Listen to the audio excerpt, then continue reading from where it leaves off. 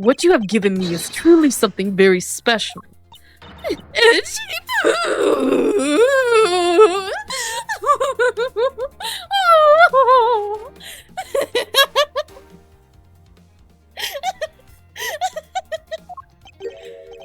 Mr. Edgeworth, are you sure you're feeling okay, sir?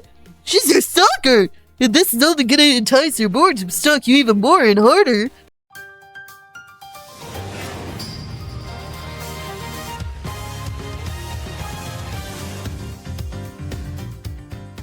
What you doing, Nugs?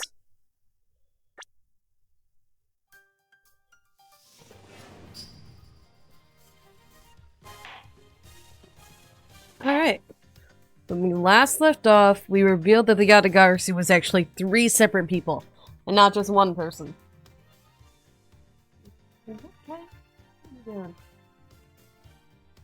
And that one of the Yatagarasu has been this entire time a double agent for the smuggling ring. And that she was just pretending to be Callisto Yu. That wasn't even her real name. Anyway.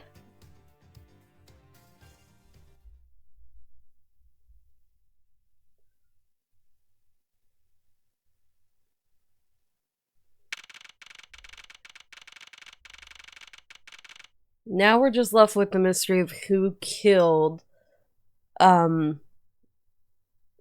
was his name? Manny Cochin.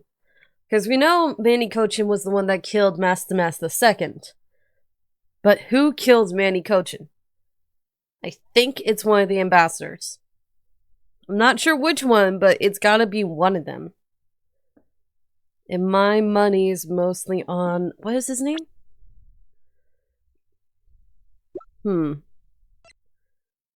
I think it might be this guy. Palino. He might have killed... or it could have been Alba himself. Either Palino or Alba killed. Retired army man. It makes sense if Palino killed, though, because he's the one who wanted the original statue to fix the to have more tourism in his country. We'll find out. March 15th, 12:07 a.m. Theatrum Neutralis Lobby. So now we know who the Yatagarasu really was. And yet, there remains much to this case that needs to be resolved. Like how the weapons cross country lines, for example. The 2 countries have incredibly strict security systems and entry procedures. Short of a miracle, it's impossible for someone to have smuggled them in. Smuggling them in, huh? We will need to open a new line of investigation on just this aspect alone. The weapon and everything else got smuggled in due to like a tightrope thing. Not a tightrope. What is it? What is it called? What is it exactly? It's... hang glide... no, not a hang line. Forgot what it's called. Zip line! A zip line! It was a zip line! They used a zip line to move the statues and also to, It's part of the reason why... that's the real reason why they put the... oh, so it is! It is Palino! It's gotta be Palino! Palino has to be the one because he's the one who was orchestrating the entire thing, considering that Manny Cochin is... it's Palino! I am locking it in now. I think it's Palino. But before we do, I would like to go through my evidence once more. Unnecessary evidence has been removed. Remaining evidence has been rearranged. Hey, there's a VCR here, sir. Well, I kind of gathered that. Oh, the tape that he gave me, right! So what was taken from me? I'm not sure what was taken from me. I have no clue what was taken from me. Something was taken from me. Now I can see what's on that tape Detective Bad gave us. This piece of evidence from the KG incident, hidden from sight for 10 long years. just know what this is. I just know that this is related to the current case somehow. Detective Gumshoe, if you could please play the tape for us. Sure thing, sir.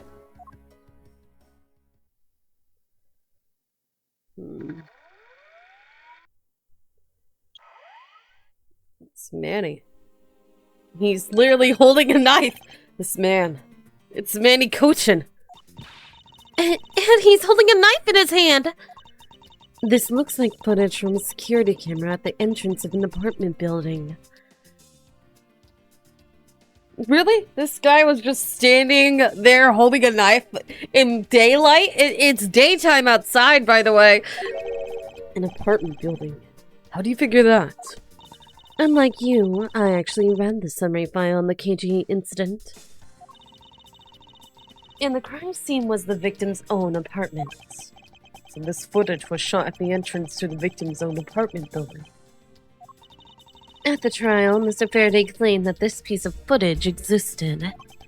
However, no one can find it. No one can find it. Yes, somehow, someone was able to steal it and hide it through Mr. Ernest Amano. I can see how this would have been a definitive piece and why someone would want to hide it. But it's a piece of evidence from a 10-year-old case. There's no way it's related to the case we're working on now, sir. What are you talking about? Actually, I believe it has everything to do with the case we're working on now.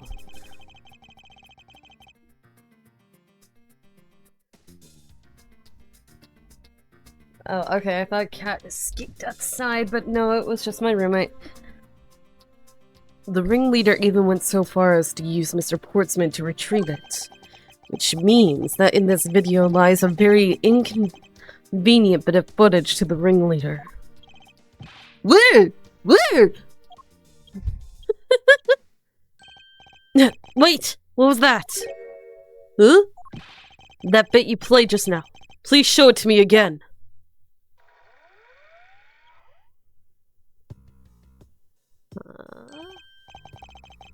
This car. This is something we cannot overlook. Why is that, sir? Look here, Detective Gumshoe.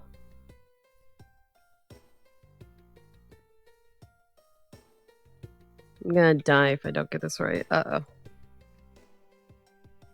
This? Take that! This is the national flag of Principality of Codopia. Ah! Because it was the national flag on it, we know this to be an official government car. But the question we should be asking ourselves is, what was the government car doing there? Miss Von Karma, Mr. Edgeworth. So you were here all this time. I don't remember the voice I gave you. You still look like a slug! Ambassador Alba. Thank you very much for continuing the investigation, even at this time of night. If only I was even a tiny bit more careful. This tragedy would never have happened. I am truly sorry. This wasn't your fault, sir. This had nothing to do with how careful you were. You idiot, Quarkus! Quarkus! You couldn't chase after a simple thief! Now then, let's get down to the real reason why I came looking for the two of you. I would like you to put the investigation on hold for a while. Can you do that? Excuse me? I heard you apprehended a thief that turned this embassy upside down. And we are in the middle of an event celebrating our country's reconciliation. We can't exactly have our police and detectives walking around here forever. You're scaring the visitors away, so I hope that you can understand how I feel. We must finish our investigation and resolve the remaining issues. Why don't we leave the rest of the Bastion and Babyliss police? Ambassador! We are Ambassador, we are so close! Just a little more and... Miss Von Karma, I'm afraid I've made up my mind. Without my permission, you can't proceed with your investigation anyway, right? That's true. However, as he said at the very beginning, This area can be considered to be Albastian soil, in which case we are nothing but foreigners in their land. Is this really where our investigation ends? Shifu, we found Mr. Edgeworth, sir. Shifu, this way. Yo!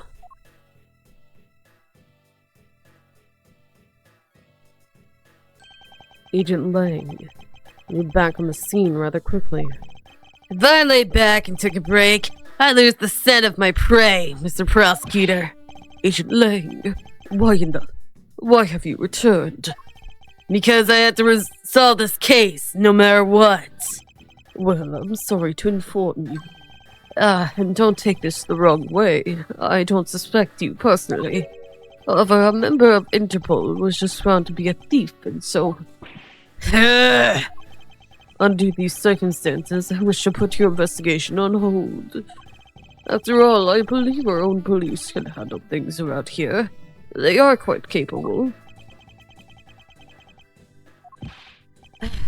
At this rate, our investigation really will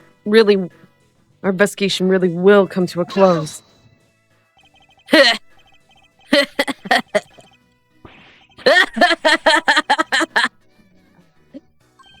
Master Alba, I get it now. I really do. Oh, I'm very glad you understand how I feel. No, not that. What I was talking about is... I know who the killer is behind tonight's murder. You... No? The Killer? Do you really mean that, Agent Lang? Wolves don't lie. Then who is it? Well, let me first say that I'm not talking about Mr. Cochin's murderer. That was all she knew. Lang's eye says, the truth lies not at the exit, but rather shines outside the maze itself. The truth is unexpectedly simple. So let me ask you this. Who do you think was Master Mousetuckin's killer? I'll tell you who. It was you, Franziska von Karma. What? What? What? What? What? What? What? What? What? What the heck are you talking about, you psycho man? I was the killer? Hey, wait! That's impossible! Yeah! Although, that whip is actually quite... Hold your tongue and that ludicrous remark you are about to make. Agent Lang, are you seriously accusing her of murder? Yeah, I am. He doesn't appear to be joking. Hey, sis. I remember that just before Ambassador Alba went to give his speech. He called you into his office, right? Yes, he did. But what does that have to do with anything? I'm getting to that. Furthermore, in order to solve both cases, you moved around rather freely between Albas and Babel, did you not? And where is your evidence that I am the killer? I was just getting to that. Trust me, I'll show them to you in due time. Master Alba, in order for me to bring this case to a close, I'll need to inspect your office one more time. Will you grant me permission? With things as they are, I suppose I don't have much of a choice, do I? Good. Then let's move out. Oh, and don't even think about running away, sis. My pack will be keeping a close eye on you. You can bet your bottom dollar on that. As if I would have any reason to flee. Just so we're clear, your logic had better be sound. Because I'll accept nothing short of a perfect explanation. She seems rather upset, not that I blame her. I expected that you'd accept no less. But we'll see how long you can keep that nose of yours stuck up in the air like that. Hold it! Agent Lang, as someone related to tonight's case, I request that you allow me to take part. so that I may clean up my superior's mess. Huh.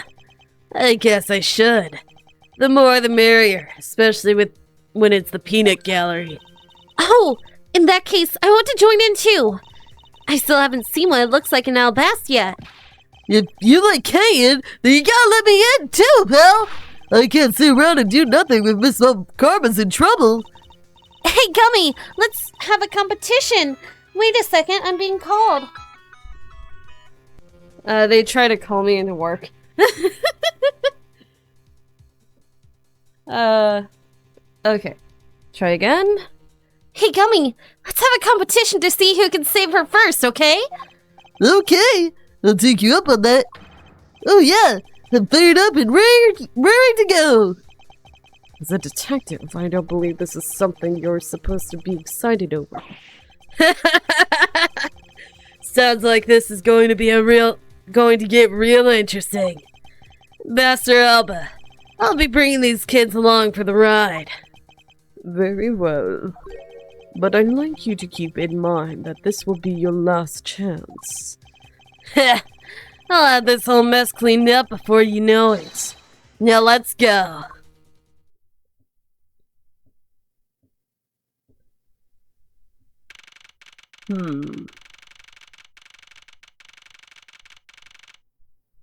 March 15th, 12:53 a.m.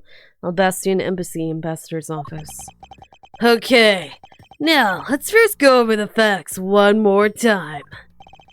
Manny Cochin's body was found over in Secretary's office in Babel. The weapon that took his life was one of Alba's ornamental knives. And then the body of Master second, Mr. Kaishino, was found here in the Albastian Ambassador's office. Through our investigation, we found that the murder weapon was the Prima Duck statue, and that this is actually Babel's statue. This case, no matter how I look at it. Sis, if it wasn't you, then there's no one else who could have pulled this off. Agent Lang, do you understand the full implications of what you are saying? Of course I do, sis. I'm serious. You were on the trail of the smuggling ring and you wanted any evidence you could find. And so, while people were distracted by the Yatagarasu's appearance, you snuck in here. That's when you two ran into each other. You and the other thief that took advantage of the confusion from the fire. Even if all that were true, how do you explain the movement of the weapons? Don't worry, I plan to show that you're the culprit behind that too. You have permission to investigate both embassies at will. With that kind of free reign, you could have easily taken the weapons. Hey now! Oh, he caught the whip! He caught the whip! I haven't seen anybody do that! Look, sis, I thought I already told you. I'm not messing around here. His case isn't directly tied to the smuggling ring. But Shana certainly is tied to the smuggling ring. He's right in saying that she is a member of the smuggling ring. However, the connection between this case and the ring could it not be deeper than what any of us can imagine? Let's get this ridiculous circus over with already. Franziska, you need to calm down, because you only know the facts of the Alabastian side of the case. I don't believe you can see the case as a whole and therefore solve it. What? But don't worry. I'm taking this seriously as well, and I'll prove your innocence. That's the only way to be, Mr. Prosecutor. But can you come up with anything else that can solve my hypothesis? Of course, your explanation has to solve the mystery of the moving weapons as well.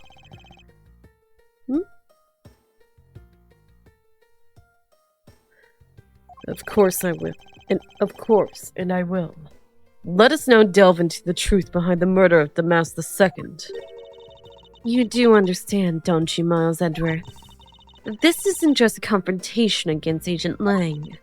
If you can't figure out how the murder of the masked second is related to the smuggling ring, then it will mean the end of our investigation. As long as I have no good counter-argument to his hypothesis, then the best I can do is walk this thin tightrope and see what I can do. Come on, Mr. Prosecutor.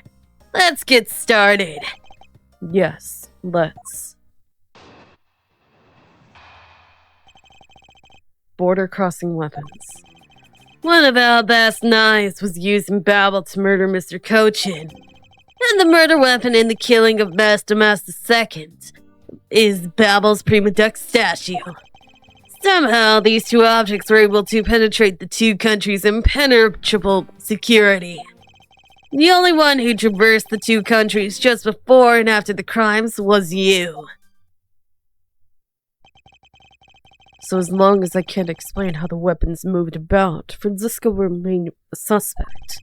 You got it, Mr. Prosecutor. So why don't you stop giving me a hard time?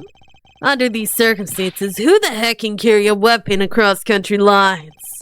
I've worked through every possibility, but there's only one that's plausible. Your boss. Agent Lang, what I've learned from you just now is that you've lost sight of yourself. What are you talking about? By focusing too intently on that which is in front of us, you become blind to the truth.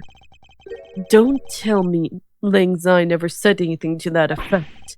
You prosecutor! Who do you think you are speaking about Lang-sized proverbs like that? I don't need his proverbs. Because my words are all you will need to see the truth. Rebuttal. One of Albast's knives was used in Babel to murder Mr. Cochin. Hold it! I concur that this knife crossed over country lines. Good! Then that's not the only thing that... But that's not the only thing that did. We mustn't forget about the other weapon. The knife was only one. And the murder weapon in the killing of Master II is Babel's Prima Duck statue.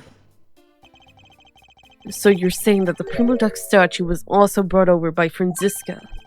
Like I told you before, that's the only way it makes sense. Hold it! And how exactly did she bring it over? I haven't figured that out yet. That's a rather weak statement, considering how sure you are. Maybe, but there is one thing I do know for sure. Somehow, these two objects were able to penetrate the two countries' impenetrable security. Hold it! Impenetrable? I should hardly think so. Knuckle back! You've seen the top of the wall between the two countries, right? Who in the world could cross over that? Yeah, not even I could climb over that thing with all that barbed wire. And the only way into either embassy is through the doors of the Pt11. So the only way for the knife of the Prima Duck statue to traverse the two countries is through those security camera-equipped, well-guarded doors. The only one to traverse the two countries just before and after the crimes was you. Hold it! Was Francisca really the only person to have traveled between the two countries? According to the guards at both doors, she's the only one to go back and forth. The cyst there was in Alabas was the Yatagarasu showed. It's been Alba! It's Alba, not Palino, it's Alba! And then, just before you guys found Mr. Cochin's body, she entered Babel. I think we can assume that when she brought the knife into Babel... Then how do you explain the Prima Duck statue? I haven't quite figured that out yet. However, the fact that the two weapons crossed the border proves that the killer must have also traversed through the country lines. The only things that cross the border are the Prima Duck statue and the knife. And the knife. I should hardly think that those are the only two items, Agent Lang.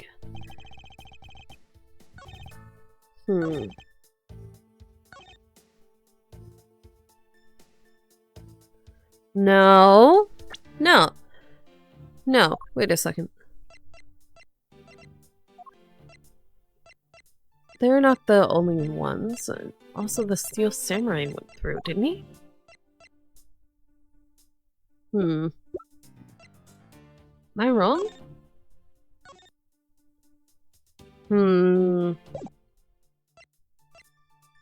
Opium paper.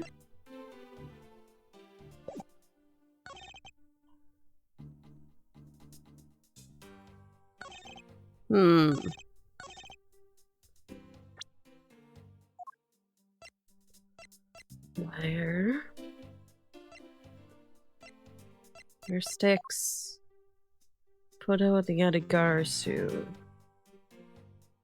This one? Objection! I think I'm gonna die. I'm gonna die. Oh no, I'm gonna die. Agent Lang, about this piece of evidence. Lang's eye says, confidence is like a soul, and words without confidence are but empty shells. You shouldn't waste your breath on words you have no confidence in, Mr. Prosecutor. Although it's just as bad to say something in full confidence and be wrong. Looks like I've got all the answers I need. Come on, sis, it's time for us to go. Agent Lang, please, wait. Sorry, but I'm tired of waiting. Because I'm not the one for waiting around for others to solve my case. Miles Edgeworth, I demand that you do something about this at once. I'm at a loss of what to do myself. I know I have plenty to ask the sis here about. Let's go. Miles, is this really where it all ends? No, it can't be. I messed it up. That was it. Thus, the truth was lost for all eternity.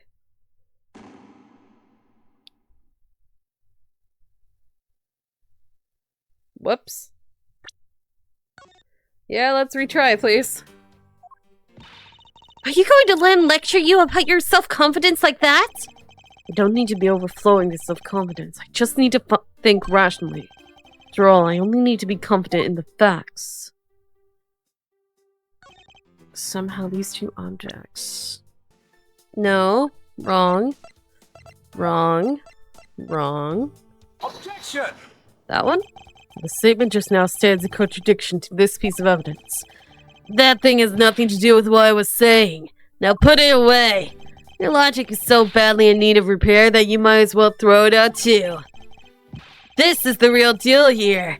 Your courtroom mannerisms are worthless at crime scene. You dare to insult the courts? Huh.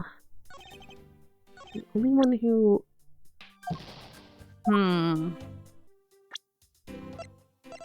Why am I supposed to be presenting? It's not... He said that's not the only thing that went through, so what am I missing here? I'm missing something again, but I don't know what it is.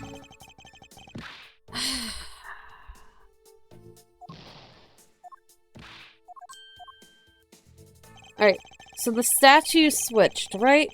That's something.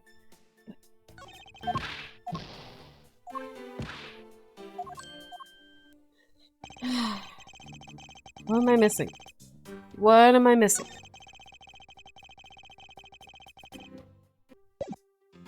It wasn't just one of the pieces. It was both. Somehow the two objects were able to penetrate the two countries. It wasn't just the two of them, it was also the other Prima Dex statue. Objection! That was it? So I had the right object once, but the wrong statement. Ah! Okay. Agent Lang, those two items are not the only two to cross the border tonight. Yeah, there was also multiple people. You gotta think of that. Oh. Damas II was killed with Babel's Prima Dex statue, yes. Yes? If that's the case, then tell me, where did Alabast's Prima Dex statue go?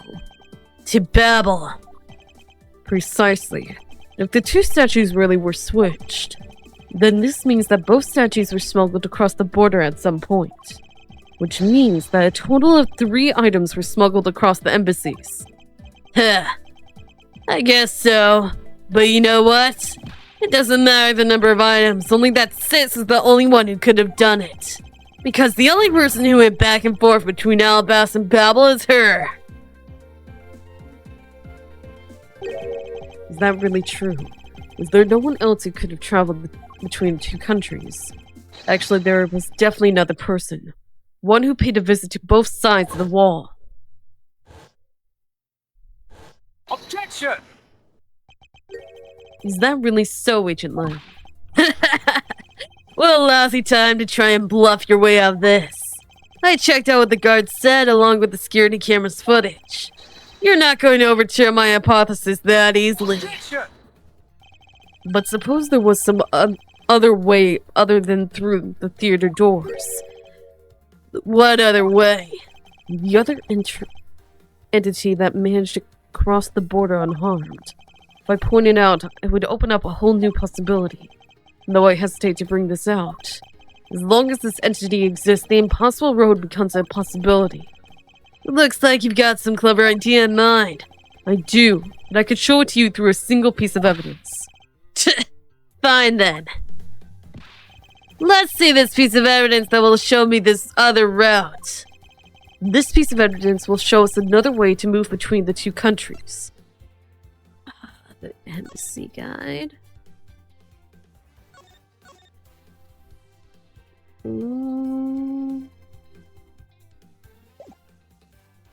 Yes? That one? The embassy guide? Or is it the photo of the Yatagarasu? Take that! That one? Agent Lang. Oh, it was. Okay. Agent Lang, I'm sure you are familiar with this unforgettable photo. The supernatural photo? Like I said before. Humans can't fly. No, of course not. I understand that perfectly well. And don't start claiming that Shana somehow grew wings either. I wouldn't dream of claiming that. I won't allow you to take back what you said either. I'll say it again. It's not humanly possible to fly through the air without wings. So you better have a good explanation for this, Mr. Prosecutor. But how can I prove who it was that flew through the air in this photo? Wait, not humanly possible? Eureka! Very well. You will have your explanation. Sounds like you have a good idea simmering inside that head of yours. Let's hear it. The face hidden within the photo's blurry trailed shadow is...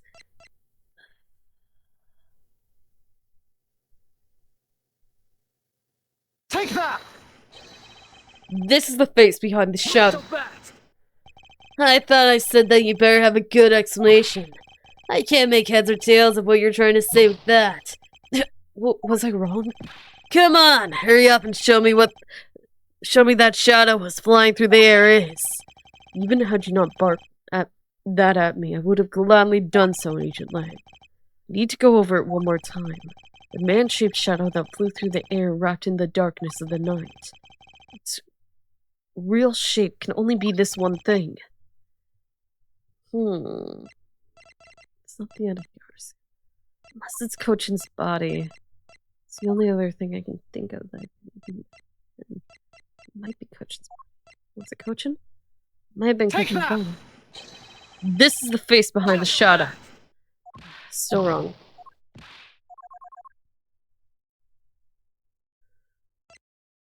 Tried? It was a fake but was swapped with the real one. It's originally from Elbas. This one? Take that! It was the other Prima Deck statue! Why did the original Prima Deck statue? It was still a Prima Deck statue, it just was the wrong Prima Deck statue. It's the one that was originally from Babel, not from the one from Alabas. But why does that matter? They're both the same thing, essentially,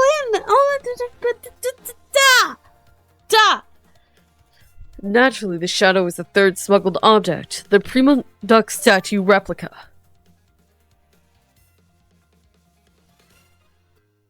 News going insane low.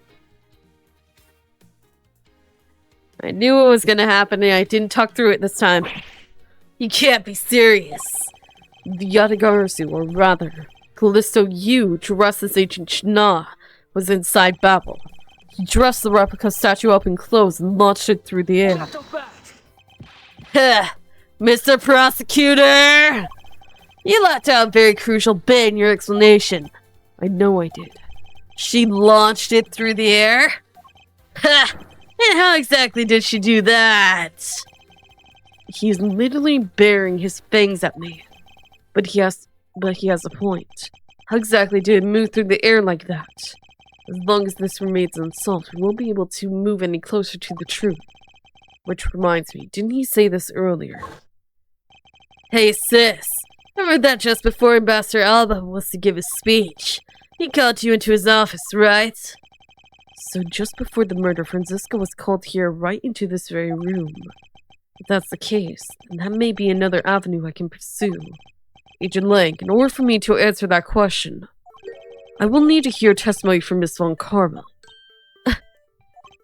Oh, what are you up to now, pretty boy? Earlier, you mentioned something of interest to me. Calling me a pretty boy is not gonna... You said that just before the murder occurred, Miss Von Karma had been in the room because Ambassador Alba had called for her. For that reason alone, you believe her to be the killer. Yeah, I guess I did say something like that. In that case, I believe it's my duty to ask her what her side of the story is. Do you really think a criminal could tell us the honest truth? How dare you! As I've said numerous times, there's absolutely no proof I am the killer. Miles Edgeworth, don't tell me you suspect me too. I don't. However, I can't ignore the fact that you were in this room at one point in time, which is why I would like to hear about it from you. Franziska, I feel that I still don't have enough information, which is why your testimony is incredibly important to the outcome of this case. Alright, so, what would you like to talk about? I'd like you to please testify to your movements up until you came into this room. Alright, let's try this your way for a change. But if she was to say it turns out to be a waste of time, I'll place her under arrest faster than you can hell no. As you wish. Movements in Alabast. As I said earlier, I was assigned to guard duty in Alabastian Embassy. After I saw the Steel Samurai off on his way towards the ambassador's office, I returned to the Rose Garden for a bit and checked up on the security situation. After all the preparations were in place, I was called back to Ambassador Alba to his office. Franziska, I want us to make this clear from the very beginning. So what I wish to confirm is that the only time span in which you were in this office was before the murder occurred. Is that correct? Yes, of course. I see. For now, the only way that I can see for us to break out of the situation is to ask Franziska about her testimony in more detail. Movements in Alabast. Hold it!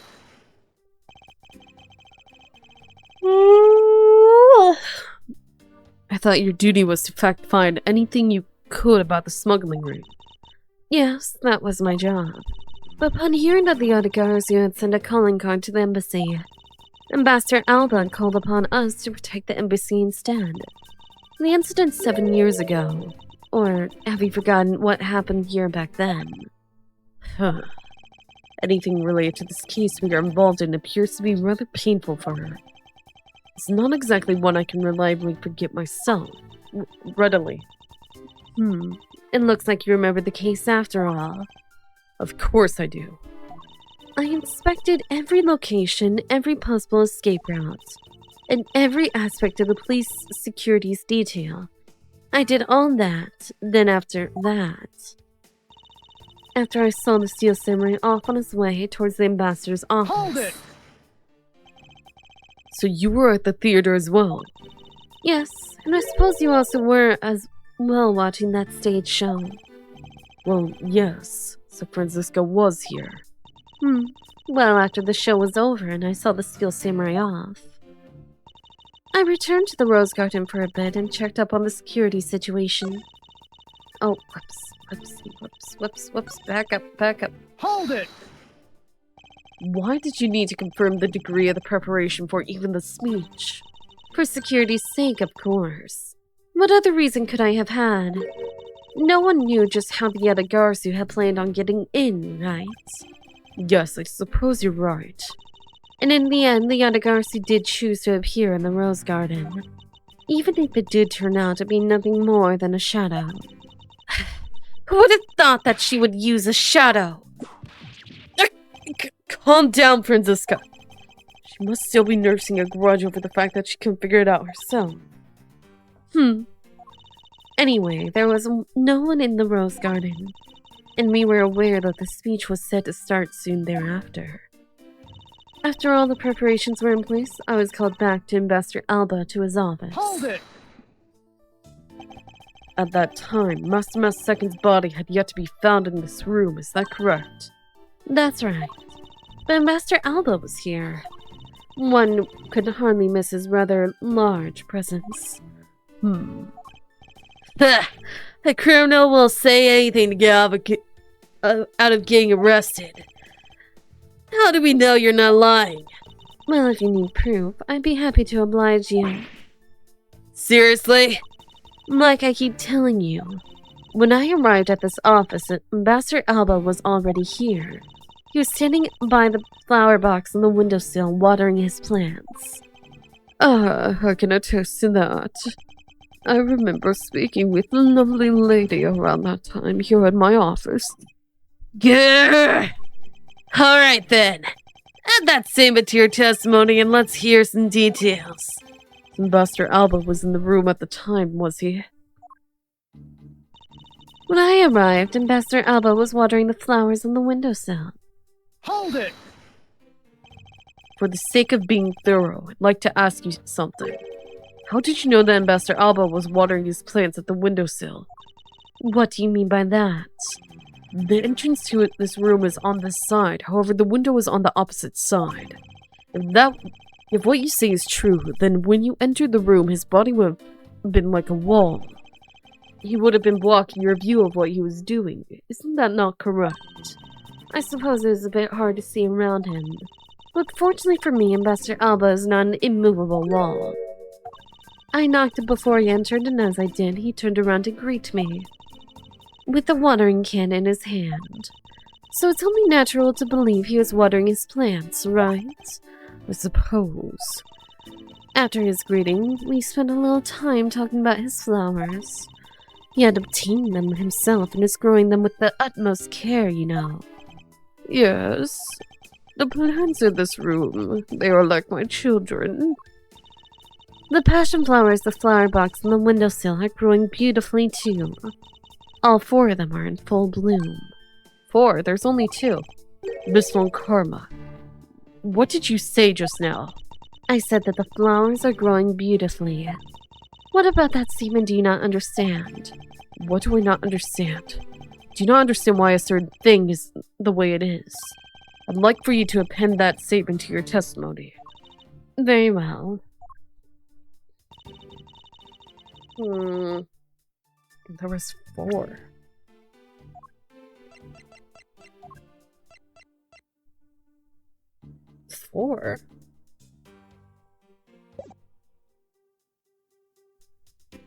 There were 4 large passion flowers in full bloom in the flower box. Hold it! I'd like to confirm with you one more time. There were 4 passion flowers in bloom in that box, correct? Yes. I should hardly think I could have miscounted such eye-catching flowers. There must be a deeper meaning to this statement. It appears that I must have to gamble on its meaning for me to make any progress. The Primo Nook statues were already switched by the time the murder happened. In light of that fact, what Franziska saw in this room before this crime is of incredible importance. Okay, so there was only 2 passion flowers. Objection! Franziska, For some odd reason, your testimony contradicts with this piece of evidence. It does appear that way. Ha! I knew it. I knew we could trust your words, sis. Mr. Edgeworth, what are you doing discrediting Miss Von Karma like this? Yes, sir. If you keep this up, she's gonna get taken away, sir. All I've done is state what I saw. I have not made a single mistake in my testimony. And for this, I am still under suspicion of murder. Is the number of flowers really all that important to this juncture, Miles? At the very least, it's a contradiction in this enigmatic case. One that I find hard to dismiss as irrelevant. Ha! Let's hear it, Mr. Prosecutor. What does the number of flowers have to do with anything? What does it prove? I believe the answer to that will become clear if we were to examine that flower box. How did this contradiction come about? There must be something behind this discrepancy. They are my beloved flowers. I've grown them with the utmost care. So I ask that you please be gentle with them as you examine them, Mr. Edgeworth. I understand. You're gonna push me out the window. I won't rest until I've inspected every suspicious-looking nook and cranny. Watering can. This watering can has a rather robust design. Mr. Edgeworth, why are you telling us stuff we can clearly see for ourselves? Plus, if you keep wasting time talking about Miss Von Karma's gonna get arrested. Never examined something else. I better examine something else. Hey, Binks. What you want, crazy kitty?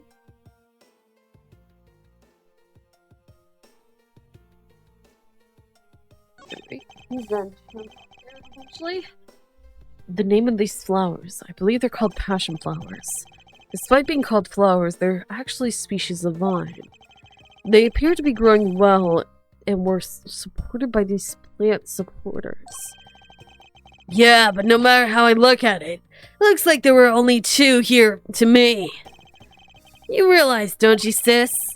Your little lie has failed you. Miles Edgeworth, hurry up and shut this man up for me already. I suppose I will need to use some evidence to shut him up, won't I?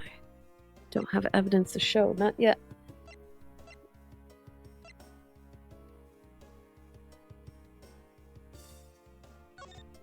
Well, I do have something. I believe I have just the piece of evidence you require. Oh, you do you? You have such confidence in the face of your current plight. I highly doubt it'll last until the end. You howl like a wolf, Agent Lang.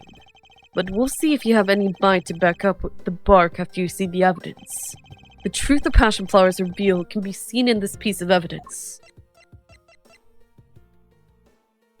Take that! Perfect. Shina, who was supposedly embabbled the entire time, had these hair sticks on her that looked exactly like the planter supports in this flower box. In other words, I believe it can be said that these hair sticks are actually support sticks for the passion flowers. Heh! And so what?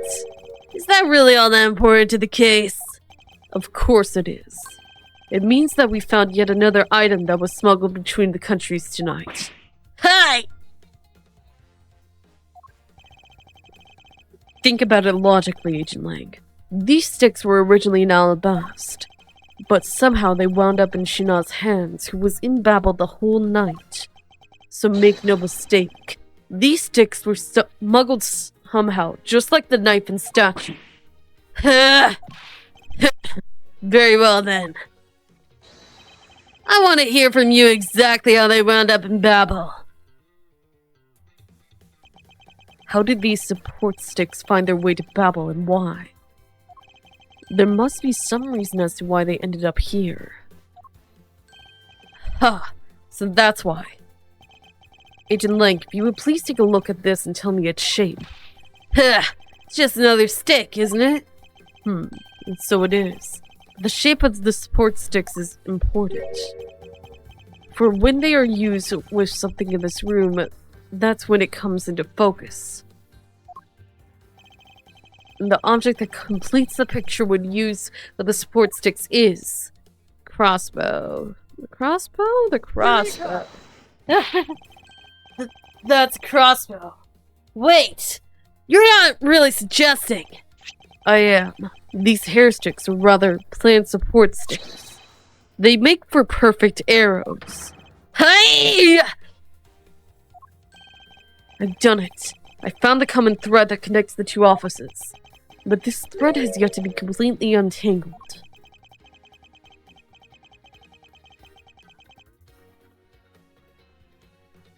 Turtle duck? Oh, I got distracted by what you were saying. I didn't read what he said. That's not the right thing. Go back. That one. Even using the arrows, how does this explain how the statues were transported? Furthermore, who could have been who fired these sticks as arrows? There must be a common thread that ties all these things together. Mr. Prosecutor, hold up a second. You do realize that what happens when you tie a statue to an arrow, right? They don't fly at all. Border crossing part 2. So Babel's statue was draped in the Yatagarasu's clothes and then shoved over here. Even if you fired the arrows from this side, they wouldn't go far with a statue tied to them. I don't think I need to tell you that the prima duck statue didn't sprout wings. You're a realist, after all, aren't you? The prima duck statue didn't sprout wings. Of course they didn't. Glad you understand. I feel much better already. I was afraid for a second that you were unaware of that crucial fact. It's only crucial because you're under the belief that wings are necessary to this equation. What? You need to free your mind a bit more and let it fly like a bird on the wind. The prima duck statues flew, but not on a wing.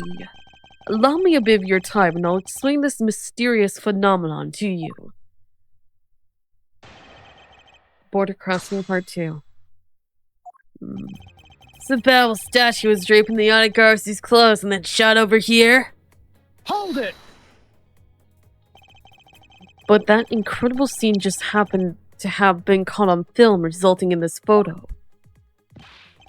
Ha! What an incredible scene it was! This photo was taken by a freelance photojournalist, right? Yes, so I hear. Not every photojournalist is known to be honest, right? Especially not the ones that sell photos of spirits and giant creatures to tabloids. Yes, I know what you mean. I've seen those sorts of photos many a time in court. But there have been times when these photos have turned out to be telling the truth. If you had ever stood in a court of law, you would have known this entirely plausible. Ha! You really believe that stuff you're spewing right now? A courtroom certainly is a strange place, if what you say is true. But there really is something odd about the photo, no matter how you look at it. Even if you fired the arrow from this side, they wouldn't go far with the statue tied to them. Hold it! But we are in agreement that the arrow by itself would reach the other side, correct? But just the arrow by itself is pretty meaningless, don't you think, Mr. Prosecutor? Because the things they wanted to smuggle were a lot bigger than nothing. No, that's not necessarily true. What? What I need right now is not further discussion of my conclusions. It's the launching of my conclusions. What the shooter wanted to launch with the crossbow was not the statues themselves, but rather something a crossbow can launch that can be used to move the statues. If it wasn't a statue that was tied to the arrows, then what did the crossbow launch? Hold it! The thing the crossbow launched. Allow me to show you the answer. Well, come on then. Show me what you've got. But I warn you, I'll know when you're just bluffing. This is what was launched from the Ambassador office with this crossbow. There's the wire. This one. Take that!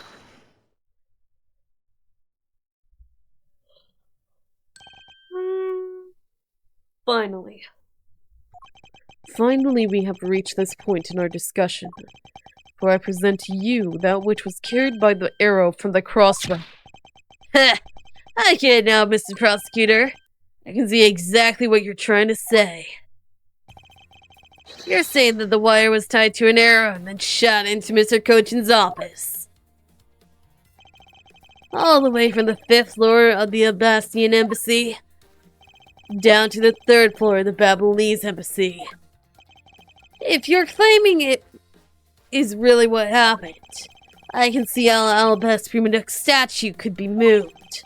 Gravity could be used to move the statue down the wire from the 5th to the 3rd floor. But then, what about Babel's Prima Duck statue? The dark shadow in this photo is clearly flying away from Babel,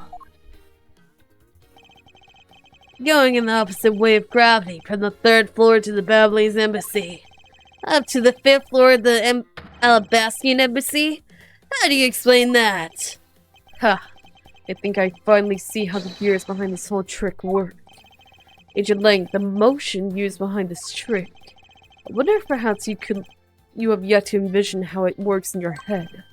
Motion? What motion? This is the motion that was employed to smuggle Babylonese Prima Duck's statue. Bungee, rotary. I believe it was done via rotary motion. The two statues were transported simultaneously.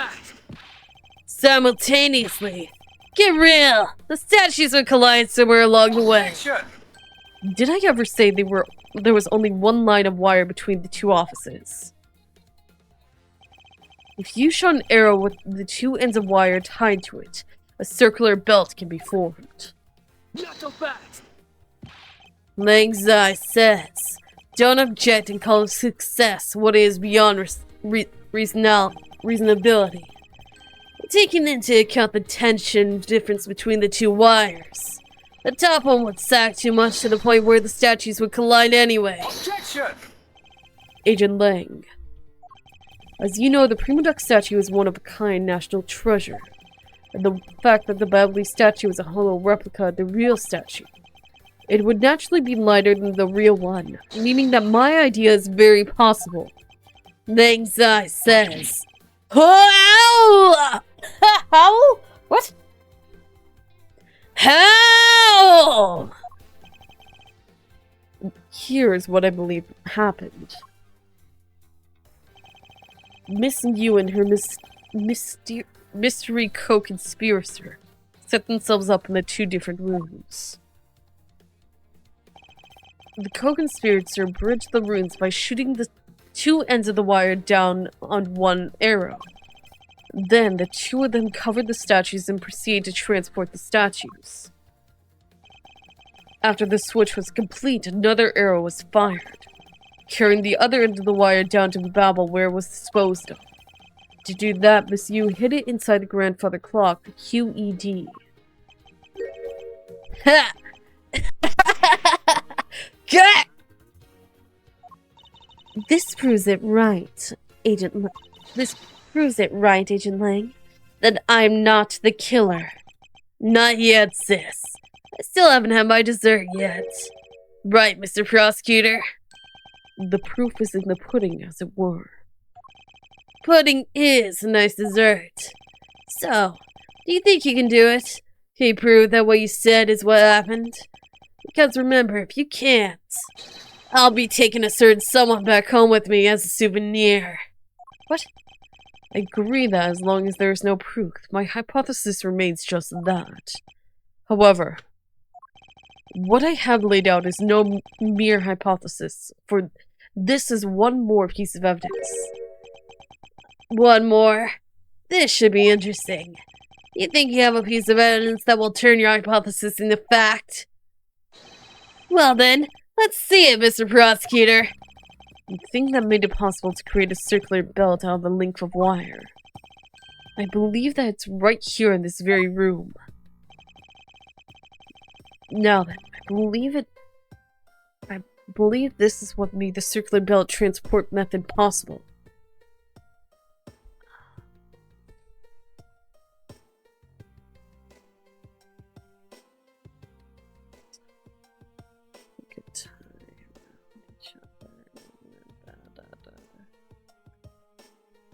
So this is fake. That's fake.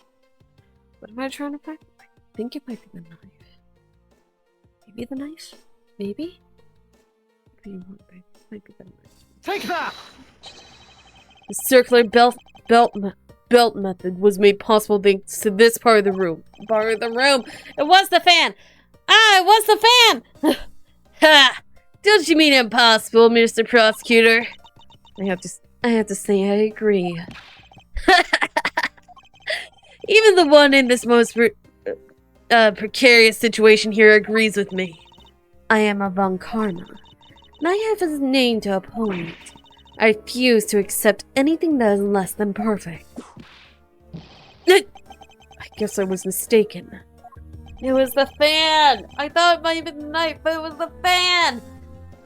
I need to take another good look at this room.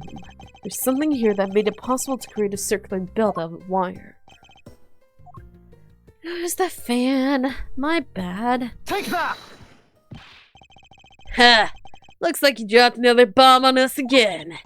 The last piece to the trick are two pulleys. Precisely.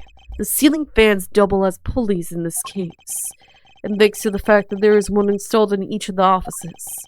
The ceiling fans made for the perfect pulley set for the wire to run on.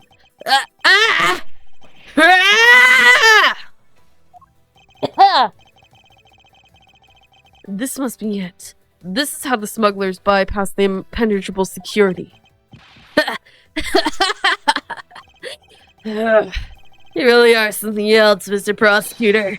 I bet you figured it out already, haven't you? You know who the big hotshot that set up this real-life stage show is, don't you? The person who set up this rather large and complex stage show needs to be someone who had foreknowledge of the existence of a ceiling fan in both the Alabasti and Babyliss offices, and that the passion flower's support stakes would be used as arrows. The real mastermind behind this case. Well, don't you dare make this wolf wait for his food. Why are you hesitant? Why are you so hesitant, Miles Edgeworth? You can't see who it is. Why don't you present something like you always do? A single point of the finger here, and the case will explode into an international incident. However, it's already too late for me to stop the forward momentum. It appears that I have no choice now, but to rush in. There is a piece of evidence that will point us to who the mysterious mastermind is.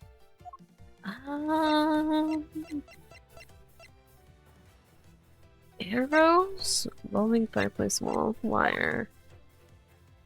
What are the Yatagarasu? It's also wet for some reason. Passion flowers? I'm guessing the passion flowers? Maybe? Take that! The smuggling could not have been possible without the use of the crossbow. Furthermore, the arrows that were shot by the crossbow were plucked as it were from the flower box in this very room. They were planted so long ago the passion flowers had time to grow so big that Miss Von Karma didn't even notice the arrows when she visited the room today. On top of this, the fact that the culprit knew that both offices had ceiling fans tells us the person had very detailed information on the embassy's layout. So, as you may have already guessed, the person I am accusing of hatching this plan is the person who grew the flowers in the flower box with the utmost care. Thus, it can only be you, Curcus Alba.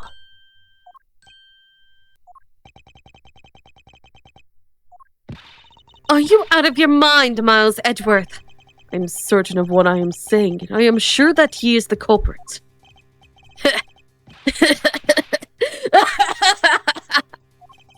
Tell me, Mr. Prosecutor, what was the ambassador trying to accomplish by doing all that stuff you just outlined? Why in the world would he need to use a trick like that? I understand your need to doubt me. However, there is one thing that stands out to me as very odd.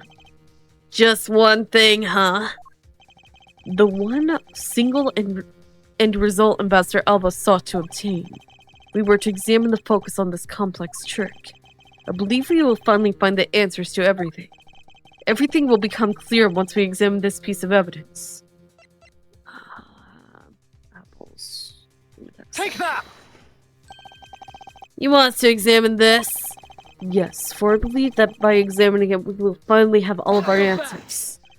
Langzai says, as that become evident should never have any part overlooked.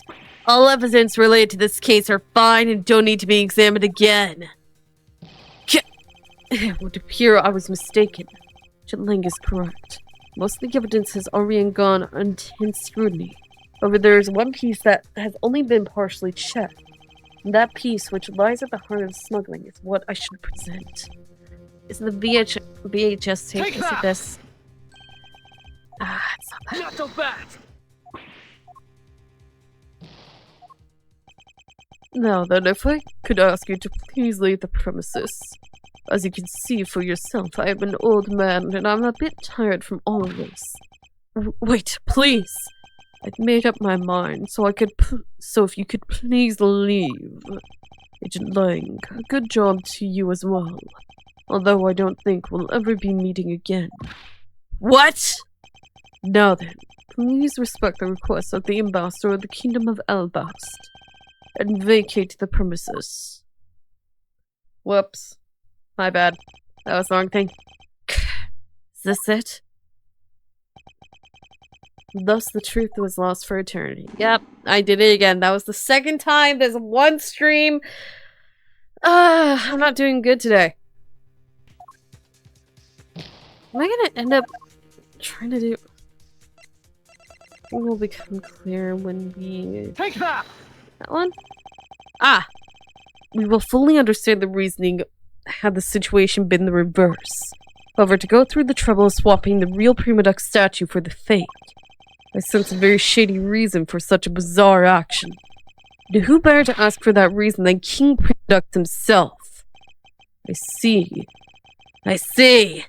Ambassador, we'll be examining that statue now, with or without your permission.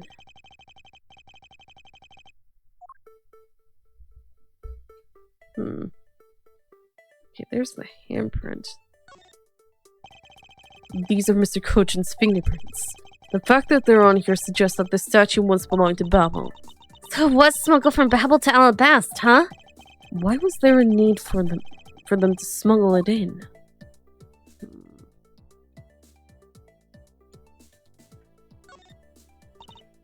This guy kind of looks like the Steel Samurai, don't you think?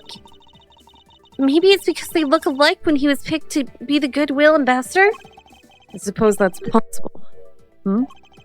Take a look at the area around the base of his neck. It looks like a gap. Hey, you're right! Maybe it's meant to be some kind of secret. Perhaps it's possible to open the statue from this gap in its construction. What? Hurry up and open it, Miles. Alright, here goes. What is that? What is that? Wow, it really did open up. Hey, what's that thing that fell out? I believe it to be more examination of it is required. Oh, that's weird. That's weird. So the entire body pops open. So what is this? Is this fake money? Is this counterfeit bills? What the... is this? Hey! Hey! Is this what I think it is? It's a plate for making counterfeit bills. Somehow, it appears that we've at long last arrived to the exit of this complex labyrinth. We finally hold within our hands one of the counterfeit money plates, and the reason why the replica was smuggled into Albast to begin with. It's not candy, it's a counterfeit plate, one that they used to make fake money. It was found from the fake Prima Duck statue Alba smuggled into his country. The Prima Duck statue can only be handled by Ambassador or the Secretariat. The replica is nothing more than a hollow shell covered in gold. These two circumstances make the statue the ideal object in which to hide the contraband. After receiving the statue contained the counterfeit plate from Shina, the ambassador had the misfortune of accidentally running into Damas II. Surprised by the thief, the ambassador raised the replica statue up Damas II and...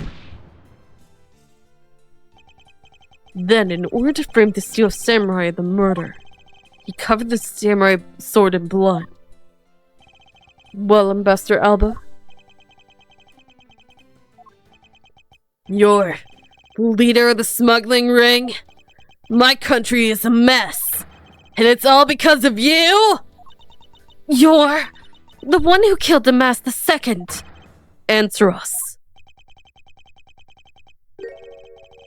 I never thought that you would figure things out to this level. However, there is one point to disagree with you on. The head of the smuggling ring was Mr. Cochin. Quit screwing around! I have no sympathy for someone who would try to pass the guilt onto a dead man. If there's one thing I'm sure of, it's you're the real ringleader, Quorus Alba. It's not good to speak with such subjectively. You know, Agent Lang. Subjectively? Subjectively? My conclusion is anything but, and is the result of logic and investigation. Why do you keep breaking in here? Logic and investigation? Only seconds ago, you were ready to arrest Miss Von Karma. I don't think we can give such flip-floppy logic any real weight, do you?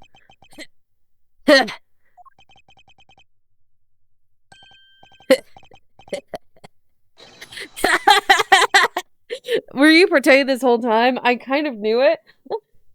I knew that he was pretending because he couldn't be this stupid, could he? After all that we've been through, he can't be this stupid and be really thinking it was Von Karma.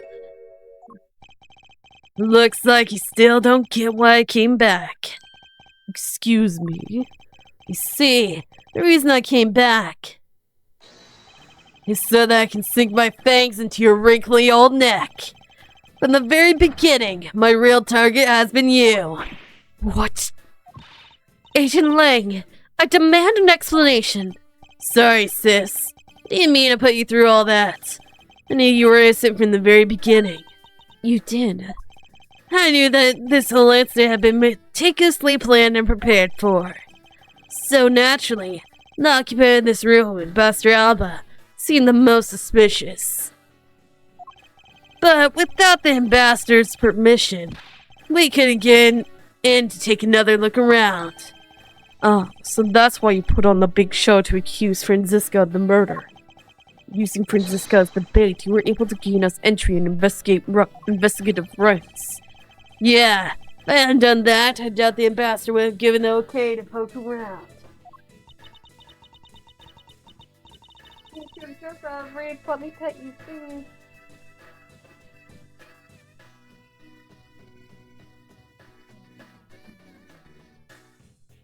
Oh, he's sleepy.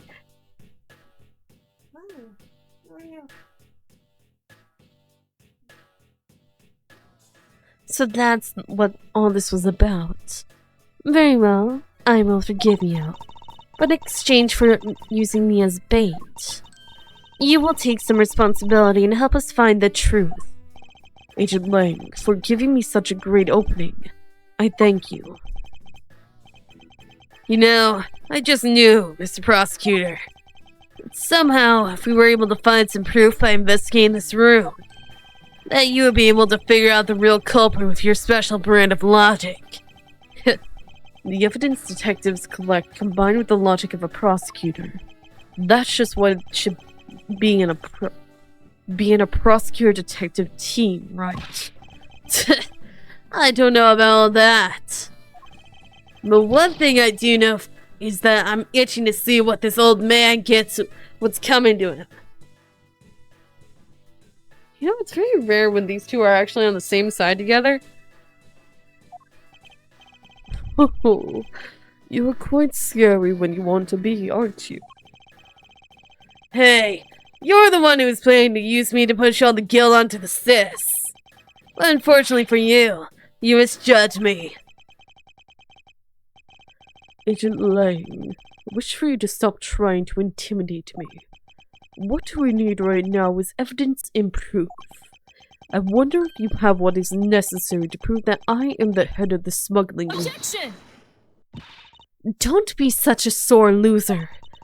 If you really are the head of the smuggling ring, then you should acknowledge your crimes with dignity. Dignity? That is nothing more than a fool's insincere display of strength. If you really wish for me to acknowledge my crimes, then I would like to first see some of the this thing you call evidence. I tell you, I knew nothing, really. I didn't even know that a counterfeit plate was hidden inside that statue. Objection! You swapped a real statue that vested in your country the authority to rule for a fake. It doesn't make any sense that you didn't know anything. It doesn't make sense. Where doesn't it make sense? Can you prove that it doesn't make sense? He's really got us. He's turned the entire situation around against us. The proof that Interpol have been after with points to this man as the ringleader. If we can somehow find the proof now, then we can see to it that justice is finally served. So there's nothing I can use to break this case wide... Is there nothing I can use to break this case wide open? Huh. Trump card in the videotape. With those 2 items, we might be able to finally bring this man down. But the card is evidence from a case that Mr. Faraday hid away in secret. And the tape was stolen by Detective Bad from the police. They're both illegal evidence. No matter what, a protector of the law can't be allowed to use such pieces of evidence. Needless to say, we Von Karmas are commanded to achieve nothing but a victory, and by any means necessary. The only way to bring someone like that to justice was to do so outside the courts. That's what we thought at the time. I no longer follow the path of Manfred von Karma, and I won't follow the path of the Yatagarasu. This leaves me with what? What creed will I believe in? If I want to pursue the truth, then I will sully my hands in illegality. And if I want to pursue justice, then I will lose the truth. What is the law and what is justice? Which path is the prosecutor supposed to follow? That choice is one I must make on my own head, here and now. I don't know what happens if I use the trump card or if I don't. What happens if I use the trump card or what happens if I don't? I have no clue, so I'm just gonna save it.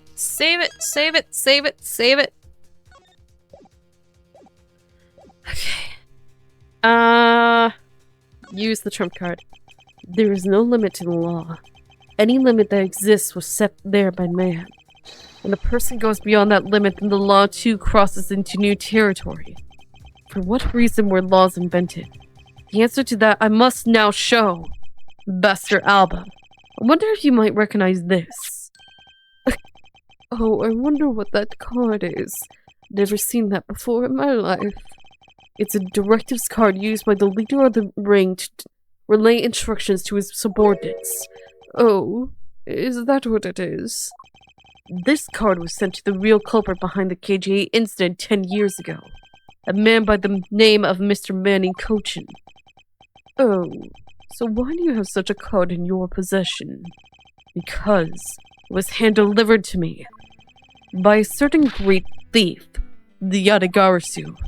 The Yatagarasu gave that to you? Don't talk nonsense and let's be serious, Mr. Edgeworth. Do you have any proof that the card contains directions for the ringleader? I'll have you know that the card is not the only thing I was given. What? This contains security footage that was shot just before the start of the KGA incident. The KGA incident? The card and the video. These 2 pieces of evidence are what will seal your fate. How very interesting. I must admit, I'm very curious now. Very curious indeed, and this case-deciding piece of evidence you presented. The prey the Yatagarasu have been chasing all this time now stands before me. Can't allow this man, who has had free reign for 10 long years, to simply walk away. Now is the time for me to bring to fruition the valiant spirit that was given to me. March 15th, 1:34 a.m. Theatron Neutralis lobby. So, what is this interesting thing that you wanted to show me? The trump card and the videotape. These two pieces of evidence together make for the ultimate hand. And this is where the real meaning behind Detective Bad's words will be realized. Detective Gumshoe! Yes, sir! What you see here is security footage shot just before the KGA murder occurred. From this footage, we know that the card is a directives card from the smuggling ring.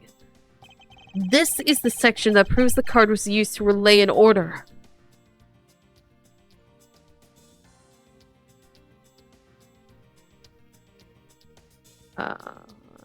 Take that! Take a look at this area. What about that area? My eyes aren't what they used to be, so I can't see what you're pointing to too well. But from what I can see, it doesn't look like it's related to our conversation. It's unrelated. I need to remain calm and take another look at this footage. What is the vital clue that shows us the card was used to relay an order? It's used to relay an order. The fact that he's holding it, one. Take that! As you can see, Mr. Coachman is holding the card in his right hand. I see. The killer is indeed holding a card with the exact same design on it. But that card and the one you have, just because they look the same doesn't mean that they are, does it now? But there is a very easy way for me to prove that they are, in fact, one and the same. All we have to do is simply take a look at this. The blood? The blood? According to Detective Bad, Ambassador Alba's directives cards bear the mark of the three-legged raven, or in other words, Yatagarasu. I suppose the mark was the inspiration for their group's name, the Yatagarasu.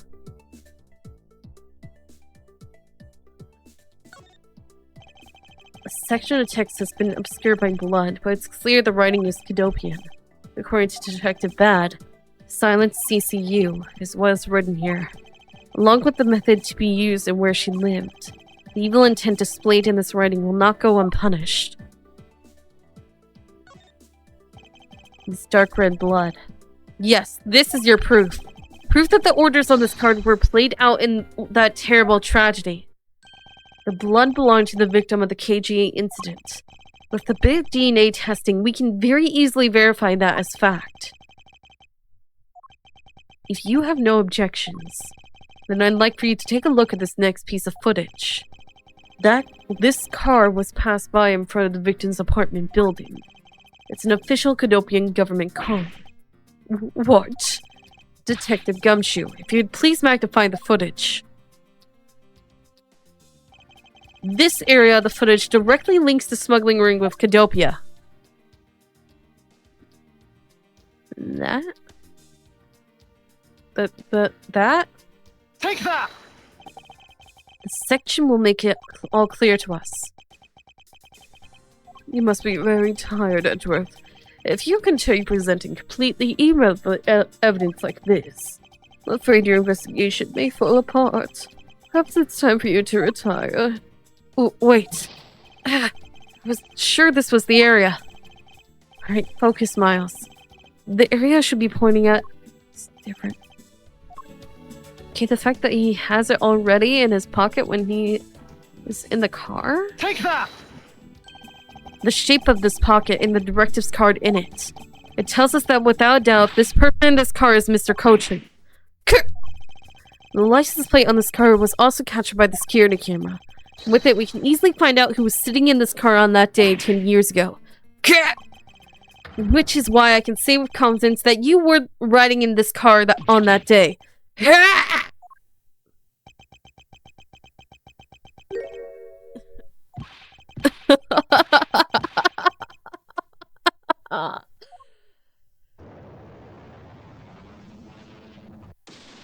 the hell? What is this? You just transformed from a fecal old man that looked like a slug to this! What is this? What is this? What is this? What is this? I don't know what it is. What the heck happened? I understand that you were a retired military vet, but at the same time, why do you have so many medals and why you were literally a slug man 2 seconds before you stood up straight. Have you been able to stand up straight this entire time? Or you just have bad posture or something? What is this? What is this? Have you just been pretending to be a feeble old man just so that people would suspect you of being the leader of a smuggling ring? Is that exactly what was going on? Is that what was happening? Oh my gosh, okay. Why are you able to stand up completely straight now while you were struggling to walk like a normal person and we're walking like a slug the entire time? I don't know what's happening anymore. I knew it was Alba. I knew it. But at the same time, I'm very surprised and very confused at the fact that he could stand properly. What the heck? So absolutely everything about that was a fake. Even you walking like a slug, you were just doing that on purpose so that people wouldn't suspect you of being a smuggling murderer, a smuggling leader murderer.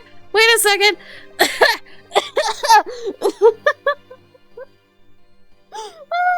What is happening? What is happening here? Okay. You've done well, boy, to make it this far. However, about your claim that I was riding in the car at the time, that's going to be mighty difficult to prove. How so? The principality of Cadopia no longer exists, so naturally all records from that time period also no longer exist. Arrogance. What he really means is he's already erased all traces of them. And already finished your boy. Why are you boasting your medals? I know exactly what that medal was in the freaking. That was in the reflection of the car window. I know it was. I saw it. I know it's there. That proves that. Why are you wearing it so proudly? Why are you so proud of all your medals that you probably didn't even earn until? This man is so confusing.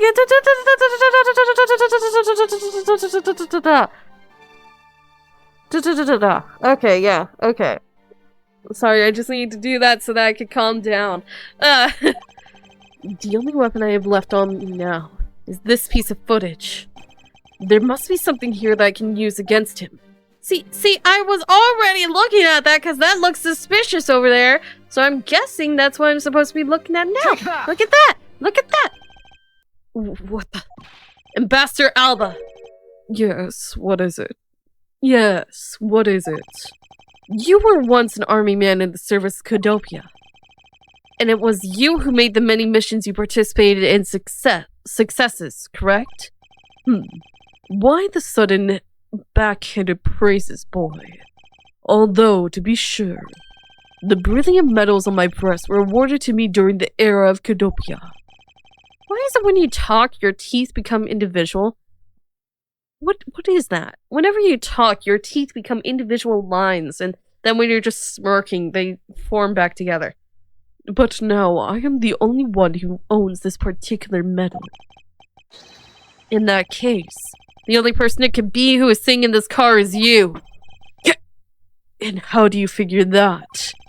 By the medal captured here in this footage. It is clearly the same exact medal as the one on your chest. What? Why is his face cracking? I know he was an old man and just putting up a farce this entire time, but I wasn't expecting his face to crack. What? What? His face is back to normal? What the heck happened there? Why was your face literally cracking? I could see your teeth inside your cheek. This is how it will be. But I won't look back. For this is the path that I have chosen.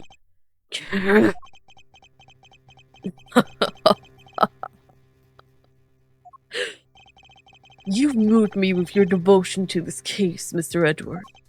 Why is he taking such an arrogant stance with me? It's almost looking impossible, isn't it? For the lot of you to have come this far.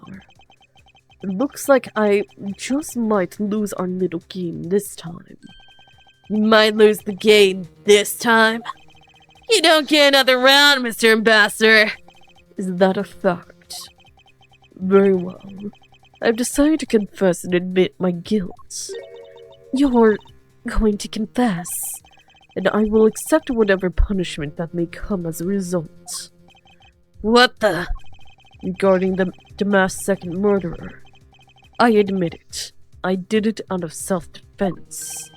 You're claiming it was justified self-defense? The mass second attacked me, and I felt that my life was in danger. If I hadn't done what I did, I might be the one you found dead instead of him. What a pathetic performance! I'm not giving you one. How? You two really know how to laugh at inappropriate times. You wish to claim it was justified self-defense, then we will need some evidence. It's always the evidence with you, isn't it? But it's what you require. I'll provide it. The man left a mark on me when he attacked. What? I don't particularly want to show it off, but this is proof that it was in self-defense. Why are you so smug at the fact that you were stabbed? I'm an old man, and sometimes I don't pay enough attention when I should. But the masked second didn't have a single weapon on his body. hold on. There's nothing to get worked up over, because I hid the weapon. You hid it? I'm sorry, but as you know, a murder is a murder, even if it's in self-defense. I couldn't let it become public, seeing as I am an ambassador. This is the weapon you seek, my special bonsai trimming shears. It's covered in blood. He was trembling quite badly during our struggle. That's when he grabbed the shears that were sitting in my office and attacked. So you see, it was an act of self-defense. Is he right, Mr. Edgeworth? Since he has both a wound and the weapon that caused it, it's enough to declare it so. No way! And which reminds me, I guess there's still one more accusation I need to resolve. Smuggling and counterfeiting. Unfortunately, all of this is my secretary's doing. I had no knowledge it was going on. Stop spewing nonsense! You're trying to throw my investigation under the bus in your desperation. If you want to get real honest, everything in this case can be connected to you. The murder of the Master Second was done in self-defense. In my trials, no man escapes this crime alive. Perhaps so, if you were my opponent in court. However, there is one very important fact that I think you may have forgotten. And what is that?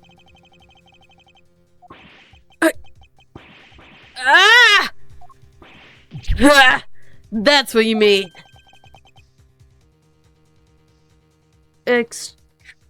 Extraterritoriality. What the heck does that mean?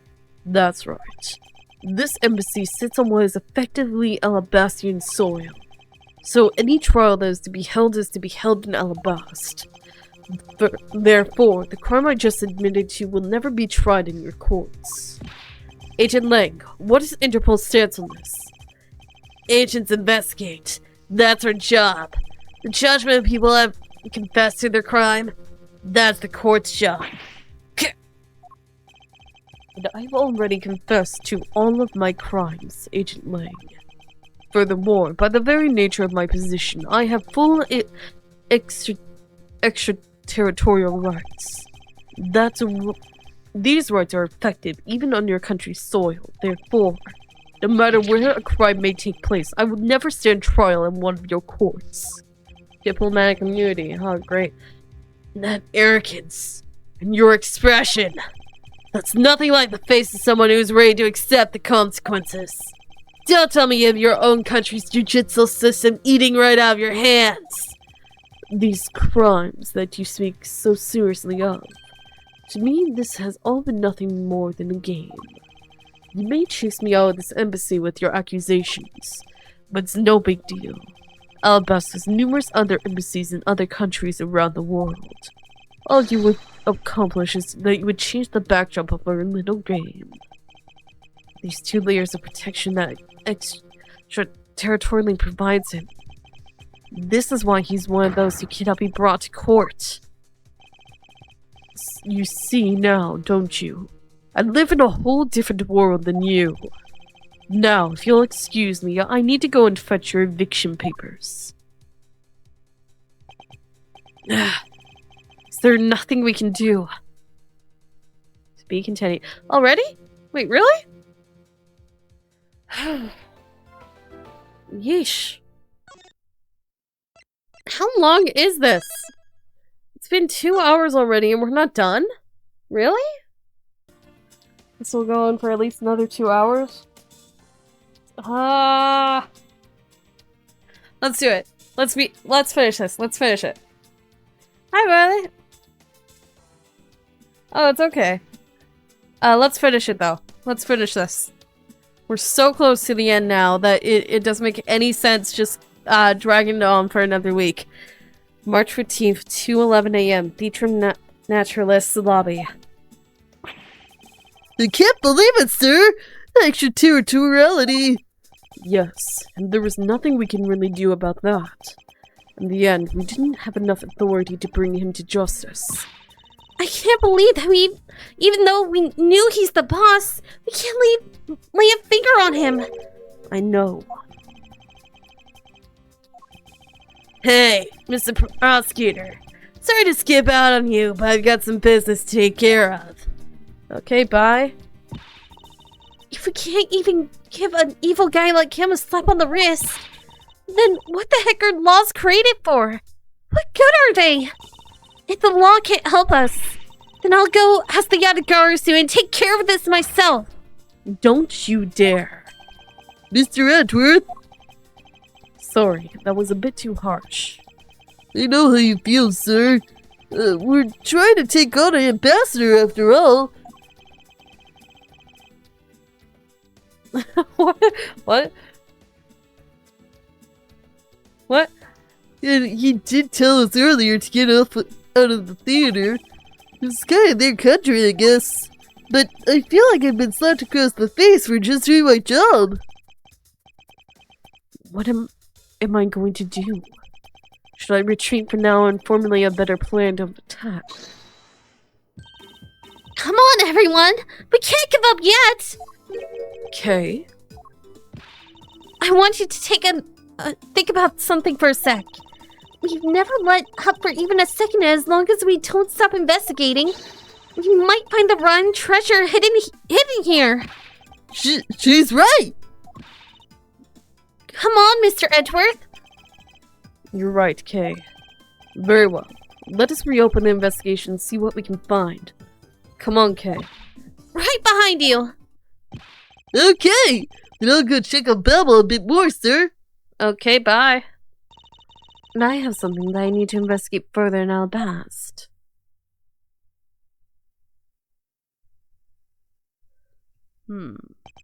Now then, before I gather any more information, I should do a bit of housekeeping. Passion flowers data erased from my organizer. Bastard Alba seemed agitated over something. I wonder why. There were two special circumstances that surround the ambassador. First, the embassy itself was extraterritorial rights. If something happens to Alabastian on Alabastian soil, we are unable to legally prosecute it. Cool! Sounds like embassies are the perfect place to steal whatever you want. And to murder Master II to run a smuggling operation and make counterfeit bills, apparently. I thought all the counterfeiting was done by Mr. Cochin and Babel. Yes, he apparently used the embassy's coupon printing press to do it. But it's the same story over there anyway. Babel also has extraterritorial rights. Which brings me to my next point. The ambassador's extraterritorial rights. Those rights are effective even in our own country. Really? No matter what happens, we can never be tried in our courts. He retains some very special rights indeed. Diplomatic immunity is something not to be trifled with. Basically, no matter what wrongs he may commit, we can't bring him to trial here. So I guess we really don't stand a chance, do we? We might stand a chance if we can somehow nullify either one of his special rights. This picture was not here before. What is this? This was taken just before the two ambassadors gave their bouquets to the Steel Samurai. Wait, is it just my imagination? Is there something in the picture that I've seen before? I won't rest until I've inspected every suspicious looking cranny. That looks weird. It appears to be a bouquet of Persian similis and roses. Wow! You even know the exact species! I never would have figured you for an expert on flowers. It's all because of these flowers the old lady sends me every month. Just look at me. I sound like some sort of botanist.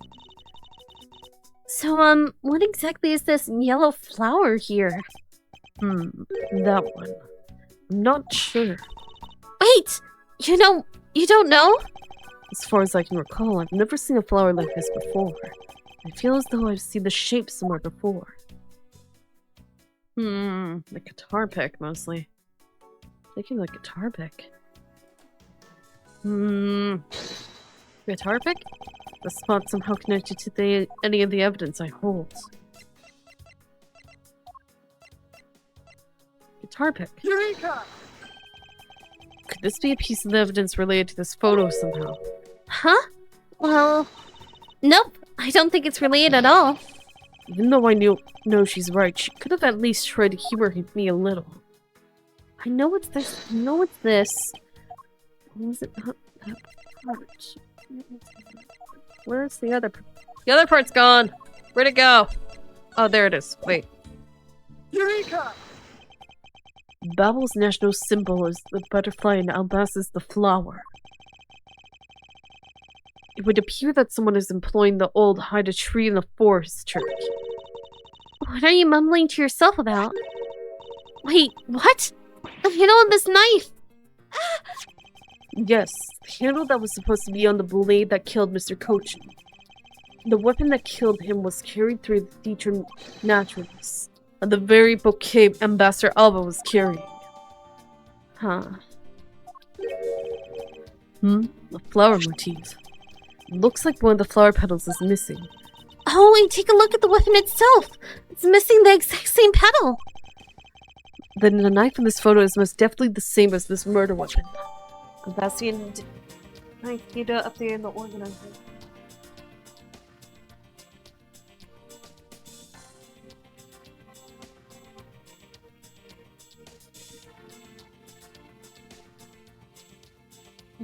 Hey, buddy. You're like butter, aren't you?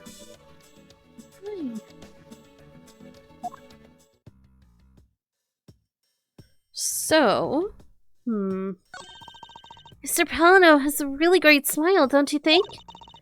I bet he was really happy they were going to become Godopia again. Perhaps, but instead he became the greatest victim in today's case. An ambassador like him, who was always thinking of his country, is really to be admired. Yeah, although this happened, I hope they'll be able to reunite the country someday. I hope so as well. But for that to happen, we need to solve this case first. We need to see to it that those who would harm the new Godopia are locked away. And we will! I can't believe he was pretending to be a harmless old grandpa. Talk about deceptive. I don't suppose anyone expected him to change that drastically.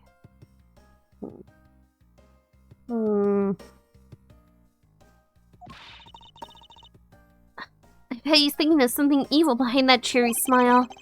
Okay, please try to remain calm and focus on the here and now. Yeah, you're right. Sorry, I got worked up there. The only way we're going to be able to steal the truth is if we keep on investigating. There's the troublemaker, standing there smack in the center, making two peace signs. Wow, the Steel Samurai stands out even more than the two ambassadors in this picture. Oh, hey, the person playing the Steel Samurai is one of your friends, right? No, I have no idea who he is. What? Wait, but you just said he. You knew which gender he was, so you must know him, right? I beg that you please refrain from talking about that person with me ever again. It would seem that the lilies are the center of this bouquet, with an accent of camellia. Chamomile? Chamomile? Wow, I can totally smell the wonderful fragrance. Okay, this is just a picture. Look, I know that! But it's nice to imagine things once in a while, you know? Where's your sense of empathy? If you can smell the fragrance of flowers from a photo, that's more like a hallucination.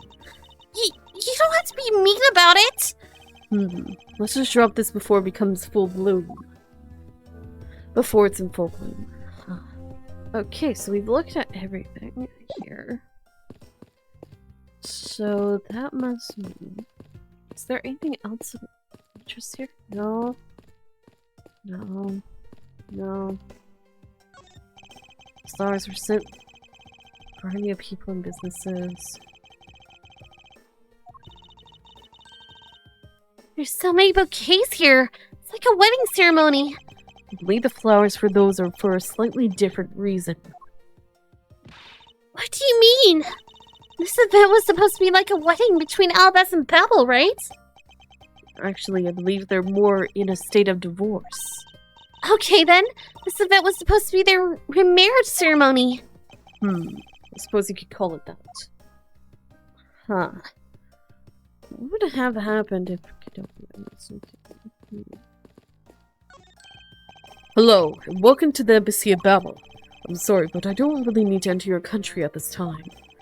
Right now, for a limited time here at the Babelese Embassy, we're offering a very special Experience the Terrifying Fire's Ashes tour. So how about it? Shall I sign you up? We're fine, thanks. We have an investigation to run. I think Gumshoe might have gone on that tour. These flowers are sent by Global Studios. Global Studios? That's where they filmed the Steel Samurai television. I've seen hit after hit. Yeah. We've talked about all of this. Facelift. Huh.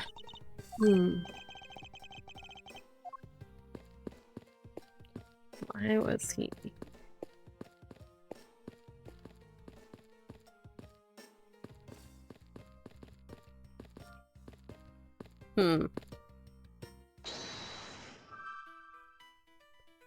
Renovations?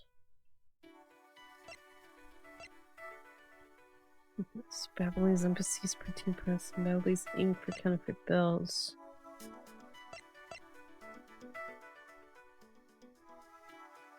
Something he doesn't want us to investigate. On the orders of the ambassador Alba, no one is allowed into Albast. I thought a lady with a whip passed through here not too long ago. She is from Interpol and had the proper paperwork. So, while I was reluctant, I had to let her in. Sounds like Franziska, alright. Besides, if I didn't, that whip of hers. Yep, definitely Franziska. Okay, so what am I missing here? I'm missing something again. I know it's got something to do with the dang guitar pick. Because I know it's not actually a guitar pick. I know that. No, it's not a guitar pick, so what am I supposed to be looking at here? What am I supposed to be thinking?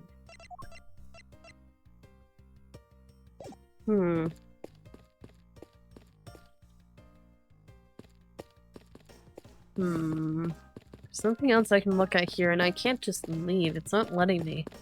There's something I'm missing. You can see the Babylon's embassy, which is undergoing major renovations.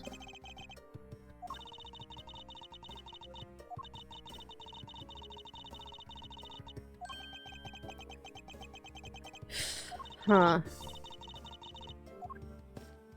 Oh, what? I didn't know I could do that. Okay, I'm missing something again, but what? What am I missing?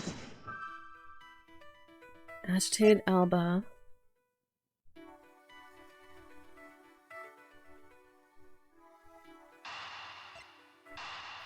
Maybe those? Innovations and Coachman's counterfeiting up. We know the counterfeit bills were printed using the embassy's press. But the necessary materials such as Beverly's ink and paper must have been hidden in a secure location. But what do you think would have happened if the renovation had begun? Well, he probably had to find a better hiding place or get rid of it. Get rid of it all. Right, so we can assume that the renovation was the cause of the plate and the bill's disposal. And the reason Mr. Coachman was killed as the ringleader of the smuggling operation. Based on what we know, who do you think was the one that was most to gain? Alba, most definitely. It's the one person who has been erasing all evidence of the smuggling operation. From both embassies, the co-conspirator who was mopping up, Ambassador Alba. Ambassador Alba had a very strong motive to kill Manny Cochin. Agitated Alba and motive to kill Cochin. Alba could conveniently place all guilt for the smuggling onto Cochin. Since then, there's something he doesn't want us to investigate. The cause of Ambassador Alba's agitation, the rod and treasure we may find. The motive for killing Mr. Cochin. Miss Yu said it herself that she didn't kill anyone tonight. We were to take her words as at face value. The reason for the ambassador's nervousness can only be one thing. He didn't want us to discover the real circumstances under which Mr. Cochin was killed. And you mean Ambassador Alba is the real killer? But I thought the two of them were friends. Maybe they were. What if Mr. Cochin was the one who first betrayed their friendship? Oh, I get it. Wasn't Mr. Cochin pushing really hard for Mr. Palino to be the ambassador after the reunification? Yes, and that was the real reason why he wanted to steal Alba's prima statue. So Mr. Cochin hired the masked second to go steal it for him. But when Ambassador Alba found out that he was what he was up to, he killed Mr. Cochin. It is definitely a possibility at this point. Those two really were thinking of no one but themselves. But the question now is, how did he do it? Ambassador Alba was in Alabast. But Mr. Cochin's body was discovered in Babel, right? Right. That is what we must solve next. I believe that we now understand why Ambassador Alba was so nervous and agitated. It must have been something to do with where Mr. Cochin was killed. A place where the Alabastian ambassador was likely to meet the Babylese Mr. Cochin. The place where the Ambassador Alba happened to have committed the murder is Theatrum Naturalis. Here. The only place that makes sense is here as the Theatrum Neutralis. What? Here? The Goodwill event had been held here today, correct? The only place that both of them could have been is here. But if that's the case, then everything changes. The theater isn't actually Alabastian land. So that wipes out one of those extraterritorial rights he has. It makes logical sense, in which case it is a reason for us to investigate further. So what should we check out? Let's see. I believe we should check the immigration records for both Alabast and Babel post-haste. Babel's records should be easy to obtain, however the problem will be Alabast. I wonder if they will allow us to see their records despite the order to vacate. Objection!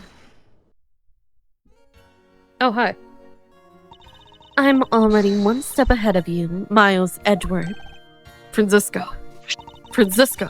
I have here the security footage from both Alabast and Babel. You would do well to take a look at of its contents. You move fast. Von Karma strives to be perfect in every way. It's not in my nature to keep it on retreating like this. I took the liberty of looking over the Babel investigation reports as well. From now on, you will make no excuses to back down or say that you can't solve this case. I'm sorry about earlier. We won't be beaten, because my cute little subordinate is going to try his very best, isn't he? Hasn't she patronized me enough already for a lifetime? So this video contains footage from the Alabasta immigration screening area. I really hope there's something in here that we can use. 521. There's the old man.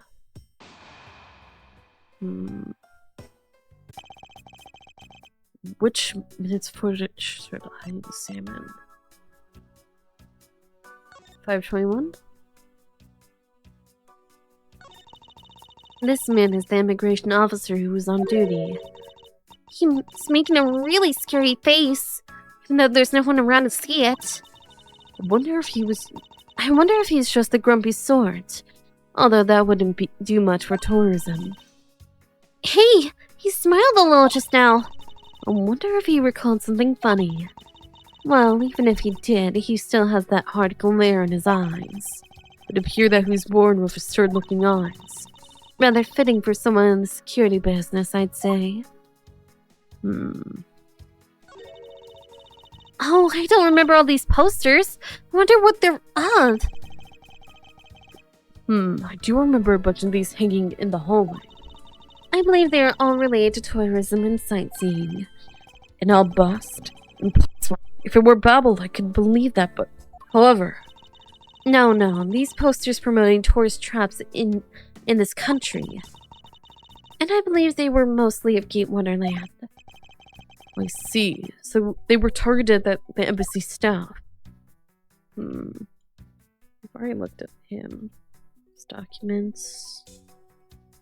Door. It's the door leading into the Theatre of Neutralness. I tried so hard to get through this door, you know? But I just couldn't get in. But it felt so great when I finally was allowed to go through there. You know what I really wanted to do though? I wanted to try sneaking my way in. At least nothing seems out of the ordinary with the door. Okay, so there's nothing really happening at this time. 522. I can't believe how completely fooled I was by the way he carried himself. He had me fooled too. He had me fooled too. According to the files I had sent for earlier, Ambassador Alba was a Cadopian hero. He saved the royal family from danger countless times. So what bothers me is why a man like that created a smuggling ring. Even with all the authority I have, I still haven't been able to figure out why. It sounds like the ambassador was a hero who was corrupted by evil. But no matter what happened in the past, we can't let the man he is now escape justice.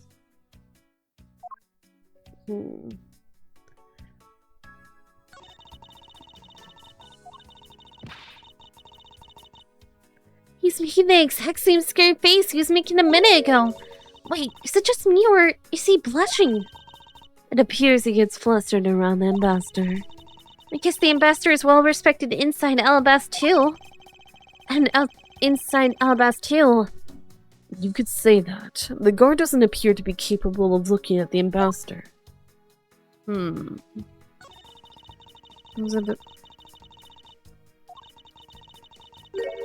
wonder if Alabastians in general like theme parks at all.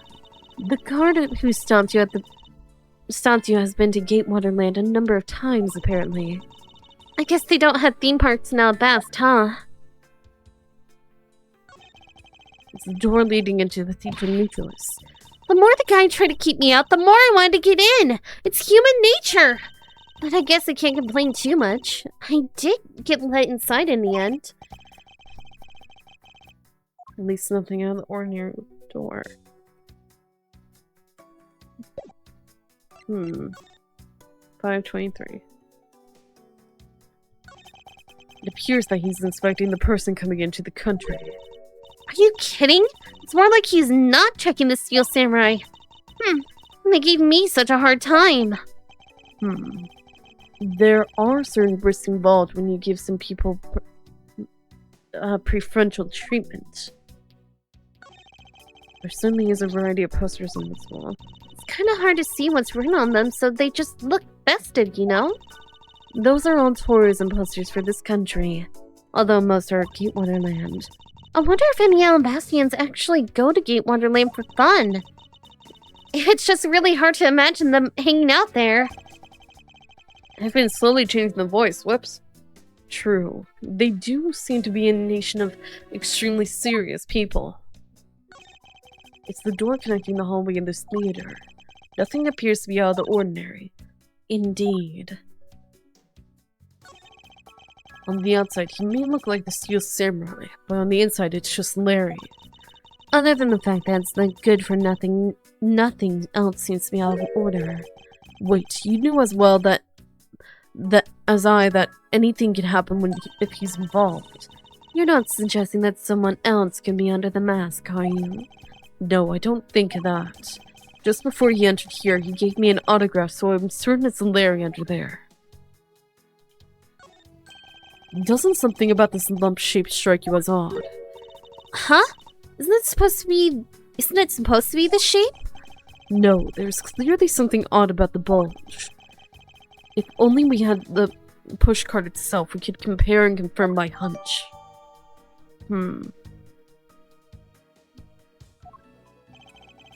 Next, let's check the footage from Babbel's security camera. I hope it shows us something good. 525. Chloe, there wasn't a sign of suspicious person or anything. That right there is the contradiction. Huh? Did I miss something?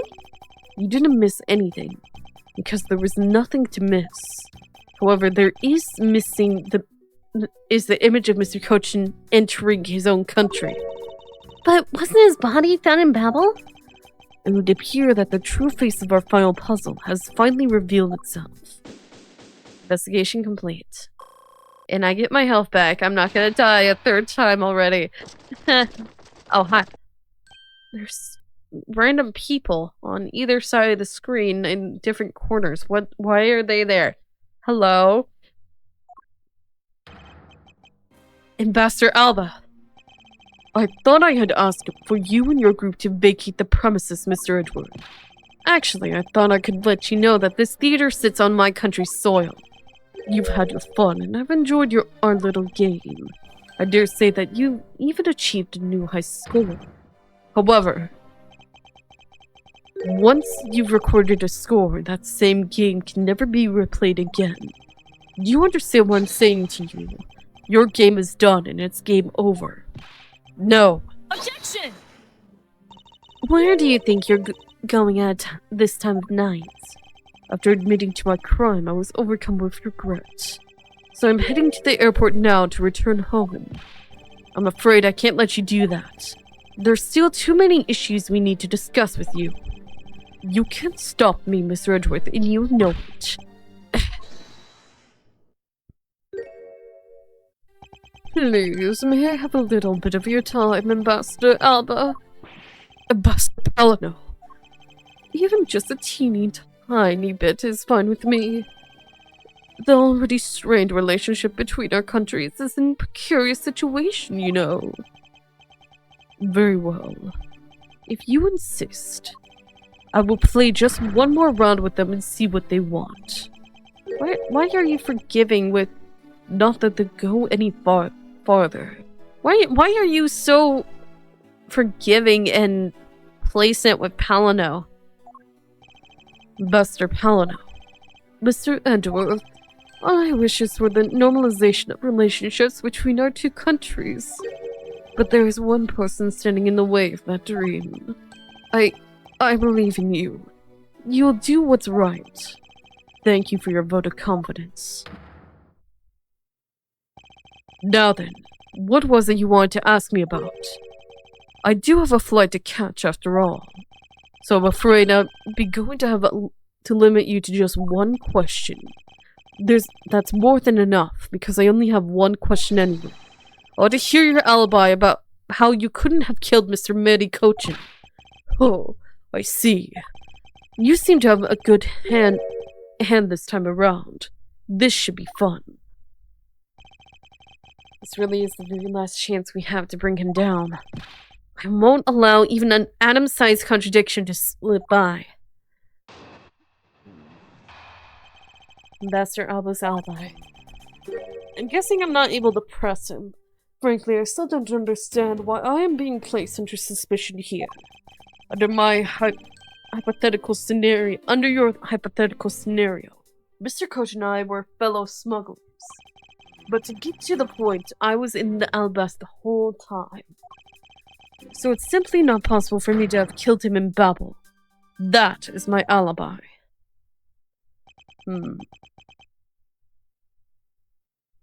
So what is your alibi? That is correct. It's simply not possible for me to have committed a crime in Babel. Now that we've cleared that up, I'd appreciate it if you would move out of my way. I said hold it. What is it this time? I thought I told you to only allow one question. You did. But you still have yet to really answer my one question. What? Until you tell us the truth, I will refuse to budge an inch from where I'm standing. Very well. I'll play with you just a little longer. Miles Edgeworth, as my subordinate and representative of this country's prosecutors. You are forbidden to lose. Of course. That's something I've understood from the start. That guy's the one who ordered my father killed, isn't he? Yes, I believe so. The goal of the first Yatagarasu was the capture of the smuggling ring's leader. My father and Uncle Ped, their legacy will live on, through me. So that's why we've got to catch him, okay? We will, I promise. Now, Ambassador Alba, let's have it the truth now, shall we? No matter how many times you ask, my answer remains the same. Ambassador Alba's alibi.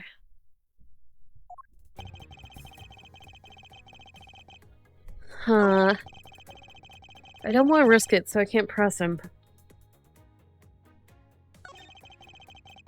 I was an Alabas the whole time.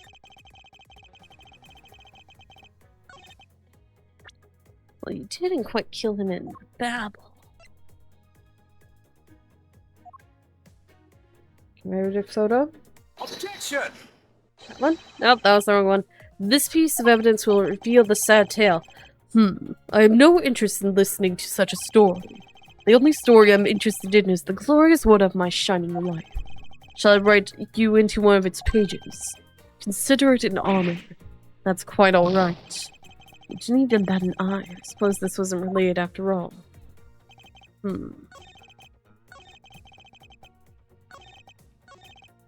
Okay, let's press him. I just want to make sure. Being the leader of a smuggling ring while taking on the duties of ambassadorship. Don't you think that combination is more than enough for suspicion? And there is the matter of the crossbow, arrows, and the Prima Duck statues. Objection! What was that? All of it is nothing more than your flights of fancy. What do you mean by that? Under your hypothetical scenario, Mr. Coach and I were fellow smugglers. It's not it's not an hypothesis. Earlier we proved that it is what happened. Well, let's leave that to one side for now. Because it doesn't change the fact that I have no motive.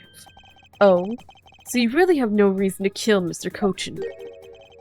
If you want to suppose I had one, then why not? I'll indulge you. After all, this is nothing more than a silly game to me. Even if that's how you see things, I'd appreciate it if you would take me seriously. I'm sorry. I suppose you were in a bit of a pickle. Very well. A game is no respond if the playing field isn't level. Therefore, I formally claim that I had no motive to kill. Now let's see you disprove it. How can he stand there looking proud when he knows he killed another human being? Well, I'm not going to stand by and just watch him get away with his crimes. In the case, what motive would I have had to kill my co-conspirator?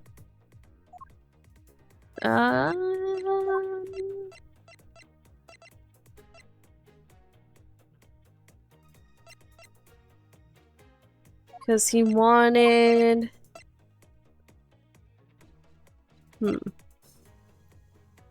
Wanted to put it all on Coach, really. Hold it! Are you serious that just because you were partners, you had no motive to kill? I'm only following your hypothetical scenario to its logical conclusion.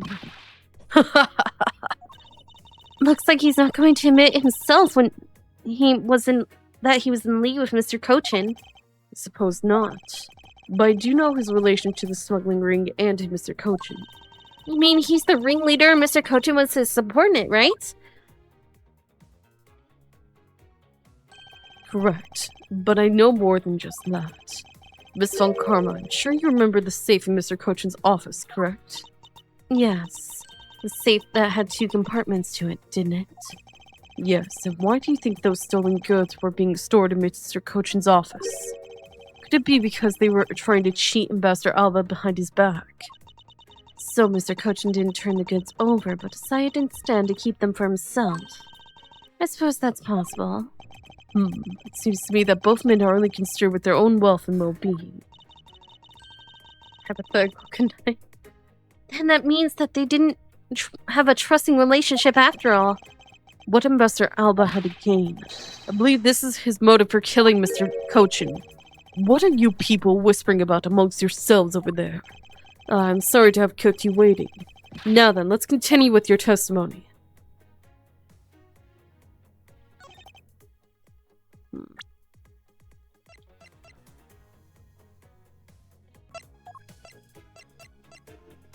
Objection! There you go. It was that. All good. If you want to know, I believe you did have a motive to kill. It's because Mr. Cochin had betrayed you. But you had your own reason too. Namely, you wanted to pin the smuggling all on him. Evil begets evil. And because you were trying to test each other, it turned into this mess. I don't believe this. You have a bad penchant for telling tall tales, Mr. Prosecutor. And if you're not, then I suppose you have some sort of proof to prove your argument. I never use guesswork in moving my cases forward. It has been proven by this note was written by Mr. Cochin's hand. Shall we take a look at it? The content of the note is a request calling for the theft of the alabaster prima duct statue. By killing him and pushing all the guilt for the smuggling onto him, you walk away spotless. I believe you understand what I'm driving at. You had more than a few reasons to kill him. Objection! Are you finished with your hypothesis? Excuse me. Let's suppose I did have a motive. Even so, a motive or a thought alone can't kill. Isn't that right? I didn't expect him to resort to playing this semantics game with me. It appears that this is where the real battlefield will begin. Now then, if you will excuse me. Wait! What? I told you at the very beginning, didn't I? You only get one question. Ambassador Alba, if you would please give us just a little bit more of your time. It doesn't matter what kind of man Manny was. He was my subordinate. Which is why I would like for us to figure out the real cause of his death. That is something for Babel to figure out, and something to which I have no relation to. Ah! Now he's even turning down a request from Ambassador Palino. I'm very sorry, but it seems now even my voice falls on deaf ears. There was no need for you to apologize, Ambassador Palino. Must find some way to stop him from leaving.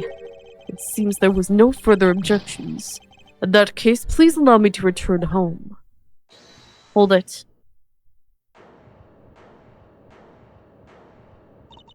Hold it right there, Ambassador Alba. Okay? Like I said, Mr. Edgeworth, the Yatagarasu's legacy will live on through me. Yes, but how do you suggest we stop him from leaving? You just leave that to me. Ambassador Alba, do you recognize this? No. Why should I recognize that tattered old organizer? Wait, where have I seen that before? This is a clue my father, Byron Faraday, left for us. Did you say Byron Faraday? Mr. Faraday's organizer. Don't tell me this is the one from the second KGA incident.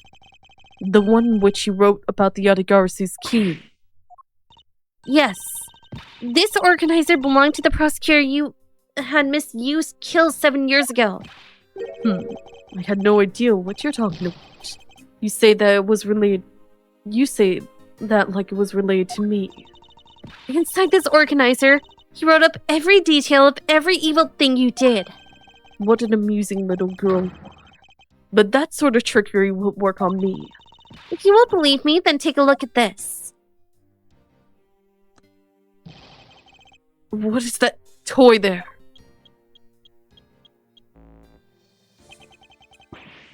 That's... This thievery device was used by the Yatagarasu, or rather by my father. 7 years ago, he used this when he snuck into this embassy. What? These two pieces of evidence that hold information the Yatagarasu dug up on you. If you go home now, I won't hesitate to send it all over to Alabas, right behind you. Little girl, get to the point. I want you to go up against Mr. Edgeworth one more time. If you win, then I'll hand over these two pieces of evidence. Yatagarasu. Even after the thorn in my side. Okay, does that organizer really contain any information on his dirty dealings? It's nothing case-breaking, really. Then it was just a bluff. Even if it was, we still can't let all this info my father and Uncle Bat found go to waste. Plus, just the existence of Little Thief is troublesome enough for him. Those two pieces, are they keepsakes of your father? It's okay. I believe in Mr. Edgeworth. He'll come out on top in the end. Okay. When the going gets tough, someone's gotta be there to put the wind back in your sails. After all this time, you're still quite the feisty one. I applaud your powerful nature. Now, if you can only take Miles Edgeworth, then we're going again. I refuse to lose this too. Ambassador Alba, you won't be returning home until you give us further testimony. How dare you all, barring a person like me. Ambassador Alba, your testimony if you please. Alright, but this is the absolute last. Though, even if you use all the powers of Ambassador Palino's office, you won't stop me. I can't let this opportunity Kate has created for me go to waste. Alba's Alibi, Part 2. The last time I met with Mr. Kocha was here at the Theatrum Neutralis.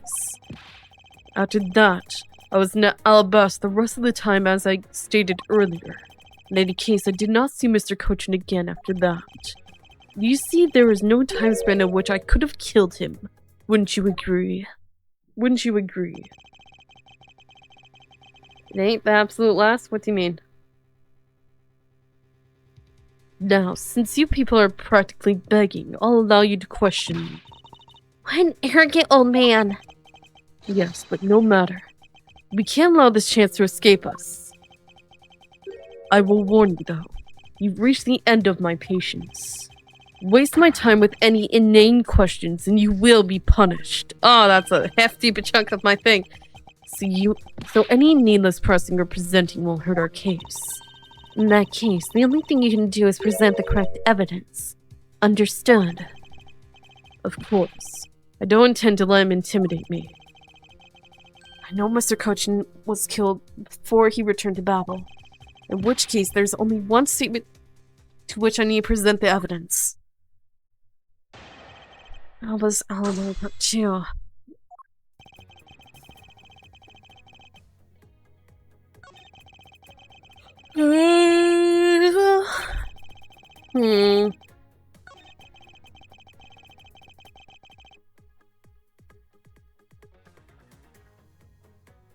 leave her here with the patron. Right? This one? This one. Objection! Ah, I was right. Oh, I was about to die. I'd like you to take a look at this picture. It's a rather nice picture, isn't it? It is to commemorate the restoration of relations between our nations. Oh, it's commemorative, all right. One that captures the proof I need to show that it was you who committed the murder. Come again. This is the knife that killed Mr. Cochin. I see you recognize it as well as you should, for it was you who brought it to this theater.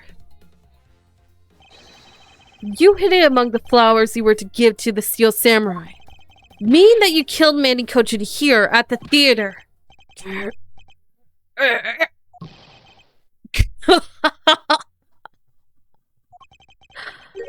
It's time for me to catch my flight. Objection! We're not through yet. Objection! It's game over for you, Mr. Edgeworth. But I thank you for the entertainment. No matter how passionately you orate, the end result will still be the same. I won't be returning to this country ever again. That's right. This man is an ambassador, and he has extraterritorial rights. No matter how hard we chase after him, we won't be able to have him tried in court. Yes, that's exactly the face you should be making. The face of a worthless cur. Oh. Now then, ladies and gentlemen, I must bid you farewell. The courts... Is there no one who can lay a finger on this man? Is this really the end? Yes! Yes! Yes! You come to the rescue for the first time! The actual rescue, not by unnecessary innocent people in jail! Yes, thank you! Agent Lang, sorry to keep you waiting, Mr. Prosecutor. Get out of my way. My plane is scheduled to take off soon. Sorry, but you're not going anywhere, Mr. Alba. I'm through playing games with you people. You can't touch me. If you do, it would spark an international incident to Agent Lang. Sorry, but no, it wouldn't. What? Hey, Mr. Prosecutor. Good job holding the fort down here until I got back. So, Mr. Alba, your diplomatic immunity has just been revoked. What do you mean, revoked? Spare me this nonsense and let me through. Lang Zai says, before aiming for the throat, chew the neck shield off first. Interpol headquarters in the Imperial household of the Kingdom of Alabast. Took a while to get things rolling, but they finally moved on it. The Imperial household. What have you done? You have been relieved of your duties as ambassador, Mr. Alba. What? Go! The cracking again! Effective today. Effective right now.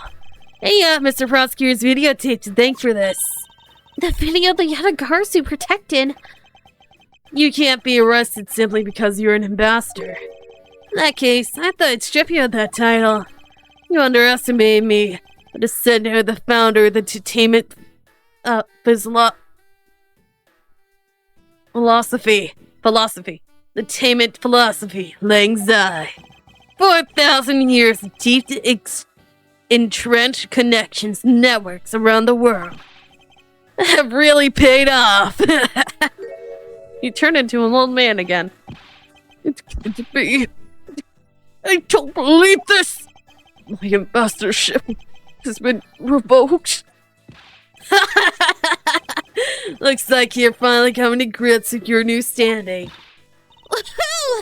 Looks like he's turned docile again. He's probably in shock from the loss of his shield. What a shame. I had so wanted to use my whip on him. Why is this happening to me? Just a hard-working, honest ambassador. Do you really think you can still pull that on us now? We've already ripped away the mask and seen you for who you really are, Mr. Alba.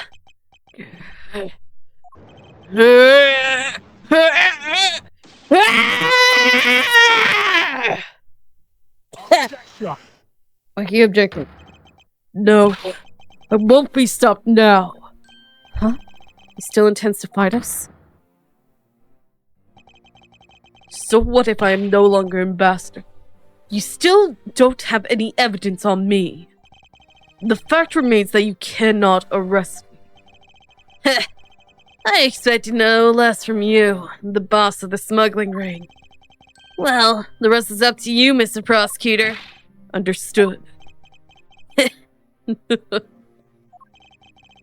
You say that I killed Mr. Cochin in the theater. But even if it's true, then where was a knife in my bouquet? I left that bouquet in the theater. So anyone could have taken it from me and used it, right? Besides, the claim that he was killed here itself is odd. After all, wasn't his body discovered in Babel? Are you claiming that I carried his body all the way over there? Preposterous! Objection! I'll be the one to prove whether it's preposterous or not. Ex-Ambassador Alba, are you ready? Because this is no game. This is war. Alba's Alibi Part 3. I killed Mr. Cochin in this theater using a knife that was stuck in my bouquet. I left the bouquet in the theater. Anyone could have taken the knife from there. Besides, Mr. Cochin's body was discovered in Babel, right? There was no way for me to have transported his body from the theater to Babel. Look, why don't you think you've had enough fun with me? You've already sold my ambassadorship for me. Would you have me surrender too? You have no plans to ever return to this country, isn't that right? Did you know that a bunch of your subordinates are seeking asylum because of you? As if I care. Hey, Mr. Prosecutor, get this guy out of the embassy and we can finally end everything. I know. I will give it my all to see what he leaves in handcuffs. Without the title of ambassador, he is just another witness. Yes, just another witness. All right, what are we waiting for? Let's get this guy. And get him good. I wonder if they understand this. That all I can do is present evidence to the testimony. Alba's Alibi, Part 3. Killed Mr. Cochin in the theater using the knife. I know exactly what I need to do. I know exactly. Right here, right here. I don't think I need to present anything or press him. Well, I do need to present, but I think all I need to present is this. The push cart. Yes! Okay, that was right. I didn't have to press him. Actually, I do believe that there was a way to transport the body out of the theater. Perhaps you should give this a look. What is that supposed to be? What is that supposed to be? It's footage from a security camera that captured the state of the immigration area. Should I congratulate you on getting your hands on it? Just letting you know that we're not the only ones watching your every movement. Thank you for the warning. Now, if you could take a good look at this section here. This lump here inside the pushcart. Do you know what's causing it? Should I? Because I don't. In that case, allow me to enlighten you.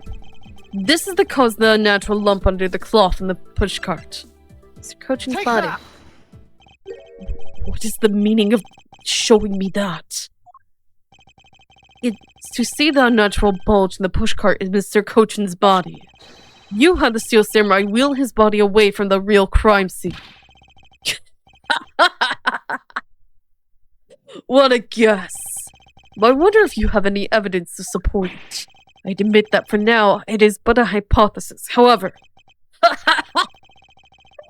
you can't prove it, then I'm afraid I must be on my way. I don't have any more time to play with you people. Gumshoe! Sorry I took so long, Mr. Edgeworth, sir! Oh, Gumshoe, you came in clutch! He got the cart! He found the cart! Wait, really? Oh, okay. Wait, is that why he cracks when he's flustered? Anyway, Gumshoe came in clutch with finding the pushcart! Cummy! Cummy? Detective Gumshoe. So that's a Steel Samurai's pushcart. Yes, sir! I found it in the open-air stage area. So that's where you went. The detective spirit that Pops left me with. I thought I'd follow my gut and go with it, sir. So, Mr. Edgeworth, is this worth anything to the case? Yes. It just might play a major role in solving this case, Detective. But something isn't right. I thought the entire samurai family was in Alabast. Where exactly is the open-air stage area did you find this pushcart? Kinda just lying there on the edge of the stage, sir. Oh. Well, let's leave that for now and examine the inside, Detective. Yes, sir! Oh, look, blood. Or it could just be ketchup from the samurai dogs. Anyway, blood. Blood. It's blood! This must be Mr. Cochin's blood. Which only goes to prove that Mr. Cochin's body was indeed transported by this pushcart. I believe you understand what this means, correct? You killed Mr. Cochin at this theater and then placed his body inside the pushcart. And then you forced the Steel Samurai to unwittingly move the body for you. I forced him to move the body into Alabast. What nonsense! Why would I bother to do such a thing? You were scheduled to make a speech in Alabast, meaning it was difficult for you to make a stop and babble. However, what if you moved the body into Alabast? Because it was your embassy, you could keep an eye on it and tamper with the evidence. But when you smuggled it out of Alabast... No! If I could show you how you moved the body from Alabast to Babel, then I win. But you can't. The security between the two countries is incredibly tight. I'll be the one to judge whether I can or cannot prove it. And so I ask you to provide us with testimony regarding your movements after your return to Alabast. Miles Edgeworth, have you figured it out? Do you know how the body was moved? To be honest, it was nothing to support my hypothesis at the time. However, I don't believe I've made a mistake in my logic up to this point. Which means... there is no question that can't be answered, right? The Prima Nocte statue was smuggled successfully through a brief flight through the air. So why shouldn't there be an answer as to how the body was moved? Which means... there must be a logic flaw somewhere I can exploit.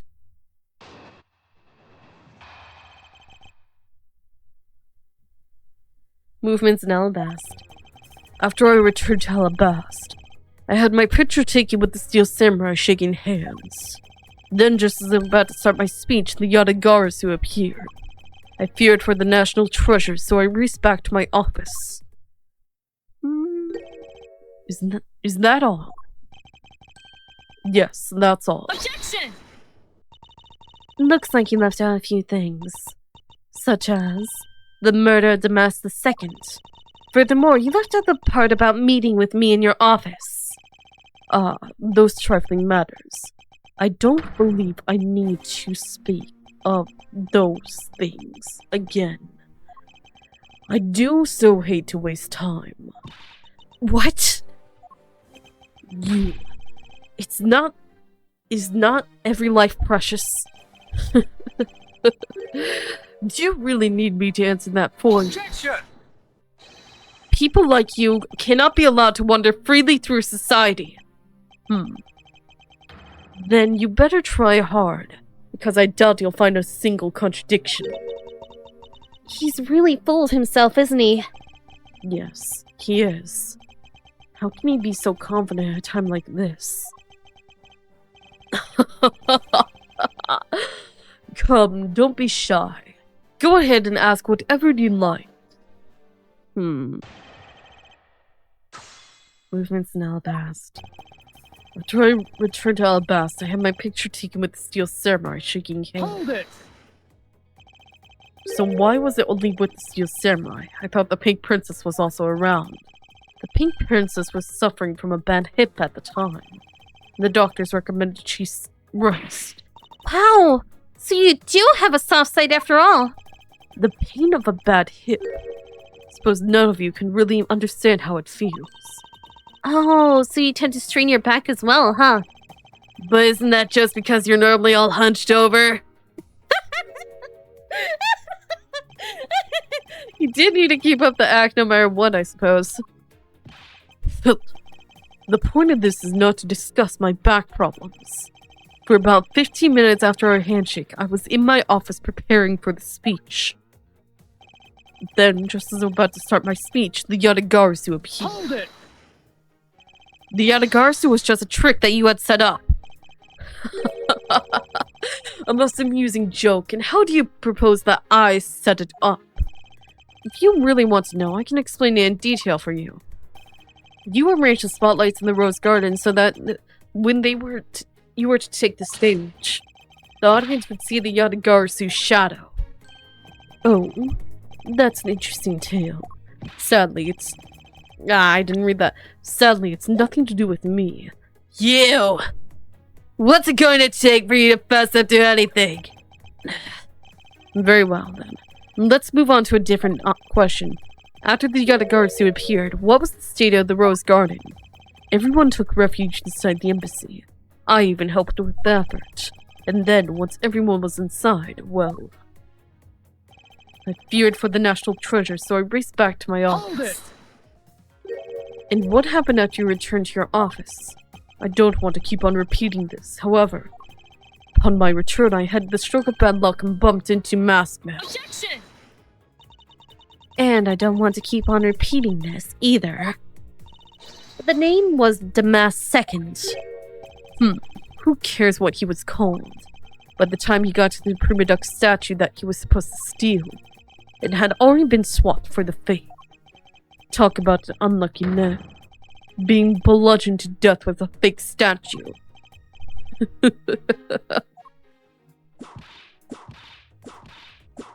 She's mad. Miss Von Karma is really letting her whip fly now. Eek! I think the scary boys are silent while she's doing it. She must be at the limit of her patience as well. Physical attacks are meaningless here. Only evidence will suffice. I can't find a single flaw in his argument. At this rate, I won't be able to prove that he is actually guilty of anything. Are we finished here? Miles Edgeworth, can you not come up with how the body was moved to Babel? Sir! Mr. Edgeworth! Urgh. Even after proving so much, is he going to get away with it? Is this the end? Can't be. Hold it. Who's holding? It appears that we made it just in time. Oh, what? What is the kettle?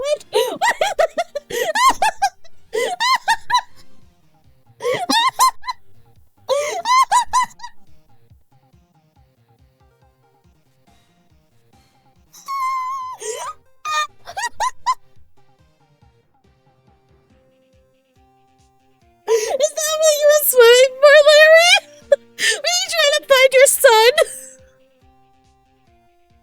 Is that an actual child or is that just a doll? Wait a second. Is somebody throw a child in the water? Larry, is that what you've been doing this entire time? Is that what you're... It's sopping wet!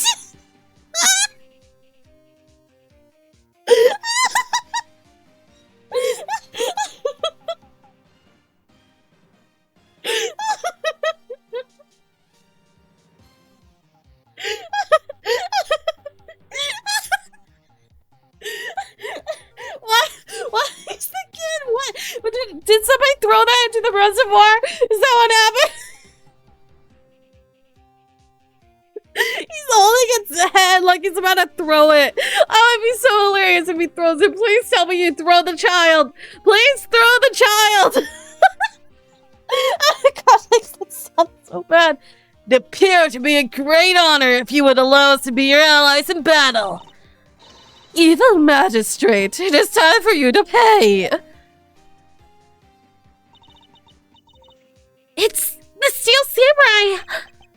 No, you're mistaken, for I am Steel Samurai Daddy, made man of Neo Old Tokyo. Steel Samurai Daddy, really? And this is Pink Princess Mommy. Edgy Poo.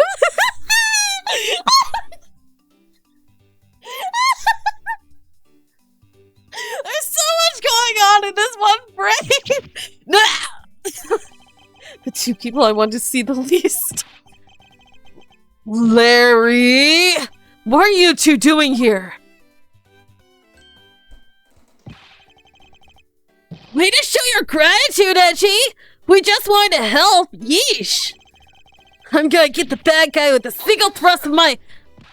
Go away. How can you be so mean to us, Edgy Poo? All three of us came to lend a hand, and this is how you treat us. Well, isn't this grand?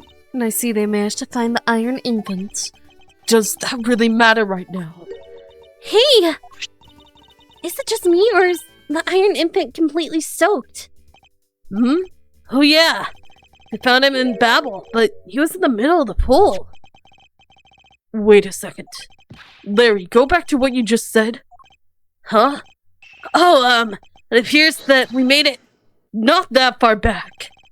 Something about finding the Iron Infant in Babel. You found it in a pool? I don't recall there being one in Babel. Oh, that! Well, I was in the Outpass the whole time. So I have no idea how the Iron Infant wound up in Babel. I thought I lost him in the Rose Garden. But I guess maybe this cute kid can swim, huh? Wait, what? Larry, you lost the Iron Infant in the Rose Garden? Are you sure about that? Yeah, I'm sure. I found him in... Hold it!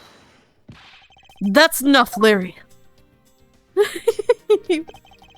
What? Is it actually a doll? Please tell me it's a real kid that's been swimming all night long. Please tell me that somebody threw a kid in the pool. That would be hilarious. And that's what Larry's been after this entire time. That explains why he was just suddenly in the reservoir. The Iron Infant that Larry lost managed to move between the two countries. Furthermore, the Iron Infant was found soaked in the middle of a pool. This is what I've been looking for. It's another smuggling route between the countries. The key to the route the Iron Infant took to travel from Alabasta to Babel is... counterfeiting? Bilateral symmetry. Bilateral symmetry. That's right. This embassy was built with bilateral symmetry in mind. Detective Gumshoe. Yes, sir? There's a location I wish for you to examine post-haste. It is where I believe the route used to smuggle Mr. Cochin's body lies. Did something like that really exist, sir? An embassy built on bilateral symmetry. Meaning this is where we need to examine. Right here, right? Take that! Yes, sir! I'll be back before you know it! Alright, bye. It's too late. It doesn't matter now what you do. It's all a waste of time. You will stay here with us and wait. Huh? This phone's ringing. Mine? This is Edward. Mr. Edward! It's here, sir! What's here? Oh. This is a reservoir here, just like in the Rose Garden! Just as I suspected. What is it? The two sides of the embassy are mirror images of each other, which means that there is also a pool at the corresponding location on the Beverly side. Mr. Cochin's body was moved through... I didn't read that. Wait a second. I clicked too early. Mr. Cochin's body was moved into Babel through the pool in Albast. Avoiding the topic with a vague answer like that is unbecoming of a prosecutor. If you don't mind, I'd like to see more physical proof if you have any. The iron infant is positively soaked in water. Why do you think that is? It's because he was fished out of a pool and not just any pool. It's the Babelese one. I think it's pretty obvious at this point what must be true. The water reservoirs in the two courtyards are connected. Objection! And where is your proof that the two sides are connected? Objection! The proof is right there before your eyes. The half-drowned iron infant. Please let the iron infant take off its hat and be an actual person. That would be so funny. I know it might be a doll. It could have been a doll this entire time, but it would be so hilarious if it was an actual child. This blasted doll! Mr. Edgeworth, I'm back! Hey! Don't tell me you guys figured everything out without me! We did, thanks to the hero of Justice's son. Even if he is just a doll, he managed to help foil the villain. So fast! Yeah, they would! They would! It would be so funny. Like the frog kid from all the way in the second one, when we dealt with the Steel Samurai the first time. You know what I'm talking about? The frog kid? The one with the camera that was sneaking into Global Studios all the time? That would be so funny if that kid was the one that was drowning. It'd be so... What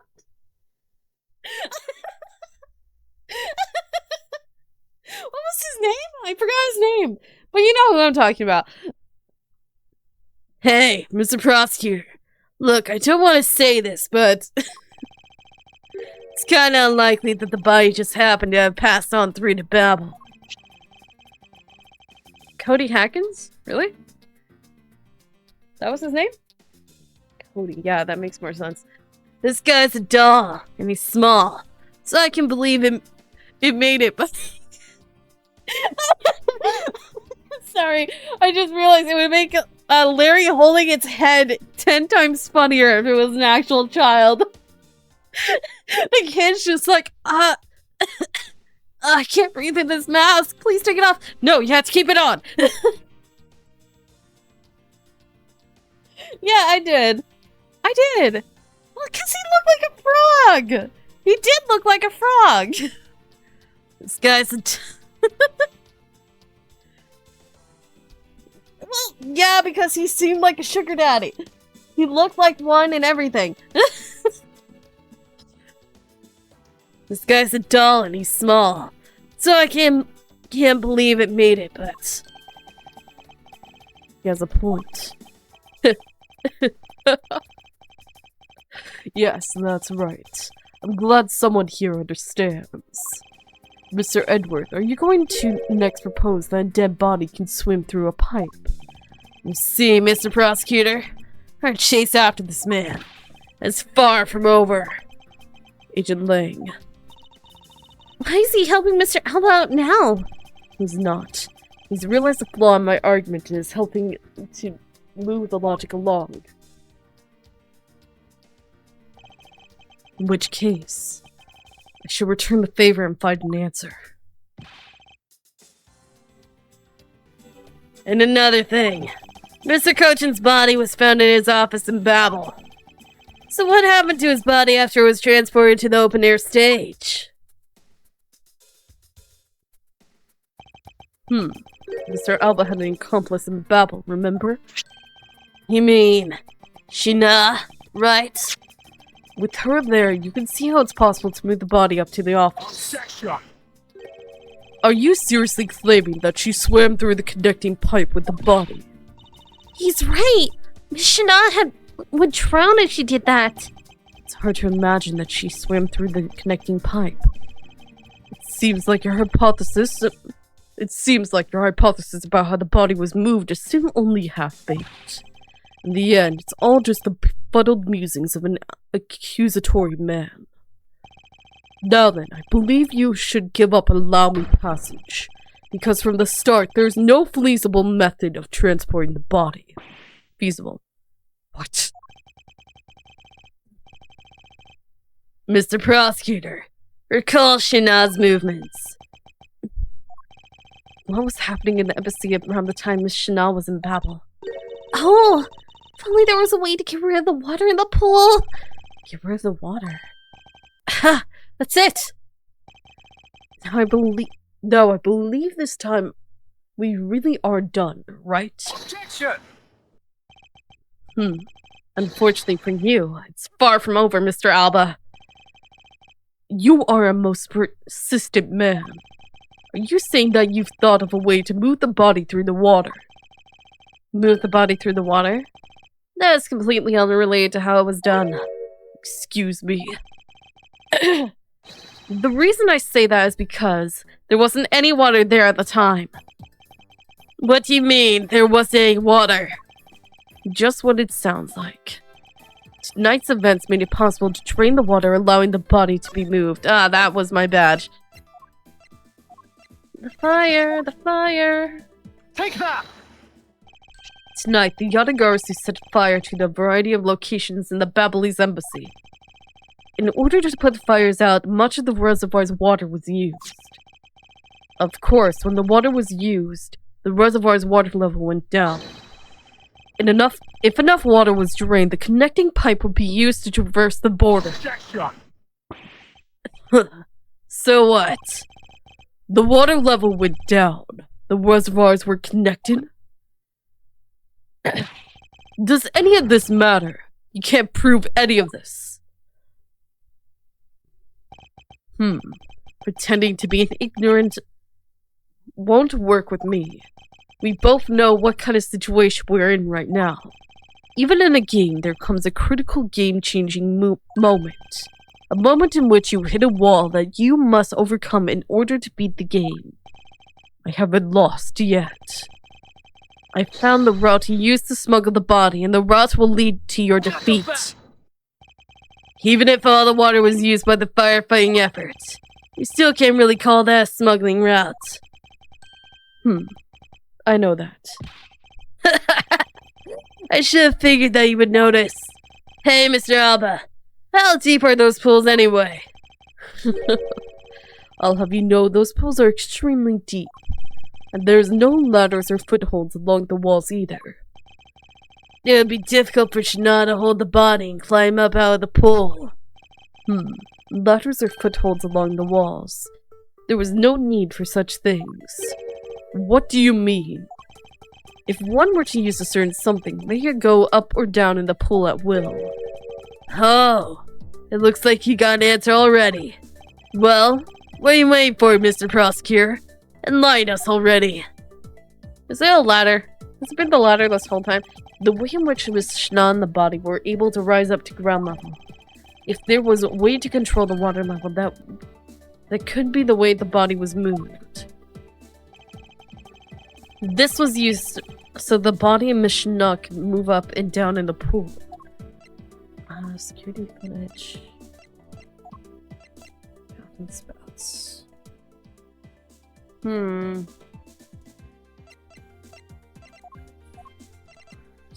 Dogs. Would it be the samurai dogs? No, it wouldn't be the samurai dogs. It would be the fountain spout, wouldn't it? So refills the fountain.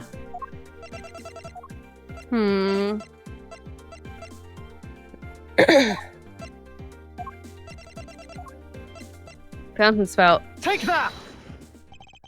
Mr. Alba, use the fountain spouts in a manner of speaking. Use the fountain spouts. How so? The water level in the pools can be controlled by opening and closing the spouts. Miss Shina and the body were lifted upward by their buoyancy in water.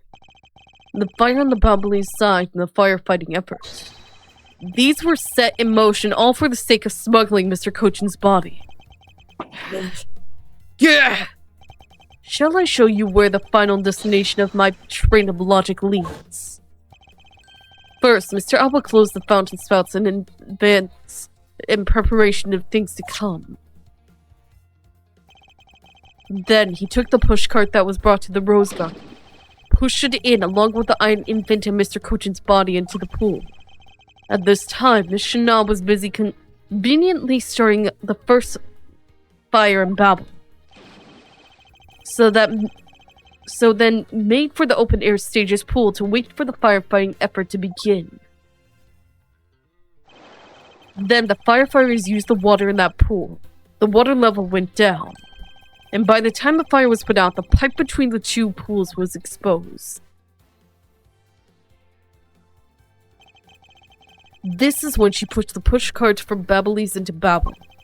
Once they were accomplished, Mr. Babel simply opened the fountain spouts once more.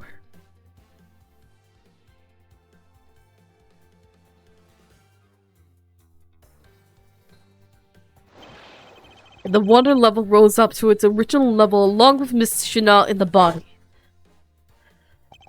After that, Miss Chanel used the pushcart to carry the body up to the secretary's office.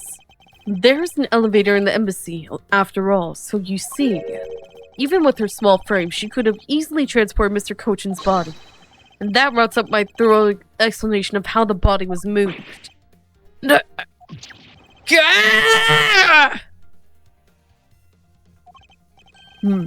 Well, ex-ambassador Alba, what do you think? Not so untouchable without your precious extraterritorial rights to protect you, are you? I knew you could do it, Mr. Edgeworth. Way to fight back. You accuse me of moving the body across country lines. But when you get down to the nitty-gritty, you don't have what it takes to indict me. The nitty-gritty? What does the old man want now? Proof. I believe it's what he seeks. Yes, proof. Without any, who is to say whether or not any of what you said really happened? He wants proof? What are we going to do, Mr. Edgeworth? There is no need to worry. I've had all the proof we need all along. The body wasn't the only thing to go through the pool's connecting pipe tonight. Just as Detective Gumshoe found the pushcar in the open-air stage area, so too did I find one other item there. The freaking guitar pick that I knew was a part of the dang handle for the Alabastian knife! And that piece of evidence is what will prove the pools were the smuggling route. This is another thing that was smuggled over to the Babelese open-air stage show. Take that! And what exactly is this? You have no idea, do you? This little piece that I found on the Babelese side will be your undoing. A guitar pick. Would you care to explain how that is going to do me in, as it were? Much to your chagrin. Perhaps, but this is not a guitar pick. What? This is something I found at the open-air stage, which was transported with the body. I naturally assumed that you would recognize it since you took a photo with it, after all. But since you don't, allow me to show you what this fragment from the stage area belongs to. Take that! And let us take a good look at the murder weapon that was used to kill Manny Cochin. On the handle of this knife, there is a beautifully blooming flower. However, it appears that it's missing a single petal. Now, let's see what happens when we try to fit this pick into the open slot. It's a perfect fit! Assume that the petal must have fallen off of the flower during Mr. Cochin's murder. And then it was accidentally placed into the pushcart along with Mr. Cochin's body. That's an interesting story. Nothing more. Objection! Oh, I assure you it's more than just a story. Because for some odd reason, this flower petal was wet when I found it. It was what? You say? Yes, and the only place it could have gone wet from is the open-air stage's pool. Now, I ask you, how did a part of the weapon which was smuggled into the theater wind up in the open-air stage area on the Babelese side of the embassy? I don't think I need to waste any words to explain this, as this petal explains it all for me. It proves that someone went through the Rose Garden's pool as on through into Babel. Impossible! The people of Zangpa have been waiting to see you. face to face, Mr. Alba. I'll tell everyone back home we'll be there soon. You should be happy. Why? Why? It's a little late to be asking that question. You should have known from the very beginning. When you took your first life, no matter how you may plot or how you may try to cover it all up, you can never hide from your crime and what you've done. Because we're here to see to it that justice is served to help to people like you. You could call what you're given a perfect argument. You know, I don't think this guy is going to ever admit to his wrongdoings, Mr. Edgeworth. Because he values himself above all else. People who can't be negotiated with are people who refuse to admit when they've lost. I don't believe those kind of people really exist because everyone breaks eventually. You're right. In that case, I have no choice but to use all the evidence I have. I'll use it all until he breaks under the weight of his crimes. Mr. Alba, I request that you testify once more. This really will be the end of the line. Is it gonna be the samurai dogs? To be continued. Really? Really? Really? Really? Really? Really? We've been doing this for 3 hours already. I said yes because I thought it was gonna be the end. And there's still more?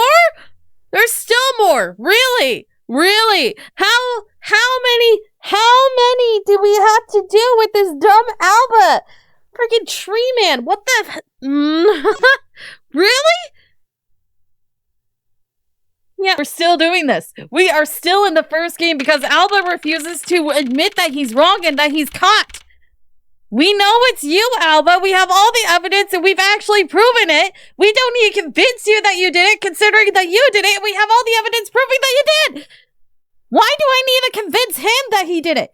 Am I trying to get a confession out of him? Is that the entire... That's not what I'm supposed to be doing. I'm supposed to just be proving his guilt. I'm not supposed to be proving that... Yes, these games drive me crazy sometimes. Because the logic doesn't logic.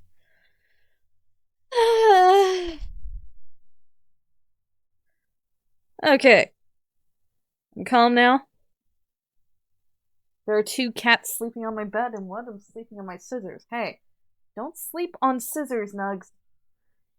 She looked at me. She was really mad I took the scissors from her.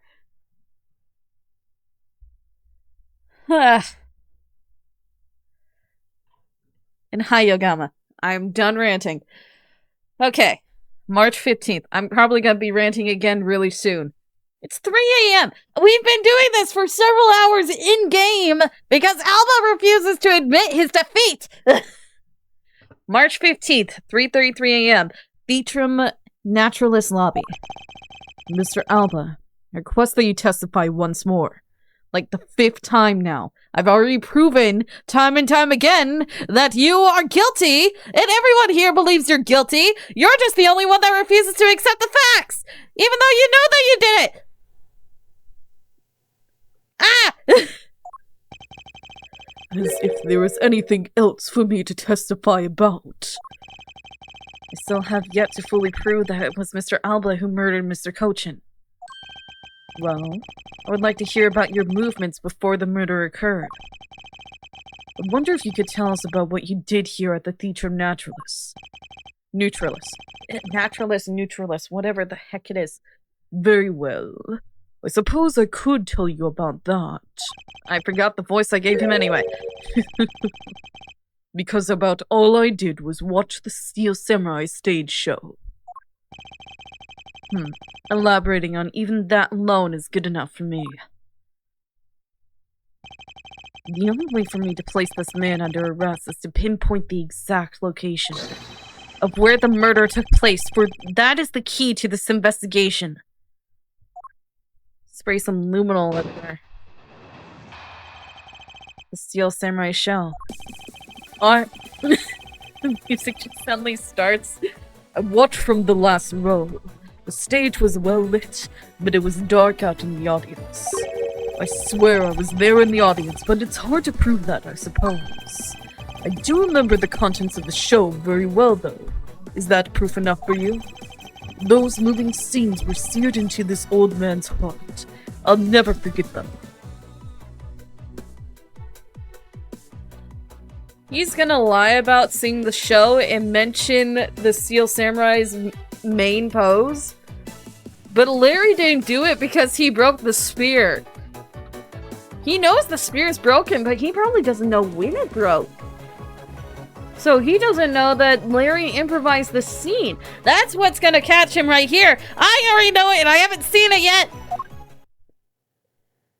I am so done with this man.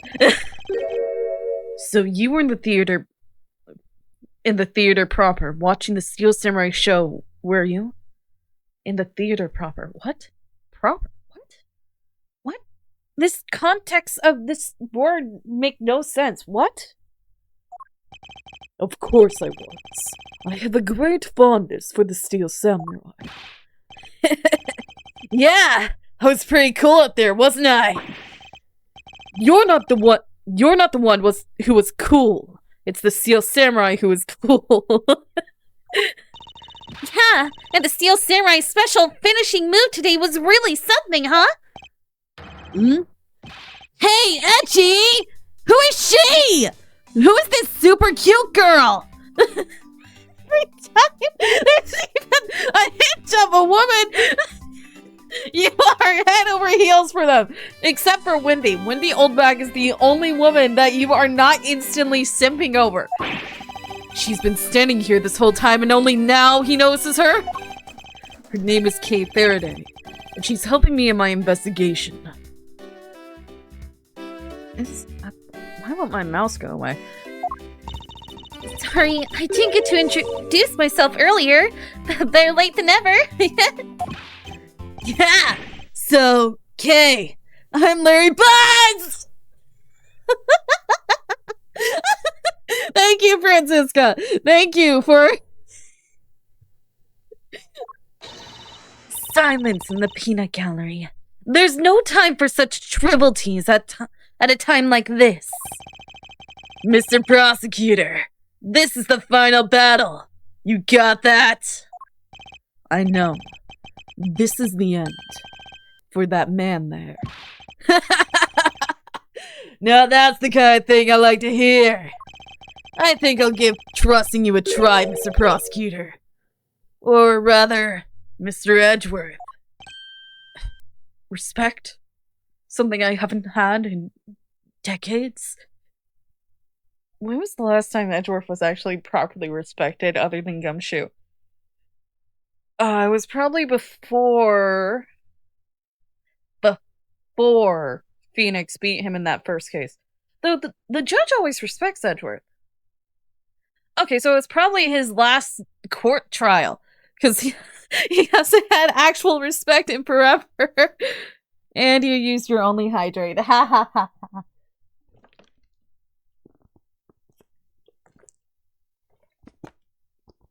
There we go. I hydrated. You happy? I leave this critical battle up to you, Mr. Edgeworth. Have no fear. I will finish the job. Did you forget that was your only one again? This really is the endgame. The time has come to expose every last one of Mr. Alba's lies. The Steel Samurai show. I watched for the last row. The stage was well lit, though it was dark out in the audience. Hold it! The last row. I should think that an ambassador would have had special seating reserved. I wanted my staff to enjoy the Steel Samurai show as well. So I gave up all the good seats for them. It was enough for me to simply see him. Hey, the Steel Samurai wasn't the only hero.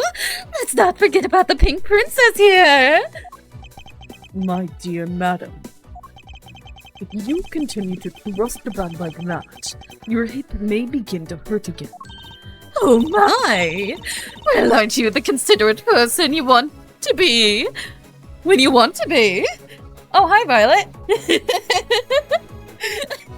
Yes, finally get rid of him! This has been so long now! And finally Wendy is simping over somebody that is her own age! But this young butterfly is on the side of Edgy. Oh, never mind. It was for like 2 seconds, but she's still a cougar. So you can spare me the flirtatious come-ons! Wow! He's completely frozen! In frustration, perhaps. I dare say she can be one rather trying opponent. In any case, Mr. Alba, can you actually prove to us what you were watching, that you were watching the show? I swear, I was there in the audience, but it's hard to prove that, I suppose. Hold it!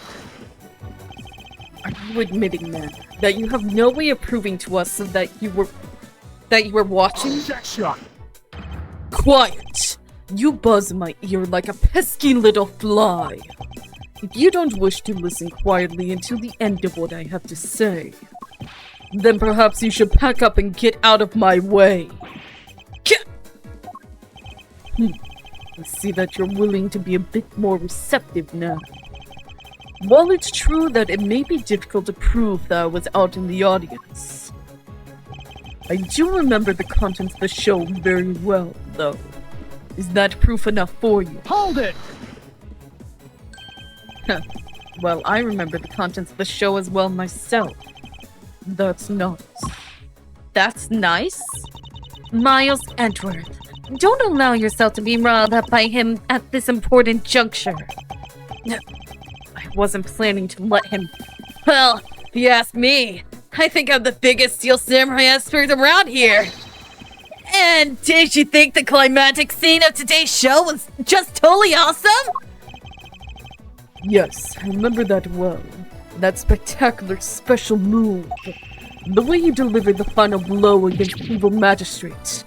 Early summer rain job. Oh, that scene will live on in my heart forever. That is not what he said, though. He had to improvise that because he wasn't able to jab because his spear is broken. Is that how it went? I totally forgot about that. How can you forget your own special moves? That's the special attack the Steel Samurai uses when he's using the samurai spear.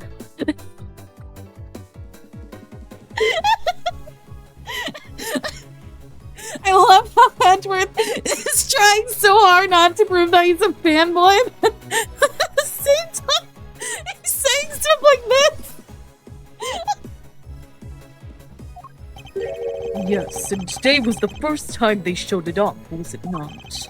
If I hadn't watched the show, then how could I answer you with the name of the move? I suppose you are correct. But if you could, please elaborate on this point for me.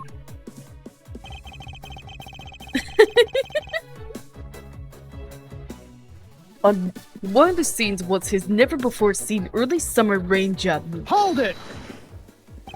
Early summer rain jab was a move that was to be unveiled today. And because I saw the brand new special move, I believe it confirms my alibi. How sad. The only way he's got to protect himself is that he watched the Steel Samurai. I guess this guy really has nothing else left. Yes, and to avoid arrest, you can bet he'll say or do anything. But with all of us here, there will be no escape for him. Yeah, we'll find a way to bring him to justice. Now then, let's continue with your testimony, Mr. Alba. Very well. The Steel Samurai special move in the various other scenes. Those moving scenes were seared into this old man's heart. I'll never forget them. Hold it! I agree. Today will be a day to remember. Especially when we finally make you pay for all the wrongs you've committed. What? Hey! That's what the Steel Samurai says when he defeats the evil magistrate! Actually, that line was just something I ad-libbed. You may act all surprised, but naturally you remember this line, don't you? Of course I do. I just now understand how the evil magistrate felt, and that's all. Then allow me to make you identify with the evil magistrate some more. Hey, Then that makes you the Steel Samurai, huh? Well, if you had to complete the analogy, I suppose then yes. And I do believe it's about time to bring the curtains down on this with a bang. Kay and myself were also in the audience of the Steel Samurai stage show. He's got nothing on the Shaman Ninja, but he was still cool enough, I guess. My brain's not working.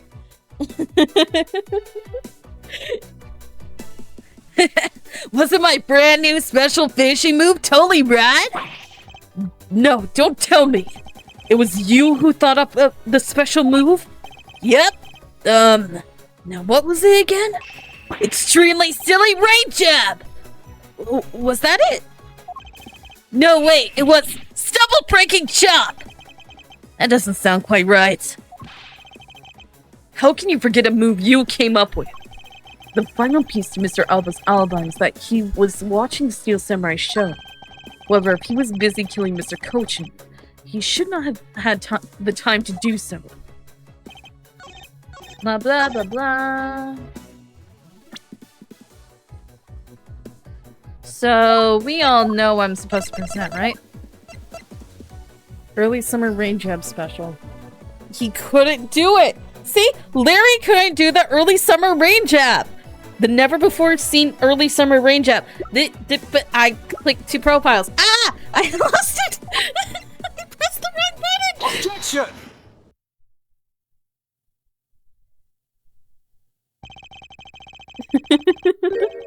The special move today was the Early Summer Rain Jab. Is that your final answer? Objection! You little irritating gnat. Do you think you can trip me up by asking the same question over and over? That was not my intention. Your testimony is more than sufficient. However, I believe it would be wise for you to take a look at this. The samurai spear. What about it? This spear actually never made it on stage day. Excuse me? Unfortunately for you, tonight's Steel Samurai happened to be a goof of a young man with an abundance of useless hot-bloodedness. Huh? Having said that, said useless man bent the spear during his rehearsal this evening. Kay, do you remember what the Steel Samurai special move was tonight? It was the Steel Samurai Sushi Slash! Correct. Because he couldn't use the spear, a last-minute change was made. Had you really been watching the show, you would have known the move that was used.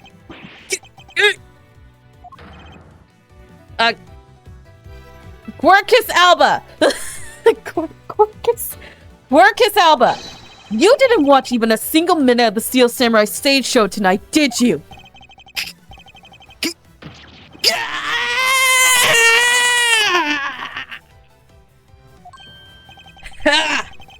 So if he wasn't watching the show tonight, then it opens up the possibility that he was busy killing Mr. Cochin instead. So where were you during the show? I demand an answer now.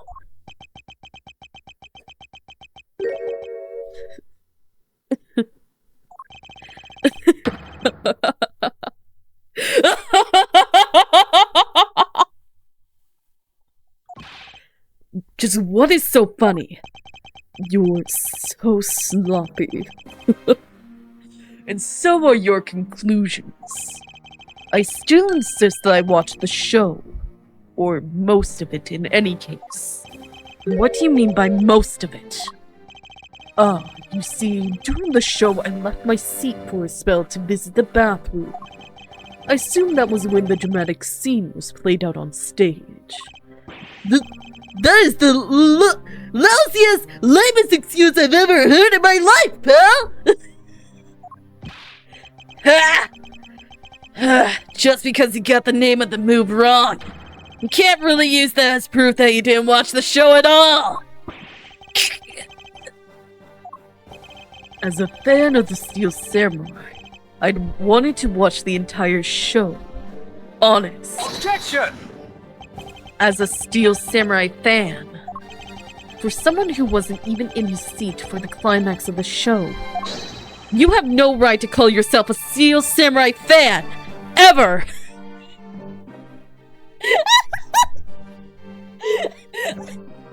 I'm sorry, this is supposed to be an intense scene, but the fact that Edgeworth is so upset, not over the fact of murder or anything, he's upset with Alba for leaving the show during the climax!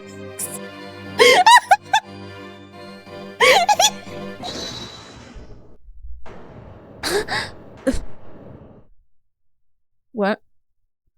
Who? Who was that just now? Is it the doll? Please let the doll be a real kid! Oh, it's Larry. In with the eye, young lady! Larry, what are you doing interrupting me like that? Etchy! Please! Hold for a second! I beg! I beg! I beg, what? You may never accept this old man as a Steel Samurai fan, but I totally think he's a Steel Semantic. What exactly is a Steel Semantic, pal? I believe you meant to say Steel Samurai Maniac. Yeah! And trust me, I know a real fan when I see one, because I'm the Steel Samurai! For the past 2 weeks, I've been a Steel Samurai, and that's my entire life now! Objection! I will never acknowledge you as the true Steel Samurai! What are you getting so worked up over, Mr. Edgeworth? It appears that the real Steel Samurai recognizes me as a fan. As well, he should, for I am a fan. It's not as though I missed the entire show. It was a most amazing show, filled with the spirit of the young and the young at heart. Sarcasm dripping from his long wooden nose, getting runny thicker. Getting the name of the move wrong only proves that he didn't watch the last scene. What I really need here is something more definitive. Something that links Mr. Alba directly to the murder of Mr. Manny Cochin. You know what, Gramps? You're really something else! I'm honored to receive such praise from the Steel Samurai, but what is it for? Well, I was just wondering how you found out about the early summer rain jab. That move is a bit of a secret that only a small portion of the staff know about. Wait, it was a secret? Larry, wait, what did you just say? Huh? Did I say something stupid again? Did you say the early summer rain jab was actually a secret? Well, maybe I shouldn't have said secret. It's more like we only decided on the name of the move right before the start of the show. Right before? Yeah! The stage director was going nuts because he was supposed to debut the move. About 5 minutes before the show, we threw it up on the dressing room's whiteboard. Early summer rain jab! That's kind of how we decided the name of the move. But by the time, I'd already bent the spear, so I guess the whole thing was kind of pointless. All of you Steel Samurai actors are the same. The director has my complete sympathy. Long story short, because we changed the move to the sushi slash, we kind of pretended that early summer rain jab didn't exist at all. I mean, it'd be bad if someone found out we changed the move, so we made it a secret. So basically, a gag order was issued for publicity's sake. It almost makes the early summer rain jab sound like a lost art. Yeah, which is why I think most of the staff have even heard of the move. Objection! Hold those lips of yours still. What the heck, old man? Manny was killed in the dressing room. I've done nothing but listen, and from what I can tell, it's all very unrelated to the case. It's also very tedious and a pointless exercise in wasting time, much like a kid's show. Objection! That's what the Steel Samurai is, though. Mr. Alba, I believe the one you should be quiet now is you. How dare you? How dare you! How dare you? Why is there a question mark there? I suppose you've already noticed exactly what the very severe implications are in this man's testimony. So now you're trying to bully me, huh? There are no implications to be read into a behind-the-scenes story of a kid's show. Not so fast. You call yourself a fan and you're implementing heavily that this is a kid's show. Don't even think about trying to slither your way out of this, Quirkus Alba! You were the one who said it yourself, that the name of the move was Early Summer Rain Jab. Yeah, no real fan of any media would just outright say, I don't care about some kid show. I'm a fan. I'm a great, amazing fan. But why would I waste time on a kid show? That's not something an actual fan would say. I'm such a fan of your work, but it's a little kiddish, don't you think? I don't like it. It's like wasting time. It's very kiddie. But I'm still a fan! How does that make any sense? That is literally his logic here. What is this? But the name was only decided upon right before the show was about to start. So, just what are you driving at? That the name of the move you told us was never used in the show or said aloud. Now then, would you care to tell us about how you found out the name of that move? Because I can only think of one way you could have known.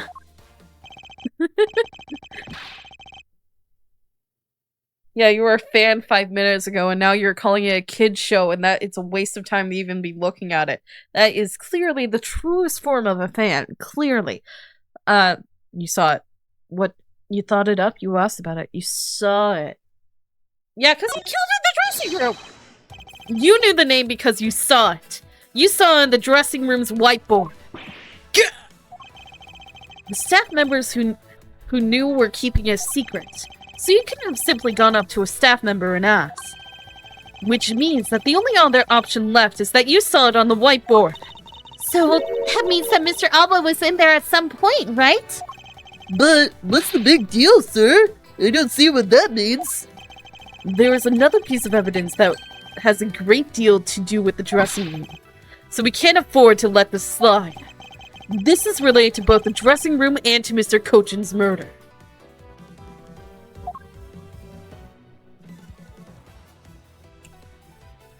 Yes. Pushcart. Move from the dressing room.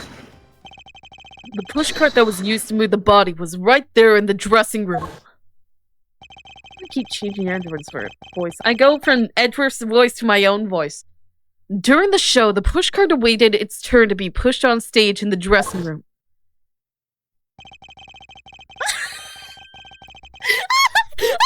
Wait a second! That means the entire time they were doing the play, they were playing with a dead body! There was a dead body on stage the entire time during the play!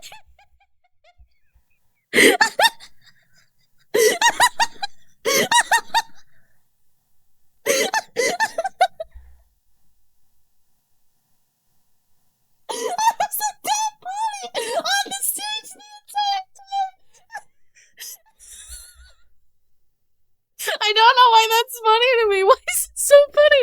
Nobody noticed that it was dripping a strange red liquid all the way from the dressing room onto the stage. They just thought it was the hot dogs leaking. Right, there were supposed to be samurai dogs in this cart, wasn't there? And it was finally pushed there, along with the iron infant in the last scene of the show.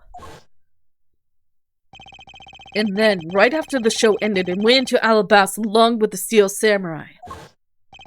Which means that the only time the killer could have placed the body inside the pushcart was when the pushcart was in the dressing room backstage. So basically, the killer has to be someone who visited the dressing room during the show. Precisely. Oh, but wait. What if, and this is just a what if the murder took place right in the dressing room? What do you mean, Carrie? I have to admit, she brings up a valid possibility. During the show, the dressing room was supposed to be devoid of people. Slipping undetected into a private dressing room, that would be as simple as pie. The killer must have come up with the idea to move the body with the pushcart then, too. Correct. Thus making the theater's dressing room the ideal location for the murder of Manny Cochin. Quercus Alba, during the show you went down to the dressing room, and I want to know why. Yes. Yes, I was there. I went into the dressing room. I knew it! I'm placing you under arrest right now, pal! You got that? Arrest! Objection. What are you objecting to? Not so fast. What is it now? Don't I deserve a chance to explain myself? Explain? What is there to explain? I believe I told you earlier that I went to the bathroom. Well, I got lost when I did. Get lost from going to the bathroom. I wanted to ask for directions, but when I opened the dressing room door, no one was inside. And that's when I saw the name of the move on the whiteboard. You punk! Still trying to get out this? Do you really think you can get away at this point? Mr. Edgeworth, isn't there anything you can do to stop him? I don't have enough evidence on hand to do anything. I don't have the airtight evidence I need to put this man away for good. But if that's what I need, then perhaps it's in the dressing room? Agent Lang, I believe an investigation of the dressing room in question is in order. Can we please have the doll move so I can determine if it's a real child or not? It's possible that we may find new evidence there. Yeah, if Mr. Edgeworth pokes around in there, I'm sure he'll find some new facts, pal. Oh, and if you use Little Thief, we can even learn something from a recreation. Not so fast. We don't need to do any of that. What? Wolfie, how could you? I'm not saying this to be mean. It's just that we've already searched there. My men really are something else. And they found nothing. There's only one thing I can say to you, sis.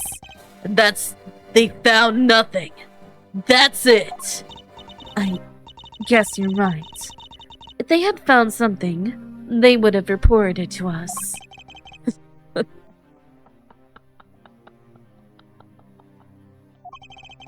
They couldn't find anything because there was nothing there to find. And there was no info to feed into Little Thief. I can't do much to help either. Is this the end? Really? Really? The murder took place in this theater, which is not protected under extraterritorial rights. And the fact that it was Mr. Alba himself who committed the murder.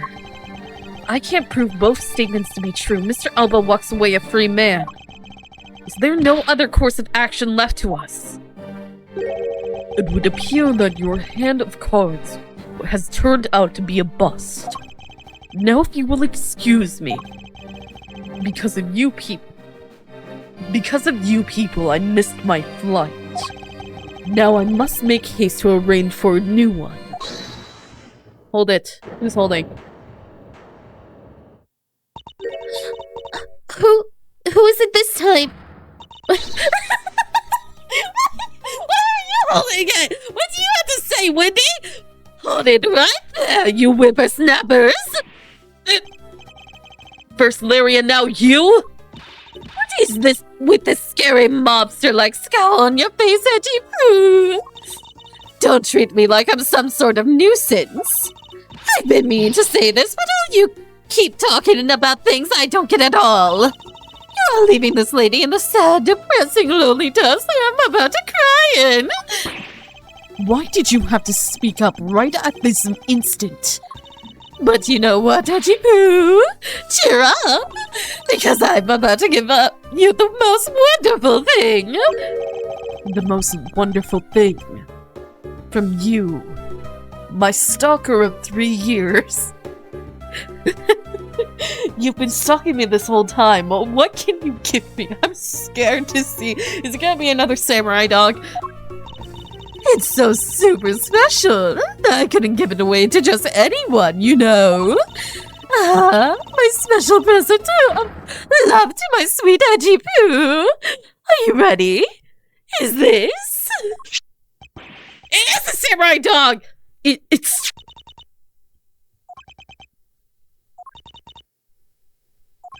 It's a box of those samurai dogs, right? There's a restraining order, but she makes sure that she's always 300 feet, but she's always able to fawn over Edgeworth. She tries to inch closer every time. Yes. Oh, edgy poo. Here, go on and eat one, and you'll feel right as rain.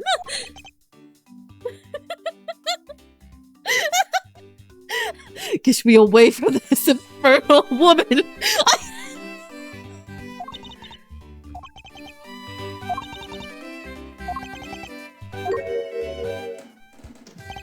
Are we through here? Why did everyone get so quiet all of a sudden? Edgy poo! Tell me, you understand the depths of this lady's love for you? I'm not one to hand out snacks willy-nilly, you know. No, sir. I refuse to even share a donut with that strange girl in the weird clothing that came to the Universal's Global Studios a while ago. I don't work at Universal. Universal is not part of this experience. Wait a second.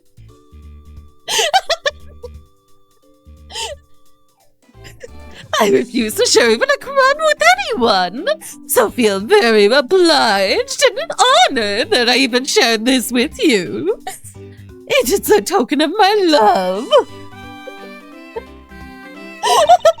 The thought occurred to me that maybe it would be good you were nice and full. One day it's my dream to serve food. I mean, a desire of every woman to make their beloved hungry and wanting to use them and make the most of it. You're talking faster! It was speaking about speed! She was... Speed! Okay, what did you say? The thought occurred to me that maybe it would be good if I fed you and made sure you were nice and full. One day it's my dream to serve you some of my own homemade food. I mean, it's the desire of every woman to make sure their beloved never goes hungry, and that's what I want to experience. I'll tell you one thing though, a long time ago they used to say that I could make the most delicious meal out of any ingredient he threw in front of me.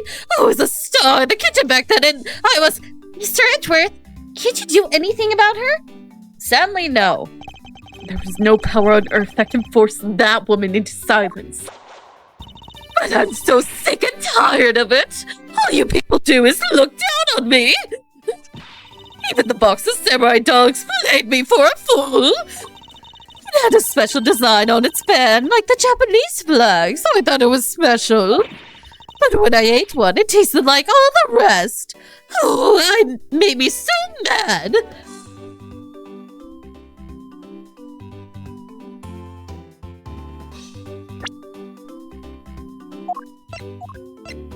Where is it? Where is it?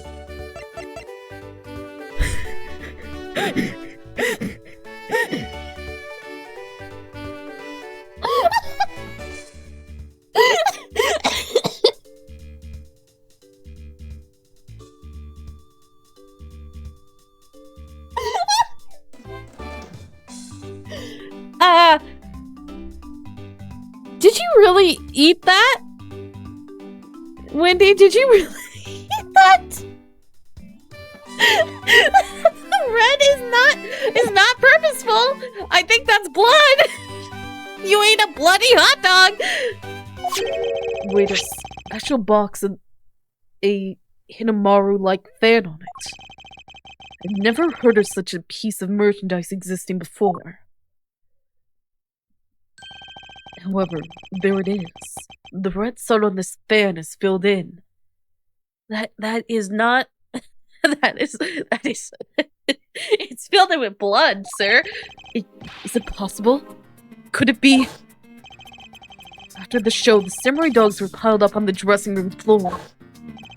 However, there was no such thing as a Hinamaru dog. Hinamaru? Am I saying that right? Hinamaru. Give me 2 seconds. I just got a fact check. Gotta fact check that I'm saying this right. Hinamaru? Okay, so I was saying it right? Hinamaru. The contradictions of facts between something that should not exist and yet does. What are you gonna do with that? The rays from the red sun may be just what we need to point us in the right direction. A present. The steel pigwits basically told us to play delivery boys.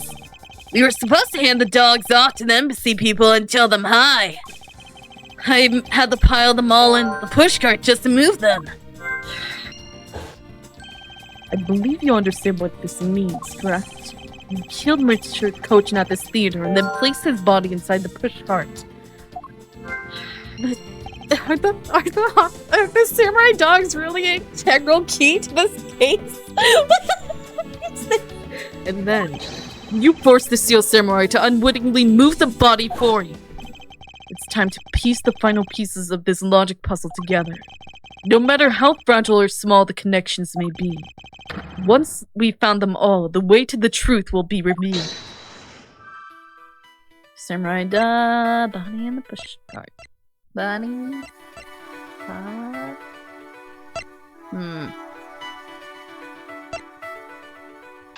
Body in the pushcart?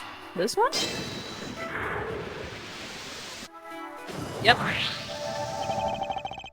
The killer used the pushcart to transport the body, which means that they had to remove the samurai dogs from within first. Therefore, the samurai dogs that were piled up on the dressing room floor were most likely taken out of the pushcart by the killer. So dust it for fingerprints. Dust them all for fingerprints. Every single one. It's very strange that a single droplet of blood landed perfectly in the middle of the fan to be mistaken for the Japanese flag. It's very strange and coincidental. Hinamaru dogs and the samurai dogs. It's a very strange coincidence. That which should not exist. This box of samurai dogs with a Hinamaru on it. If this red sun was filled in with when the killer was busy removing samurai dogs from the pushcart, then it's proof the murder took place in the dressing room. As long as this red substance turns out to be what I believe it to be, the entire time it's just ketchup. It's not even blood, it's just ketchup. That old bag put on there herself by accident. Like dripped off the samurai dog while she was gorging herself. Right in the middle of the not the flag, the fan.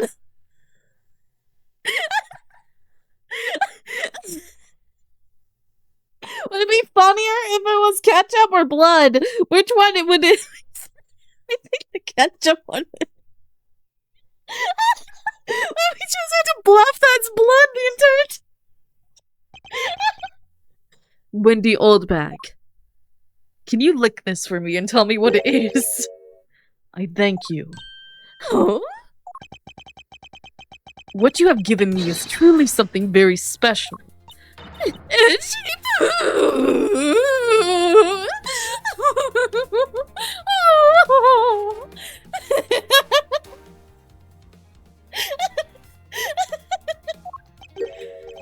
Mr. Edgeworth, are you sure you're feeling okay, sir? She's your stalker, and this is only gonna entice her more to stalk you even more and harder, just to get your attention further, even though you've made it very clear you don't want her anywhere near her. I mean, I've already had to chase her off the premises like 5 times. She's scary, but I'm able to scare her away with a broom, but still. Why do I keep doing bits like this? Mr. Alba, as I suspected, you killed Mr. Cochin in the dressing room. How can a hot dog tell you that? How many times must I listen to you repeat yourself?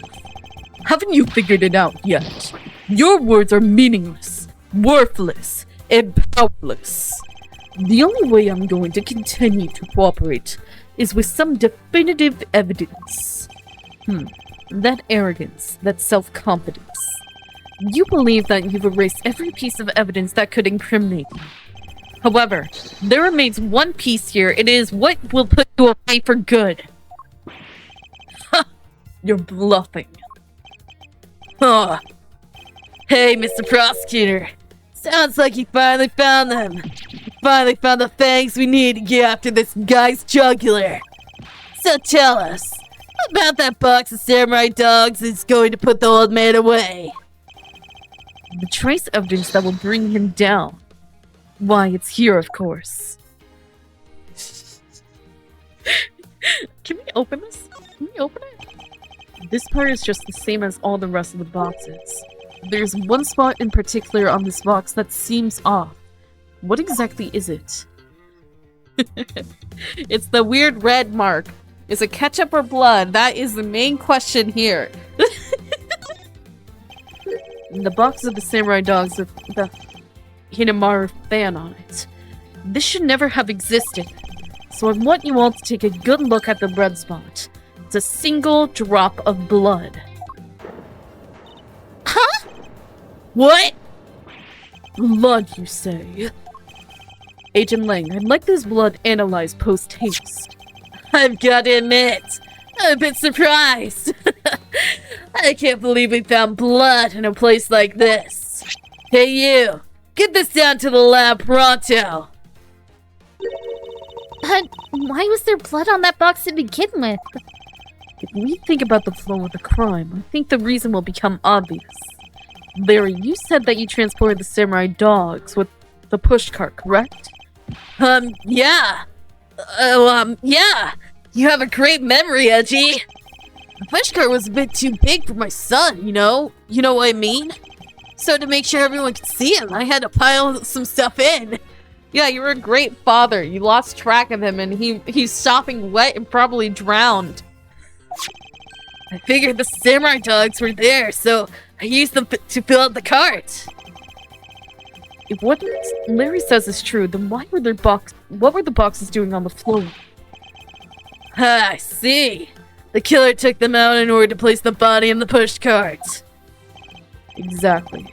That is when I believe the victim's blood found its way onto that box. What's weirder, having a dead body on stage with you with a baby doll on top of it, or having hot dogs on stage with you? What is stranger in this scenario? I don't know which is funnier or which is stranger, having hot dogs in a pushcart on stage with you as you're fighting an evil magistrate, or just a dead body that you are completely unaware of. Yes, it does. That's probably why they never questioned what that smell was. They probably thought it was the hot dogs. Nobody questioned why the pushcart was smelling odd just because they thought it was the hot dog. Exactly. And that is when I believe the victim's blood found its way onto that box. But when my men investigated that room, not a single box of samurai dogs was in there. Because the glutton over there ate them all. Because embassy staff members had already confiscated them. Yes, no doubt to hide the evidence of the murder. Oh, and that's why it was in the second room. And Wendy gorged herself on them. It's a good thing Miss Oldbag managed to steal that one box before they got to them, huh? Looks like Miss Oldbag also managed to put this great thief to shame. What a scandalous way of putting that! I didn't steal! I received it from myself! Just gonna ignore that. Quercus Alba, I say this was one very fatal oversight on your part.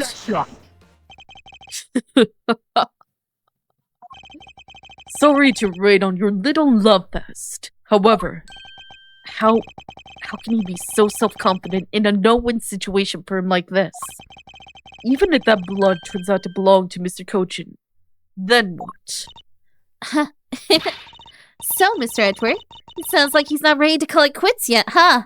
For the 5th time? We are disproving you with friggin' hot dogs at this point, and you're still saying that you didn't do it? We are shoving hot dogs in your face and showing you absolute definitive proof, and you're still not willing to confess? What is this? Do you have dementia or something? Did you just forget that you killed? What is this? No, I didn't. Oh, okay, I'm almost done. Oh, well, that's good. The sole piece of evidence that was left at the scene of the crime. That alone has shed light on a new fact. At the very least, we now have proof that the murder occurred in the dressing room. And you say that like it means something. Huh? Excuse me, sirs.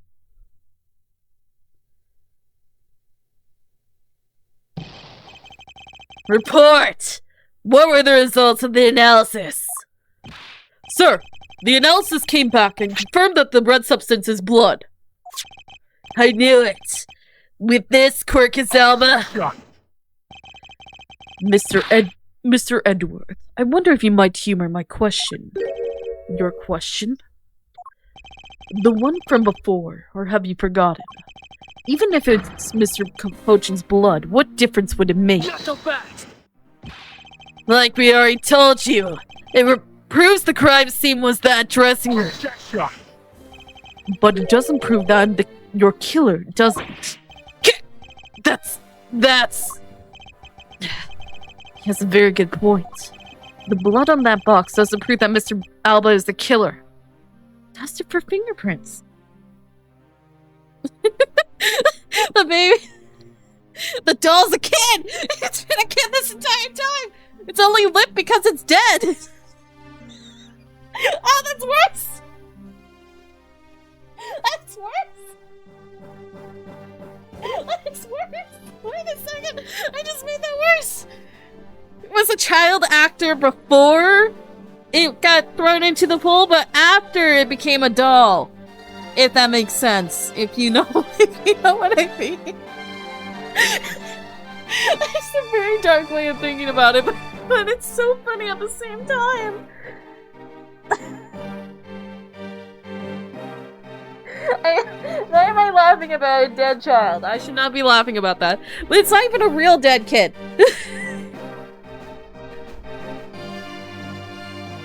The blood on that box doesn't prove that Mr. Alba is the killer. Then, this evidence, it's meaningless? That can't be! We were so close, sir!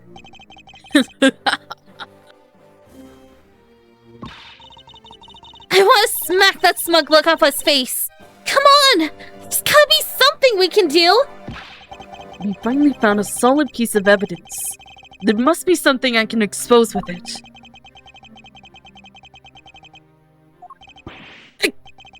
I can't think of a single thing!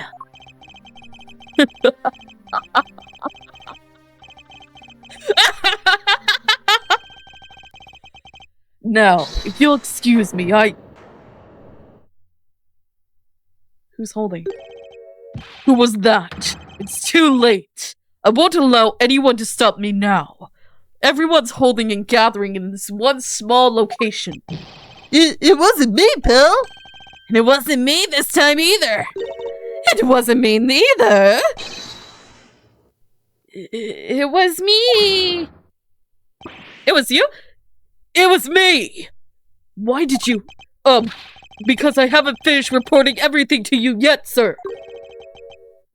There's more? What? Hurry up and spit it out. I was honestly hoping that it was the doll. Why do I want the doll to be an actual kid? Why do I want this so bad? Yes, sir. That blood I mentioned. It's not the same blood type as the victim's blood. No. What? What? It's Alba's blood! It's Alba's blood! Oh, that so proves you're the murderer! That so freaking proves you're the murderer! There's no way I'm backing out now because it's your blood, sir! Good sir, good old Nard Tree man! That is your blood! We are going to prove it's your blood now so we can finally end this! Oh, now the cat wants to leave. 1 second. I know. Wanna go outside? What do you mean it's not? What do you mean it's not the same type? You mean it's not the victim's blood? If it isn't his, then who the hell's is it? I don't know, sir. All I know is it's not the same blood type as the victim, sir. What should we do now, Mr. Edgeworth? I have no idea what's what anymore. Neither do I. I already figured out the moment he mentioned the fact that it wasn't the victim's blood. I'm overly hyper today. I don't know why. Considering that I'm exhausted. Neither do I. My, what an amusing turn of events. That blood drop proves something to be true, alright. Namely, my words. And which one of your words would that be? The ones where I said your words are meaningless, worthless, and powerless. That blood has nothing to do with the murder investigation whatsoever. Can we get a sample of your blood, good sir? Just a tiny pinprick. Just give me your old bandages and that should be fine. Need I remind you that the blood got onto that box long before it entered my embassy? What sort of nonsense? Yeah, it's blood, pal! There's no way it's not related to the murder! So you would like to believe. But what if someone preparing the samurai dogs had a small nosebleed? What then? Ah! The samurai dog would have been thrown out due to health concerns? Because consuming human blood has led to many a disease and people dying? Or becoming crazed for human flesh? Don't want to give people blood transfused diseases, and the cat is finally awake. Now you want to leave, as I'm talking about people consuming blood. I think the only people that would be okay with eating human blood is a vampire. Or a cannibal. Either way. And what if someone preparing the samurai dog had a nosebleed? Yeah. I guess that's possible. Damn it! Have we been wasting our time on a red herring? The blood doesn't belong to anyone connected to the case. That should be clue enough. Quercus Alba! You bastard! Silence! Don't you ever address me with such a filthy word again. I've wasted enough time here with you, and you have your answers. Now let me through. Not so fast! Alba, doesn't matter where you run off to. You'll never escape me. Someday, I'll have the satisfaction of seeing my fangs into you. You'll see. And all of Interpol will be behind me. We're gonna see to it that day comes. Do you know what your words sound like to me? They sound like the whinings of a pathetic loser of a mutt. Haru! Haru? Haru? Haru! Is this really the extent of all that we can do? Is the blood really from someone completely unrelated to the case? No, it belongs to Alba! Or is there another possibility? Someone else other than the victim. Just when I thought I had him backed into a corner, it is I who has been backed into one. We've been backing him into a corner for 10 days now. Not 10 days, I'm over-exaggerating, but it's been hours. We've been backing him into a corner. He's in the wall now. He has burrowed himself into the wall and into the floor. He's made his own little nook that he is slowly pushing himself further back into because of how far in the corner he's in. He just refuses to admit that he's caught, and we have enough proof and evidence and motive. We have everything except for him confessing. That's the only thing, and acting like that's the one thing that's keeping him from being arrested. You can be arrested for not confessing to a crime, man. It's literally happened in this game. In this game, it's happened multiple times. Why are we still doing this? I'm overly... Just when I thought I had him backed into a corner. In a situation like this, what would that man do? What would he who can turn any desperate situation around do? Oh, are you talking about Phoenix again? Turn it around. That's it. I must turn my way of thinking around. It's not whose blood it is this. It's whose blood could get onto a box like this. If I think about it that way. If the blood got into the box when the body was being placed into the pushcart, then the owner of said blood must have been in the dressing room at the time. And there is only one person that it could be.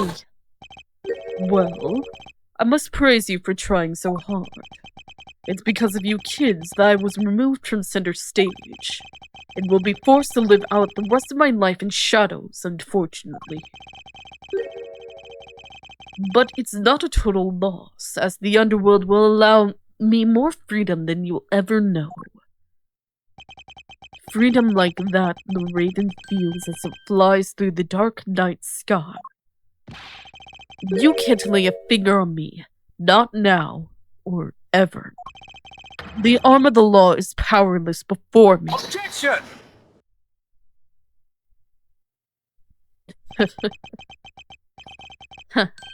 Powerless, is it? I wouldn't be so sure about that if I were you. What do you mean? Allow me to describe you in one word. Pitiful. Pitiful. How so? Quercus alba, your wings were clipped long ago. And for someone who was trying to fly away on them without noticing that fact, pitiful is the perfect word to describe you. Mere words. What do you mean by his wings are clipped, Mr. Edgeworth? Just what you think it means, kid. We had already caught him in our trap a while back, with an incredibly powerful, definitive piece of evidence. Hey! You're up to Mr. Prosecutor! Care to speak in English?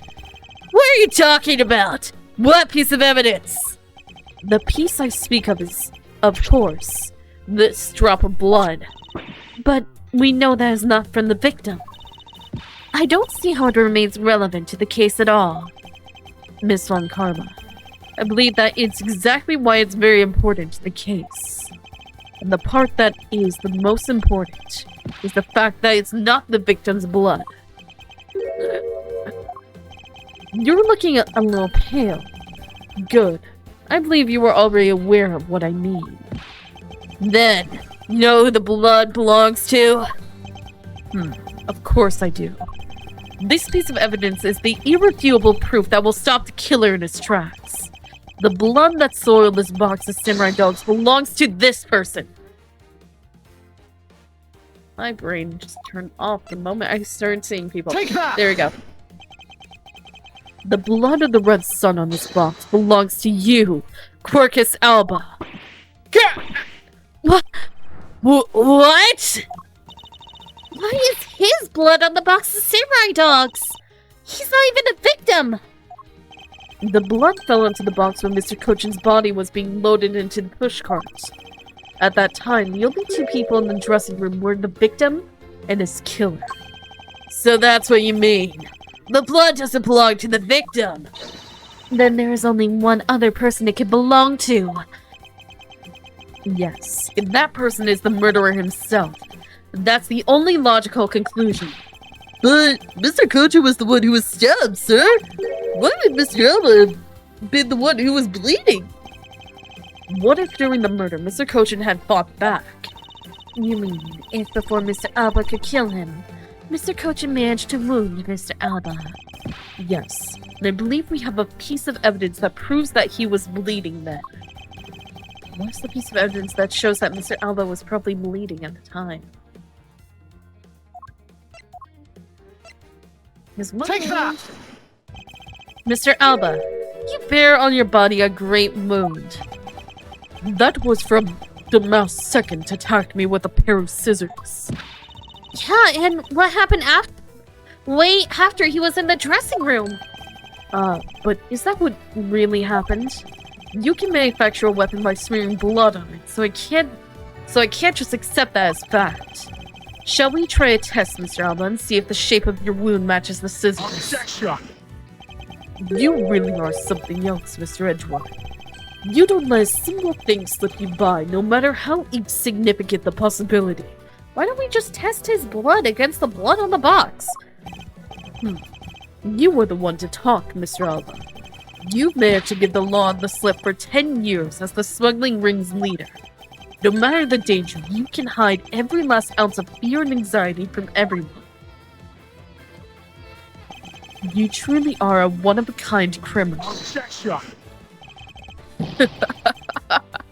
I am the master of my fear.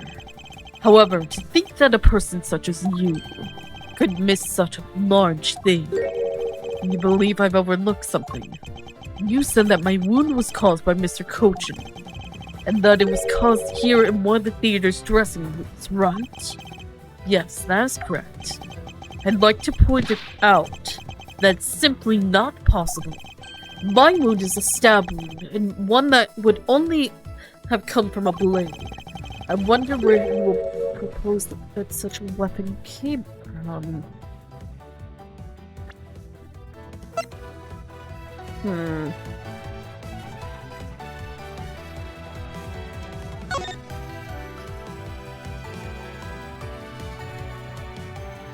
Just curious. Okay, yeah, he can't be stabbed with that, but could be stabbed with the Yatagarasu's key.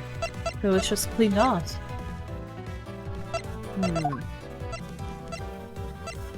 Do we have the bloody scissors that he's been talking about? No, we don't. Yeah, where are the scissors with your blood on them? This theater was packed with security guards. It would have been impossible for anyone to come into this area with a weapon of any sort. Not so fast! Just as Mr. Alba was able to bring in the Albastian knife in a bouquet. There must have been some other way to sneak in a weapon of some sort. But as long as you can't prove what that other way is, all your talk about Mr. Cochin stabbing me is pure nonsense. So if the other way does exist, you better hurry and tell me now. The Yatagarasu key. With pleasure. Wait, what? This piece of evidence shows us how Mr. Cochin brought a weapon into the theater. Yatagarasu key! Among law enforcement, this piece is known as the Yatagarasu's key. The key. That's the key that my father stole from here 7 years ago.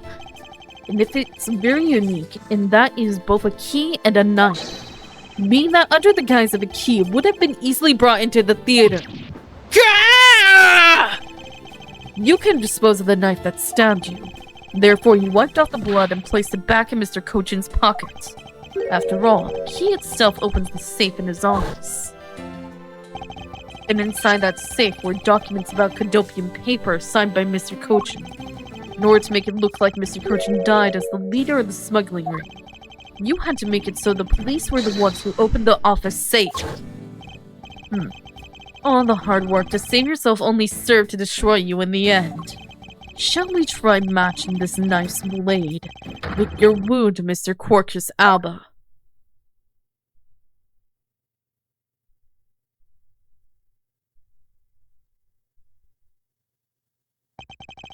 And that is what some may call the coup de grace.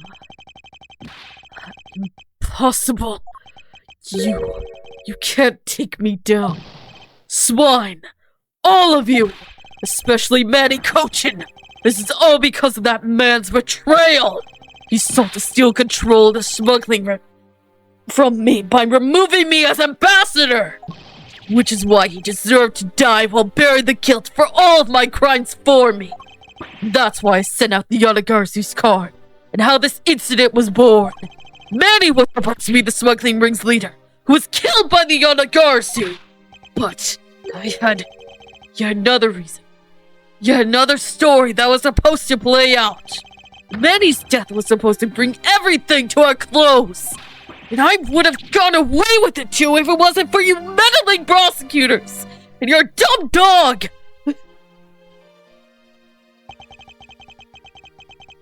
Mr. Alba, I'm afraid there is one more question I forgot to ask. This country's, or Albast, which country's court would you like to face first? Either way, it's game over for you. Edgeworth!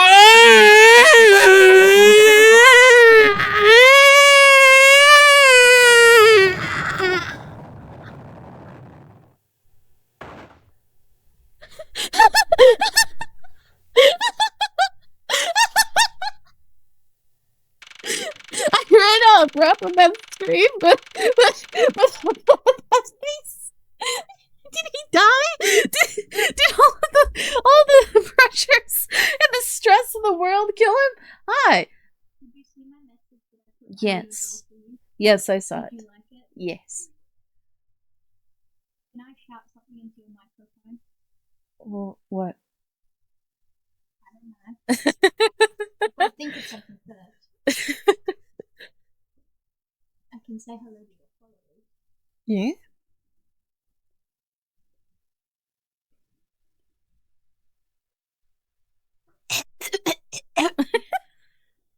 Okay. Goodbye. Yeah, that was a friend of mine.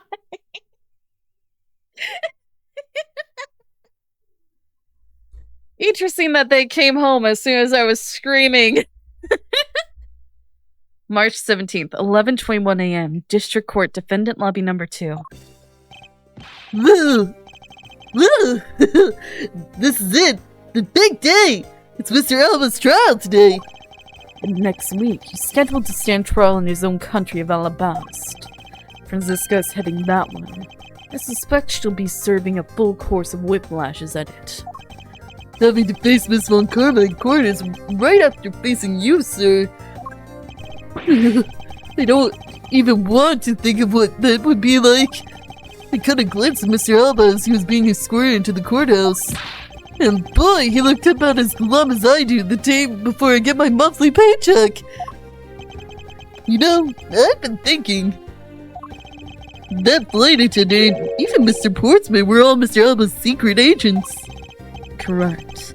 That smuggling ring was the common thread between all of the incidents.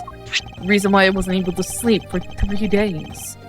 Cammy Meal was to provide support during smuggling ops using her job as an attendant.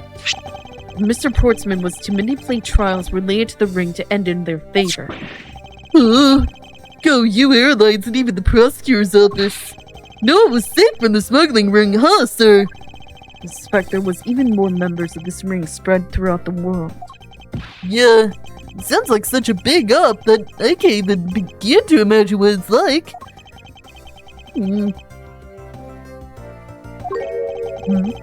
What is it, detective?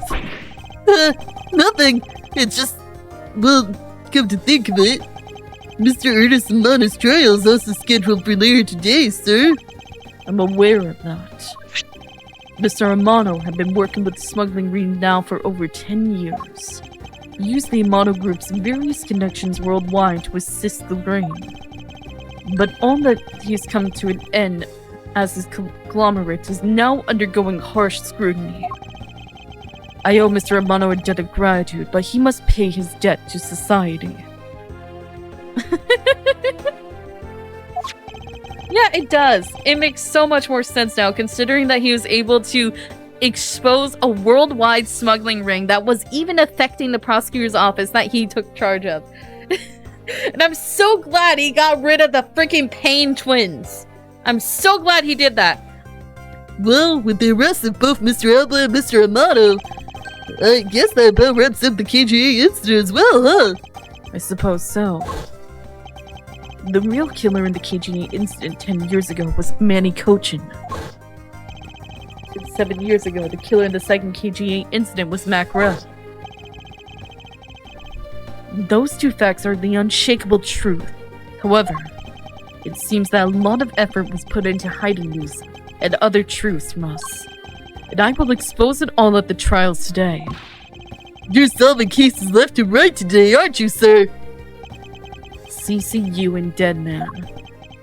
Perhaps now, these two brave souls who tried to make the truth known can rest in peace. By the way, I received some gifts from Ambassador Palano. Shrimp, crab, beef. I don't need any of these, so I'm giving them to you. What? Seriously, sir? I'm gonna eat something other than ramen tonight? Wait, actually, I don't think I want them anymore. The way you're holding them. Tell me they're just coupons, sir. Detective Gumshoe, have you not read the paper recently? Ever since the two countries became Cadopia again, its economy has changed. Really? And it seems that Ambassador Palano has reaped a few benefits of his own from it. He had been announced as the official ambassador of the newly reunified Cadopia. Ah, but what a pity. Even though every item he sent is a treasure, you don't... Oh, this is K. Even though every item he sent is a treasure, you don't seem all that interested. Well, if you don't want them, I can give them to my lovely... Okay, who is talking now? Wait, what is happening? What a pity. Is this Franziska? It's probably Franziska. Even though every item he sent is a treasure, you don't seem all that interested. Well, if you don't want them, I can give them to my lovely assistant Kay. Wait! That's not what I said! So, Mr. Edgeworth, please let me have them, sir! Or was it? It was Kay! Why are you over there? Why are you kneeling? Actually, good to think of it. Where is Kay? How come she's still not here? She's right behind me, man. Are you blind? Hey! You can't be more alert than that! Eek! I can't believe you didn't notice. I was even mimicking Mr. Edgeworth's voice for a bit. Oh, you were? Wait, let me try that again. But what a pity. Even though every time... but what a pity. Even though every time he sent every item... I don't know how to make one character sound like they're mocking the other. I can make it... well, kind of. I can kind of do it, but not mimicking. I totally didn't notice you or realize that voice was you! Even though they're completely different. Langzai says, ferocious love blooms with each new spring. Agent Lang, a pleasant surprise to see you here. It's been a long time since I set foot in a courthouse. I wasn't going to miss watching the guy who screwed up my country finally get what's coming to him. Well, that is something else. Want to see you in action in court. That's so, Agent Lang. We flesh out all the counterfeit bills so Zhang Fa is finally at peace again. That would be so funny if she did, though. And it's all thanks to you, so I just want to say, thanks. Well, I never thought I'd see the day old Wolfie says thanks to Mr. Edgeworth. I should be the one thanking you, Agent Lang. You hadn't negated Mr. Alba's extraterritorial rights. I would not have been able to bring him to trial. I believe the victory belongs to the both of us in this case. Shared victory, huh? Look, don't get me wrong. I'll still never forgive you prosecutors. And I have zero interest in that truth thing you talk about in court. I've always done things my own way, and that's not about to change. You got that? I see. Well, I believe you should follow your own creed when you do your job. Yeah, And if there's ever someone your precious truth can't catch, feel free to sit around and cry about it all you want. As for me, I'm going to get that person no matter what. Alright. It's about time for the trial to start. We'll see you later. I'll be watching your performance from the gallery. I'm looking forward to this. I prepared a whole ton of ticker tape for today's victory, sir. Ticker tape. Confetti? Is that what? I'll help throw some around when Mr. Edgeworth wins. Hope you've got enough, because I'm going to call my men up as well.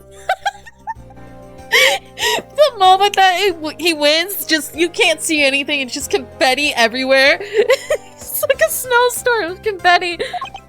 A modest amount of ticker tape goes a long way. What is ticker tape? What is ticker tape? I need to know what this is now. Ticker tape.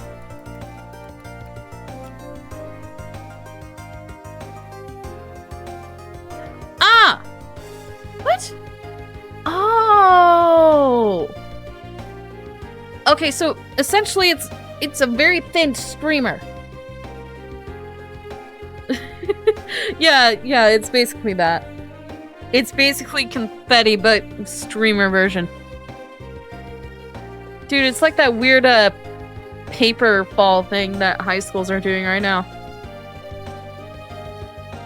I'm just looking at ticker tape. Why is there a random bear? That's weird. I was looking at pictures of ticker tape and then there was just a random bear in there.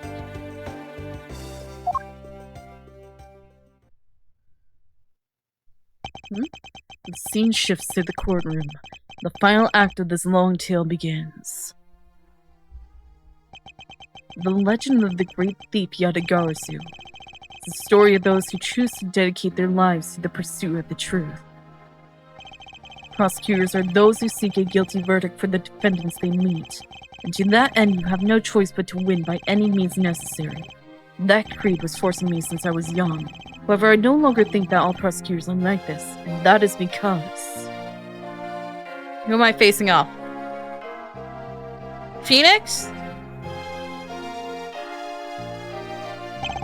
Even though I've only been away from the courtroom for a short time, I feel as though it's been a lifetime since I've set foot in one. Today, more than any other day, I feel the fight within me.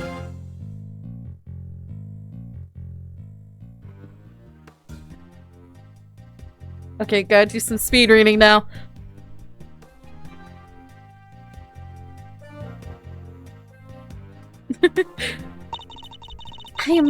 I am really in Mr. Edgeworth's debt for the other day. Thanks to him, I'm so free to serve in the friendly blue skies. Oh, so about my suitcases. I've been selling them on the internet. They've become a real sensation. Thanks to the praise the art world has lavished my work as being a truly postmodern.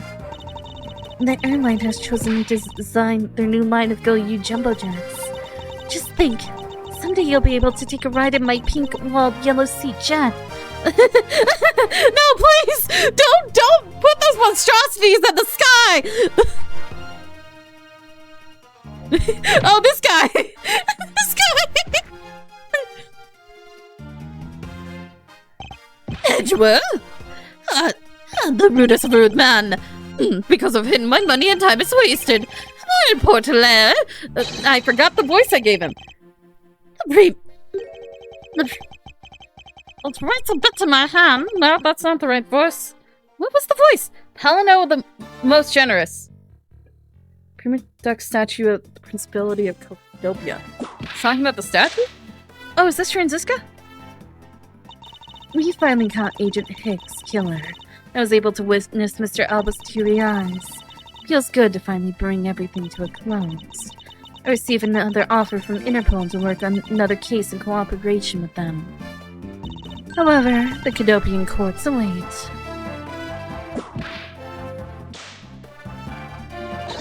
Cadopia's air is supposed to be very fresh, so my whip should find new vigor there. I completely forgot the voice I gave that guy. I feel like it was a Stitch voice. I think it was that voice. I could have been wrong. Beacons.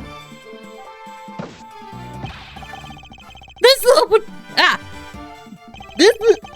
forgot the voice. I thought I was safe since I found the gun I had dropped. But I had to notice I had dropped my police badge too. I guess that really broke the camel's back. That's not the right voice at all. I don't have time to figure this out. My little life had suddenly tripped into dark black. I think I got the courthouse and filing a complaint with Ruffles Man. What? Are you filing a complaint against me?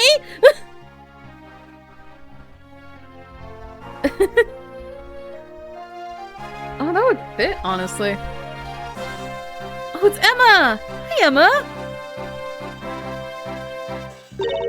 I was actually hoping to talk with Mr. Edgeworth a bit more than I did.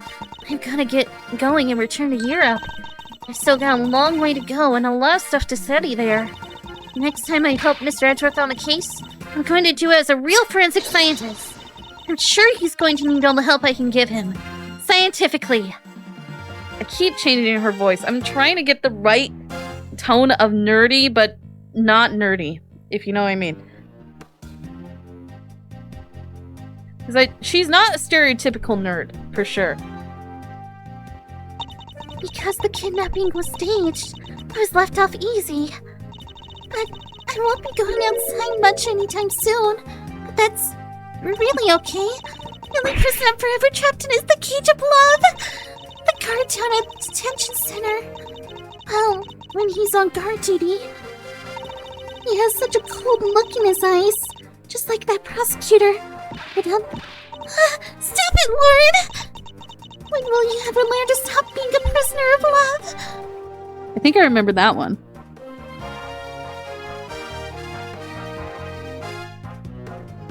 Yeah, we're gonna do concept art as soon as we're done with this. It's gonna be Gumshoe! Or is it the judge? It's the judge, isn't it? Yep. It appears there are all sorts of drama that takes place outside the courtroom. Since we judges are here day in and day out, I've only heard a few rumors, but apparently Mr. Edgeworth teamed up with the thief and became a detective. Maybe I should team up with a bailiff and try to become a lawyer or something. That was the first time he actually had one of these ending scenes. No, of course, it's just as confusing.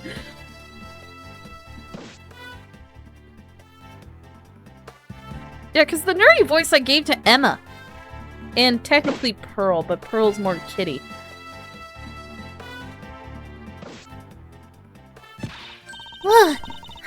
I barely escaped death yet again. Yeah, but boy, were we lucky to have Mr. Edgeworth help us out, huh? Yeah, because I lost the key, I got fired from my security job. Don't let get you down, Maggie! You still got me! You're right, sir! I won't be sad. I'm going to pick myself up and get through this.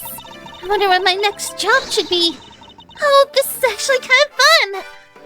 I changed the voice again. Halfway. Technically he is! He is technically a lawyer!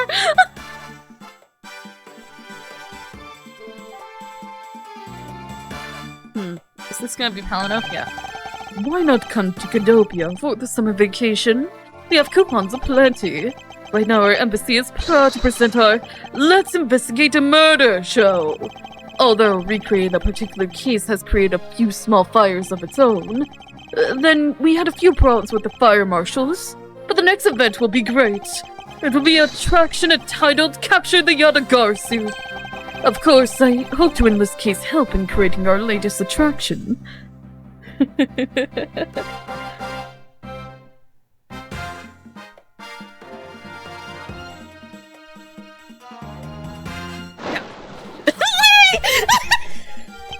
I can't believe that meant you ditched me and went to Japan! But it's okay, because that's how I met Haru! We're planning to go to Paris soon and start a business. We're going to sell blue ocean dogs. They'll sell like hotcake hot dogs for sure. A blue hot dog and a blue bun. I guarantee it'll turn your tongue and your face blue. I knew I'm not really the type to work a lot, or at all, really. Oh, so I noticed I really haven't seen the guy in the blue suit at all recently. I wonder what's up. Well, the next time we meet, I'm gonna make him eat one of my dogs. Did you forget? Did you forget Phoenix's name? Nick! You've been yelling Nick the entire time I've seen you. And now you forgot his name. I gave testimony in court today as a member of the Yatagarasu. Yo, Mr. Bad. You look well, all things considered. By the way, have you noticed that elements within the ring have begun moving? They're probably fighting over who should succeed, over who should be the next boss. Although, to be honest, I wish I could forget I ever heard of that smuggling ring. Things I says. Thoroughly bite the poisonous snake from head to tail. No one runs afoul of the law and escapes this world's fangs. I'll get you all yet. Ah, you. When did I become so old, I wonder? I've begun noticing the gray hairs in my beard more. I'm thinking of retiring my mirror. Gotta get me a new one that doesn't show my flaws. Why does he have a mirror to begin? Oh, it's Wendy. Oh, great. I was the Pink Princess and the Pink Badger on the span of 2 days. Talk about busy. It's alright because I got a letter from my beloved Edgy. Please take care of your hip. And when you wish to speak, first take off your headpiece. What does he mean by that last statement? Sound like I enjoy being under a headpiece every time, and this creepy fuzzy cannibal, I was a pink princess, just as ever since. Sly in a chat on my head, and to wear my own costume or something. Even that. I can't even go back to read everything she said.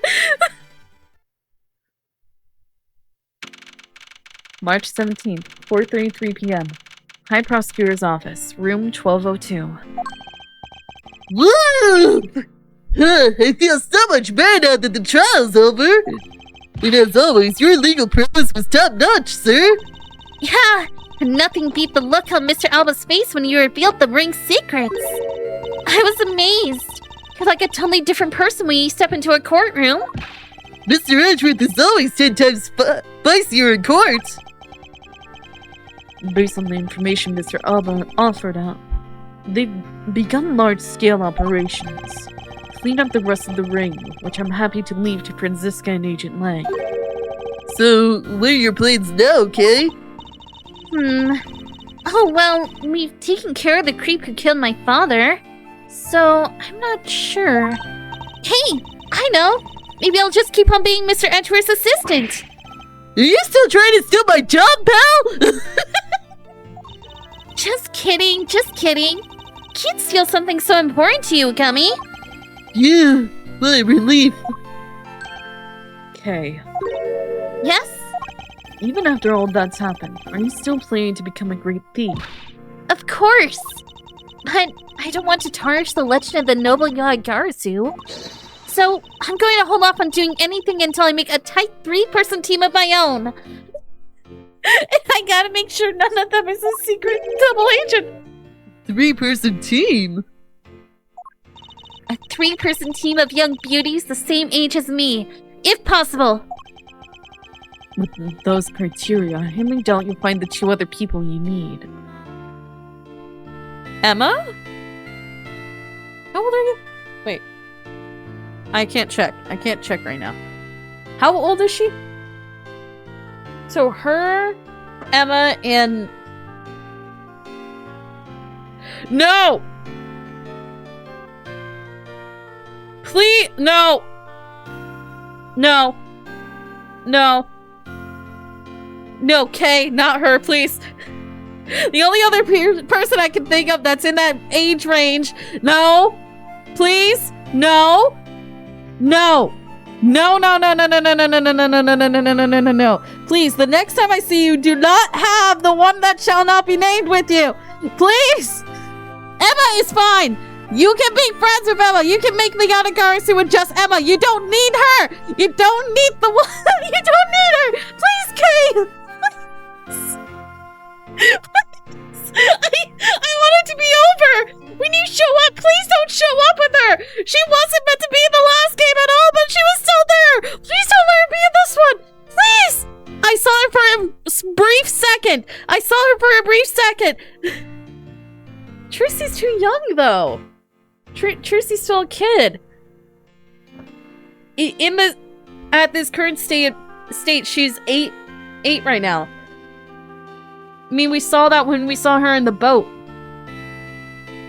Oh, Trucy.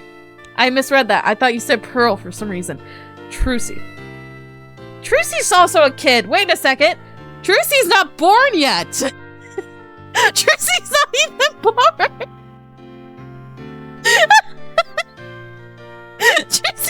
If Trucy's born, she's just like a baby right now. Would she be 8? Yeah. Yeah, so still, Trucy and Pearl are both like little kids. They can't be part of this Yatagarasu team. So the only other person that matches the description... Oh, Franziska! Okay, yeah, Emma and Franziska. Be with them. Please, only those two and nobody else. Nobody else. Just Emma and Franziska. Please. Please. Please don't bring her back. Yeah, I just realized that Franziska was 18. I just remembered. So she's in the age range. So Emma and Franziska. There we are. Because Pearl and Trucy are technically the same age? Roughly? Yeah, because when we saw Trucy, Pearl again in Apollo's Justice, she was a teenager. So they are roughly the same age, or at least in the same age group. The only other girls I can think of that is anywhere near that age is the one that I do not want to bring up because I hate her. Anyway, we're heavily sidetracked. My father chose to fight for the truth. I think that's what was so noble about him. Yeah, so Emma fights for the truth?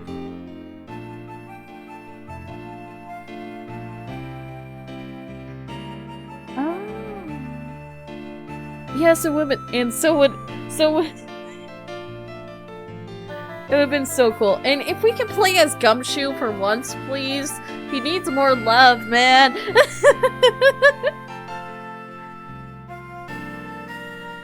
But Franziska has, started getting out of her perfect, victories thing and wants the truth as well. She fights for the truth.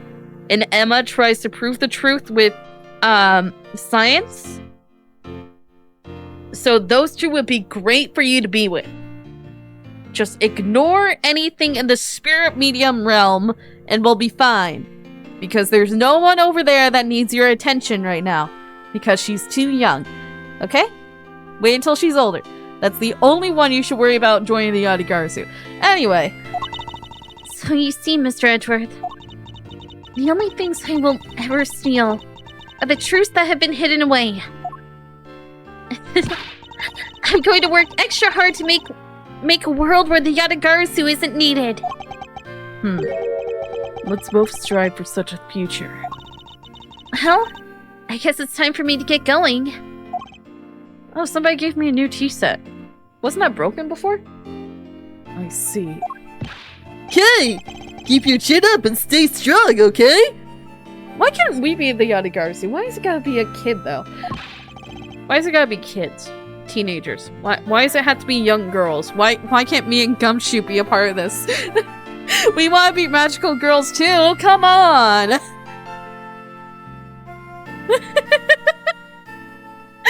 would be so fun! It's like a spin-off game where you're following Gumshoe and you're trying to do your absolute best to not fall into poverty. I want to eat more than just ramen tonight, so let's do our best! Don't be a stranger. Don't worry. I'll be back. I'll be sure to break the lock on the window and sneak in. If you could, I'd appreciate it if you came in through the building's front door. It's okay, Mr. Edgeworth.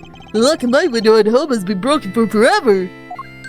Oh, one last thing before I go. Let's take a group picture, just the three of us. Yeah, a commemorative photo. Every big case has to end with one. No. Hey! Why not? Don't tell me you're camera shy, Mr. Edgeworth. Of course not, Detective. Come on, Mr. Edgeworth. I'm taking the picture now. Hey, come back here! Mr. Edgeworth, you can't run away from this, sir! Hey! Detective Gumshoe! Stop that! I can't be seen doing that! Okay, I'm totally taking it now. Say cheese! And thus, the long tail of the KJ incident came to a close. It saw the demise of a smuggling ring and the birth of the little great thief. But there is little time to rest and relax. For I am eager to tackle the investigation into a new case. The reason for my eagerness is my want to pursue the truth and my want to believe in the strength of those who use the power of the law for good. As someone who has chosen to live my life as a prosecutor, that is my new creed.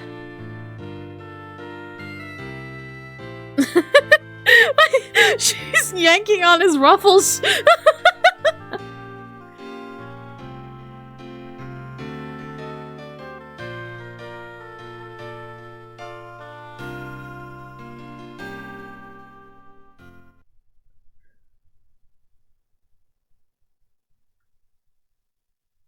The end? Turnabout ablaze. You complete episode 5 without using story mode. Why would I use story mode? Okay, to the gallery.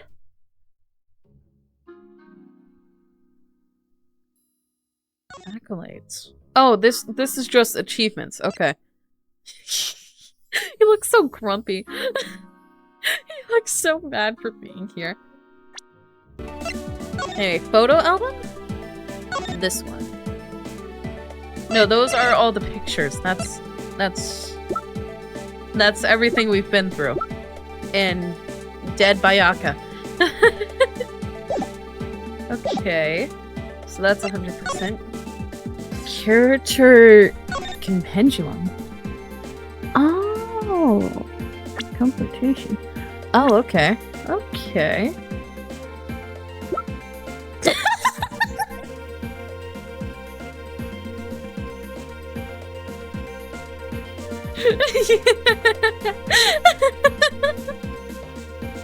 This is the best character right here. This is the best character.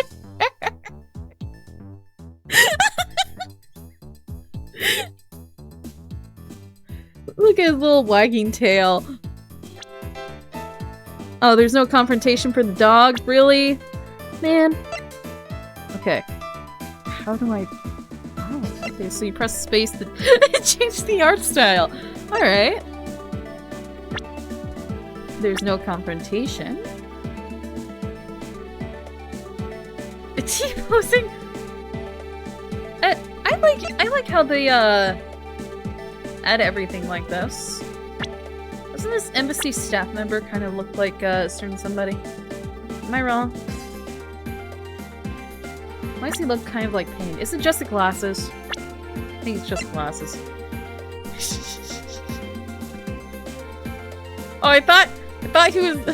They were gonna make an animation of him dead on the floor. That would be so funny. There's no confrontation because he's not alive. And then there's just the cameraman. I like how they add this. This is so cool, though. He's breakdown. And then he turns into a stump.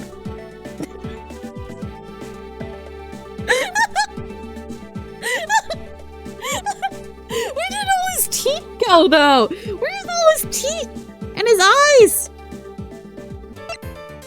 This guy is. Oh yeah, where he he broke the handcuffs and then started sniffling.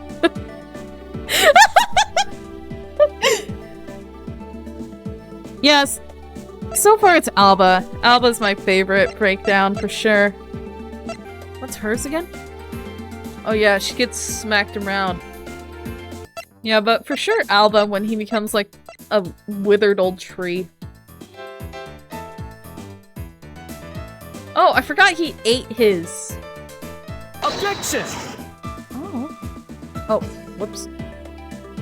He fully ate his medal and choked on it, right. I forgot about that. I think I was laughing too hard. I completely forgot he did this.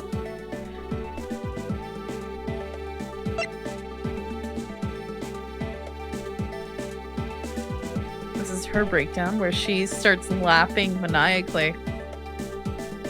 She has the coolest breakdown, but the best is definitely Alba, for sure. So it seems the final one is usually their breakdowns. But nobody else was a bad guy except this. I forgot about that! I forgot he got knocked out by the wind somehow. Oh wait, wait a second, please. Oh! I wanted her to kick. I wanted the kick animation when she hit Edgeworth. Why don't we have that? That is so. Why is that not here? That's not here. Why? That would have been so funny if there was the kick animation when she kicked Edgeworth. I'm just gonna go through these because I get irked when there's like little red dots and stuff. I don't know why I am, but it's something that happens. The documentation? You gotta be careful here. We shouldn't be in here. We can't look at this yet. I saw characters I haven't seen before in there. We can't look at this yet. We're gonna have to do it after the second game. I saw for like a split second someone with like flaming orange hair, and we haven't seen anyone with flaming orange hair yet, so we can't look at the documentation, sadly. It contains spoilers there, so we can't look at that. So that is gonna have to be it for today. It's a good thing I didn't look too closely, or there would have been major problems. Alright. It was just when I couldn't recognize anybody down there. I could recognize Edgeworth, but the moment I looked down, I didn't see anybody I recognized. But that's gonna have to be it. The next one we'll do is Prosecutor's Gambit. I think it's gonna be the same. So the only real difference in between this one and this one is the big gold 2. And also the background, obviously. Alright. But that's gonna have to be it. Because, there's nothing else except for the next one. So it's definitely so that entire time we were just dealing with the one big storyline of the smuggling ring that somehow was connected to the guy that was killed on the airplane, that was connected to the guy that got kidnapped, that was connected to the guy that got killed in my office. And that was also connected to a case from 7 years ago. Yet again, another 7 years ago. What is up with this entire game series, the aceattorney series, and having something happen 7 years ago? What is up with that? What is up with it? It's like their favorite number when dealing with something in the past. That is their favorite number, man. Anyway, that's gonna have to be it. Yeah, I'm telling you, every time there's been something significant happen in the past, it's 7 years ago. Freaking 7 years ago. 7 years ago to this day. 7 years ago. 7 years ago. 7 years ago, Miles killed his father. Oh, plot twist, he didn't.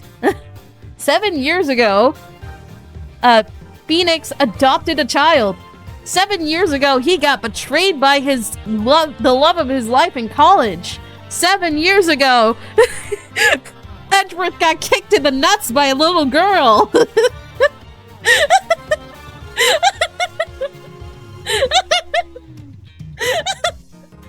Oh yeah, also that. 7 years ago. 7 years. 777. Every time there's like a major thing that happens in the past, it's 7 years ago. The only time it's not 7 years is when it's 10 years ago. It's either 7 or 10. It's never like last year. It's never like 2 years ago. It's 7 or 10 years ago. 7 years ago, Maya's and Maya's mother disappeared. What is this? Anyway, that's gonna have to be it. Good day, good night, whatever time it is for you, and I will see you on